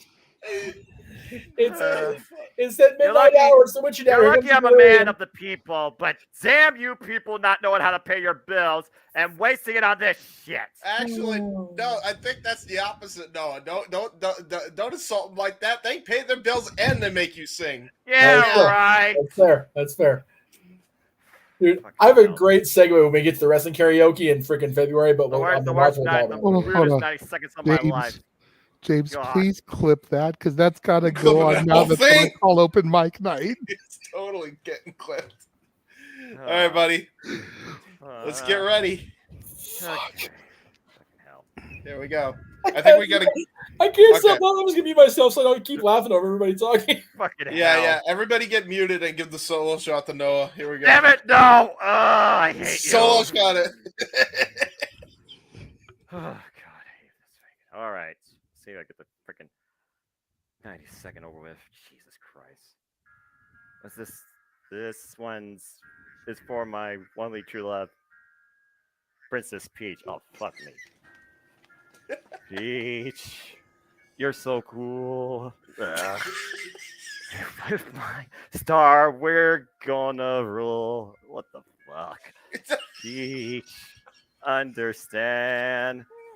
I'm gonna love you till the very end. Desperate soul. Peaches, peaches, peaches, peaches, peaches, peaches, peaches, peaches, peaches, peaches. I love you. Oh, peaches, peaches, peaches, peaches, peaches, peaches, peaches, peaches, peaches, peaches. I love you. Oh. Mario, Luigi, and a Donkey Kong 2. 1,000 Koopa Troopers couldn't keep me from you. Ugh, Peach, at the end of the line. I'll make you mine. Oh, peaches, peaches, peaches, peaches, peaches, peaches, peaches, peaches, peaches, peaches. I love you. Oh, peaches, peaches, peach, peach. Fuck all of you. You know what You want to go ahead and do the Chase U chant now? I too? was about to say he should have just embedded it into the song and then been like, "I love Chase You" instead of saying "I love you." Oh my god. Oh. Okay, I've taken you off of solo, Noah, but you Yeah. still have to do the Chase U chant. You can either do Yeah, it now, yeah. or Where you can are you? save it and do it for your sign off. You know the scary part about that thing was, like, the whole time it was so dark in that room except his face. The freaking logo on his hair is like hovering over his head like some fucking like specter, like I will get you if you don't finish the song. Like what, I don't know, it's like Pac-Man. Like if a Pac-Man will get you, Noah, you must finish the song. Like, that's creepy ass shit just then. What the fuck, man? I love the ad libs. What the fuck? The ad libs that killed me. It's just Noah. We love you, Noah. Noah, where'd you go? We still need We Chase. believe in no Foster. We believe in no Foster. Dun dun dun. All right. Getting back to the shills. Oh, that's right. We got to sell shit. That's right. Okay. This is everything coming up in August. God damn, right? That's just the normal weekly stuff. Yeah, that doesn't take into account Renegade's reviews, Talk Wrestling, Stat Boy Sports Bar, potential Meech's musings, yes, open mic night. That's just watch-alongs, the open mic night karaoke, and dads. Yeah. Jesus Christ, we're going to be busy. Seriously. And fuck all the wrestling companies for giving us that weekend from hell. Seriously, that last weekend in August is going to be like, okay, first of all, we're going to make it extra hot in North America now because Mother Nature spent the first 6 months making it like a freaking wheel of Russian roulette going, what weather we're going to get today. But on top of all that shit, now we got like 25 wrestling shows in 3 days because, you know, we're not busy and ready to fall down dead enough as it is. But again, we almost didn't do the NWA because we haven't really given that a whole lot of coverage this year beyond first part of the year, but it is the 75th anniversary. Yeah. And that's so big. It is the oldest brand in wrestling, the longest standing brand in wrestling, however maligned it became. And whether and we the fact like that they're trying to run night 2 on the same day that All In and Emergence is, it's like, yeah, that's not exactly intelligent. No, I think it would have been smarter to do Friday, Saturday instead of Saturday, Sunday, but that's just me. And also, I think Billy, realized, he would be able to. There you go. He'd be able to run at night because All In's going to be in the morning. But I don't think Billy gives a shit about running against Impact or not because him and Anthony didn't exactly part ways very nicely.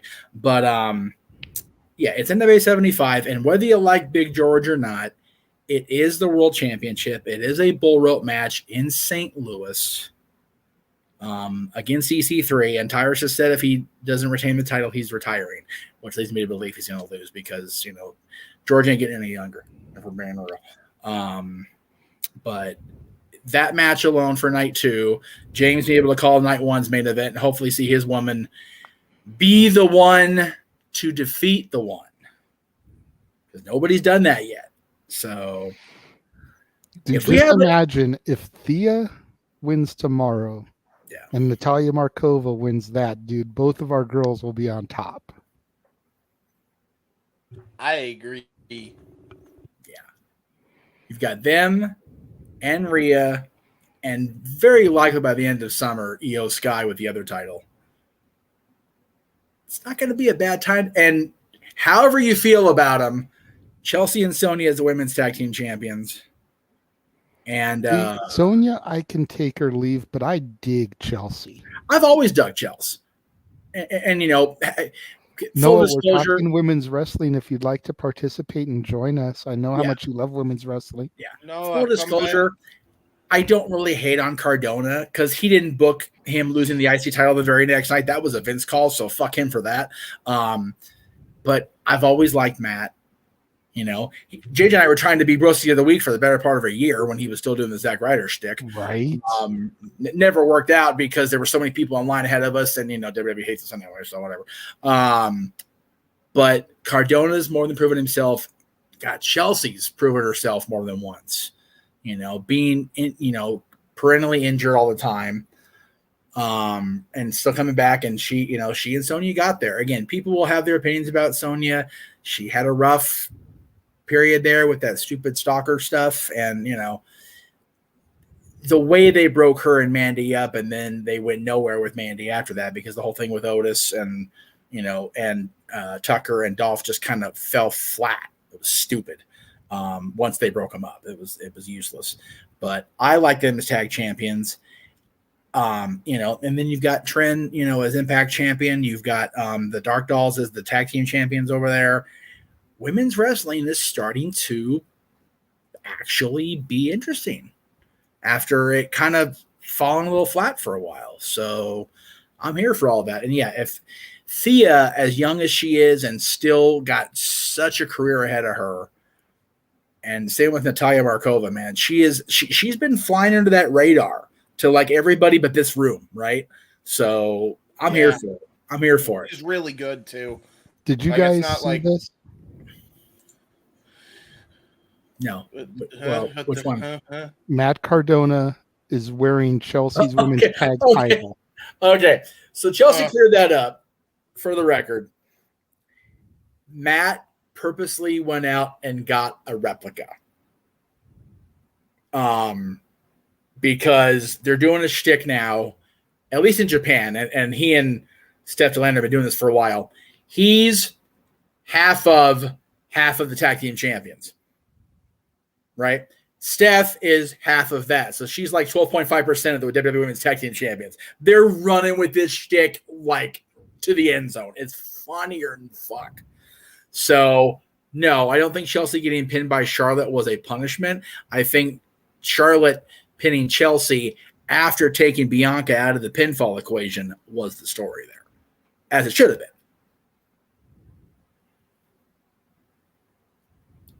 You know what? If it's not on the wheel, Jay, it should be because we own them too. And to answer the question of that song, I do. I mean, we don't have anything specific on the wheel other than Prince, Princess, and Villain. True. We do have decades up there. So if you want to sing a song from the decade, like if the 90s came up, I believe that's when Who Needs the Quickie Mark was released. Very likely. Then you can do that. Yeah. I'm going to disagree with you there, Daniel. AEW doesn't need more championships. No, it was... The only way I would see that is if they got rid of the TBS title. Yeah. Especially since, no disrespect, it ain't been the same since Chris Statlander got it. No. Yeah, and even then, considering it's a subsidiary to the TNT title anyway, which they never plan to get rid of, I don't think that's going to happen unless they lose their TV deal. And let's be clear that Chris's reign being substandard is not Chris's fault. They built up, low-key built it up under the radar of her coming back from injury. She's the one who was the one in however many in one. And then they ain't done fuck with her since.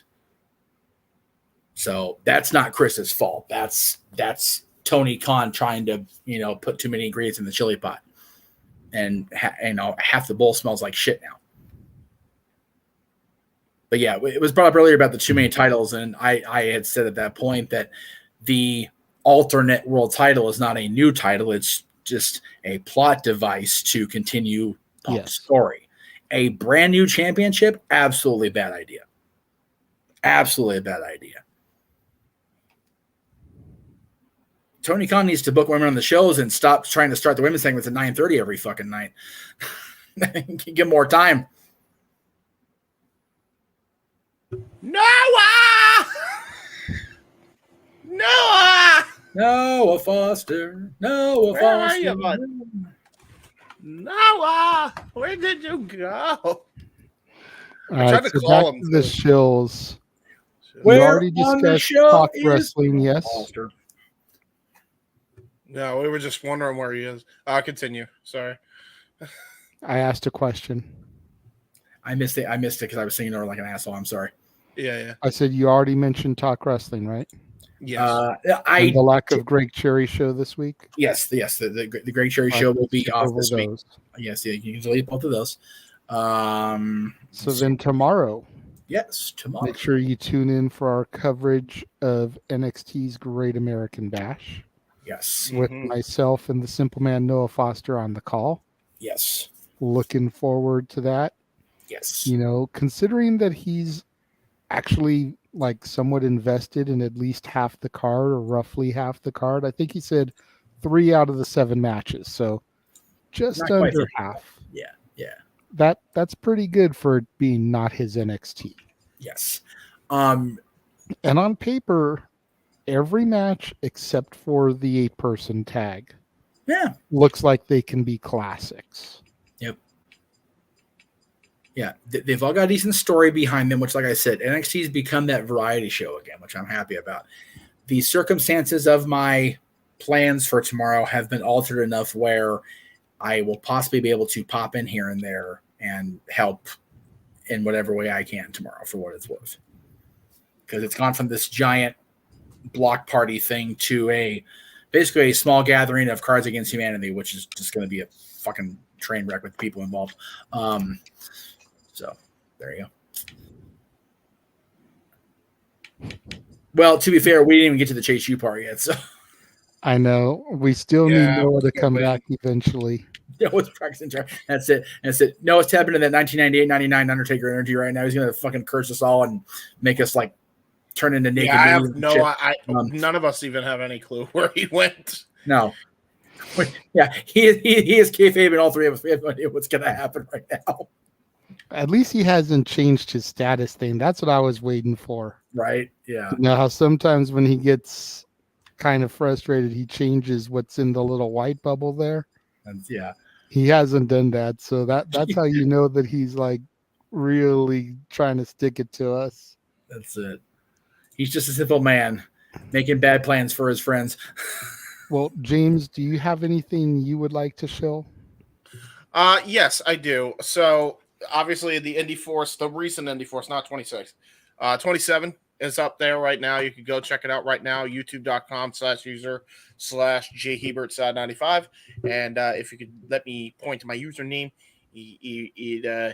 right here, right there. Yeah, go check that out. This shit right here.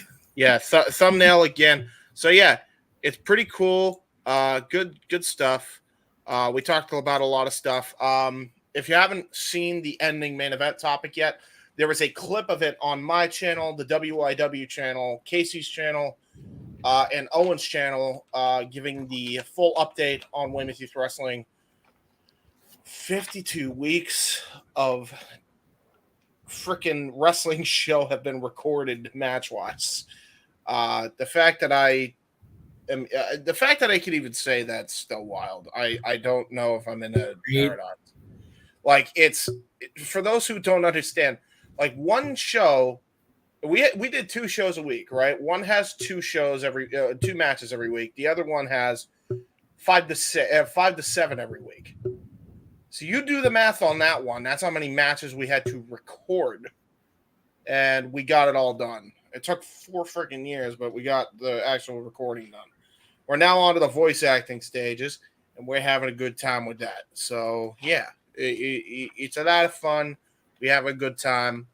And, yeah, I'm hoping you guys will enjoy Weymouth Youth Wrestling as we don't have a year yet of when it's going to be released, but we're way closer than we've ever been to getting it finished up finally. So that's a good thing. So, yeah, be ready for that. It's going to be a hell of a process, but we're there now. We're there now, and we're going for the home run. So there you go. That's really all I got to plug. I don't know what else to plug. There you go. Well, if he is still in the room and listening, Noah, it is time for your shills. It is so that if you could time. please come back so that you could plug your stuff so eloquently. Let people know where they can find you. We would greatly appreciate it. We would be honored. Because we love you, Noah. NOAH. See you real soon. Foster. Why? Because we like you. Please don't leave us hanging. Holy shit! Where is he actually? I don't know. Like now I'm scared because I did the Mickey Mouse March and I got nothing. I'm really scared. Did he have like a power outage or something? Maybe? No, because we wouldn't have any signal at all. Oh yeah, you're right. Hold on. Did he hurt himself? What happened? Oh God, what a horrible thing to say. I hope he didn't. That's what I'm saying. I hope he didn't. I don't. Let me call. Jesus Christ! Wait. Did I hear a noise? That was me. Sorry. Oh, that was you. Okay. I'm gonna call him. Here we go, everyone. It's ringing. It's ringing. Still ringing. Yep, absolutely still ringing. I don't even know. It just keeps ringing. All right, we're gonna be here a while. So how are the kids?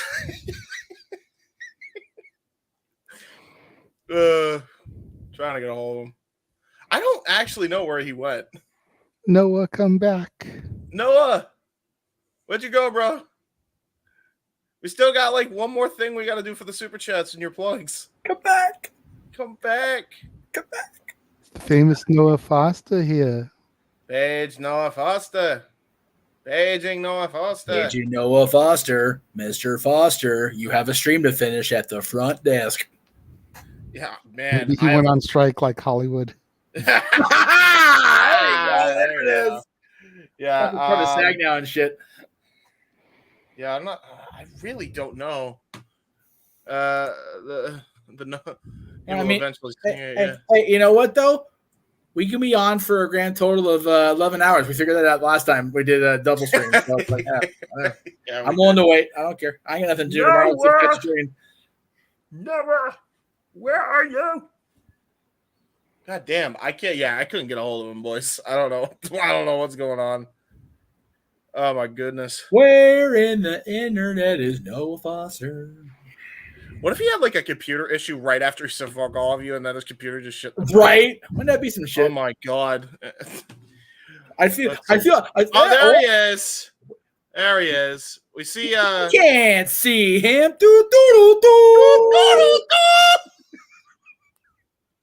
No, we gotta do it like Adam Blompier does it. Hold on. Whoa. I think I prefer Paul. Oh, he scared him back off. Oh, Jesus. He was fine with the Paul version. You fucking went Blampier and you scared him off again. Fucking hell. No. Damn you, James. We had him back. Wait. We see headphones. Darkness falls across the land. The midnight hour is close. This is such a hour just fucking passed. This is the fucking delirium hour at this point. Shit. Yeah, this is so trippy. Like this is like something straight out of the horror films. This is straight fucking what's that show? Mystery Science Theater 3000. Yeah. Yeah, true. All right, yo. Noah. Earth to Noah, are you there? What? What the fuck? What? There he is. There he is. You still have Chase, you and your plugs to go. We're waiting for you to close out the stream pretty much. Yes, it is time for your shells, good sir. I'll start running through the graphics one by one. You can tell people where to find you and all the good stuff that you've got coming. He found anymore. Yeah. Twitter, YouTube, and Foster 1916. Simple as that. Stay tuned for all the city predictings, the live watch on events, updates in the community YouTube tab, X, Dead Bird app, whatever the fuck it is. Who gives a shit? Mostly find me there. I barely ever use Instagram. And it was simply predicting, buddy. Hey, y'all predicting. Woo, yay. Simply predicting. Yeah, all the predictions. There'll be a couple of panels this week besides the Galaxy one. I already got people, even in the chat, you know who you are, that are interested in that. That's so right. that'll be fun. And You of know who course, you are. what follows that is live watch events, but you'll be hearing JJ and James's voice for the next Saturday because, oh, God help me, my freaking wallet. Fuck it, gonna try it, gonna do it. Going to SummerSlam live next Saturday. Yes, and then following those, of course, is the simple takes that are anything but simple, but they're extended post-show conversation, usually with JJ and myself, and James sometimes tazzles on too, depending on the show. We'll try and fit in NXT, Raymond Bash, not guaranteeing anything, because still, not my NXT! But I digress. And, of course, the next one will be SummerSlam and AEW All In. Yes. What does he have to do for Chase U, by the way? I forget. He has to do the chant, give me a C. Give me an H. Yeah, don't give me forget, an Noah, A. you had that as well. Give me an All S. right, Give me an E. Give me a U. What's Yeah. that spell? Chase U. I always did hate it, fucking pep rallies. I will say, you could do your usual closing and then the Chase U chant. That way we don't get scared of you walking off again. So there is that. Fine. Okay. Well, this went longer than expected. And the G1 Climax is on right now, which is also pissing me off. So I'm definitely going to wrap this shit up. But, people, regardless of my mood, it's been a pleasure. Yeah. You want to know more about me? Know this. For I am but a simple man and a lifelong fan of professional wrestling, damn it! But I digress. As always, I'd like to conclude, there are no winners, there are no losers, there are no betters. Just fans with opinions for this passion we all share. At the end of the day, folks, support one another, respect each other, protect your mentality too. Treasure your families and just enjoy life and enjoy professional wrestling. It's as simple as that. And before JJ concludes, give me a C. C. C. Give me in your H. H. H. A. A. Give me an S. S. S. E. E. Give me a U. U. What's that spell? Chase U. U.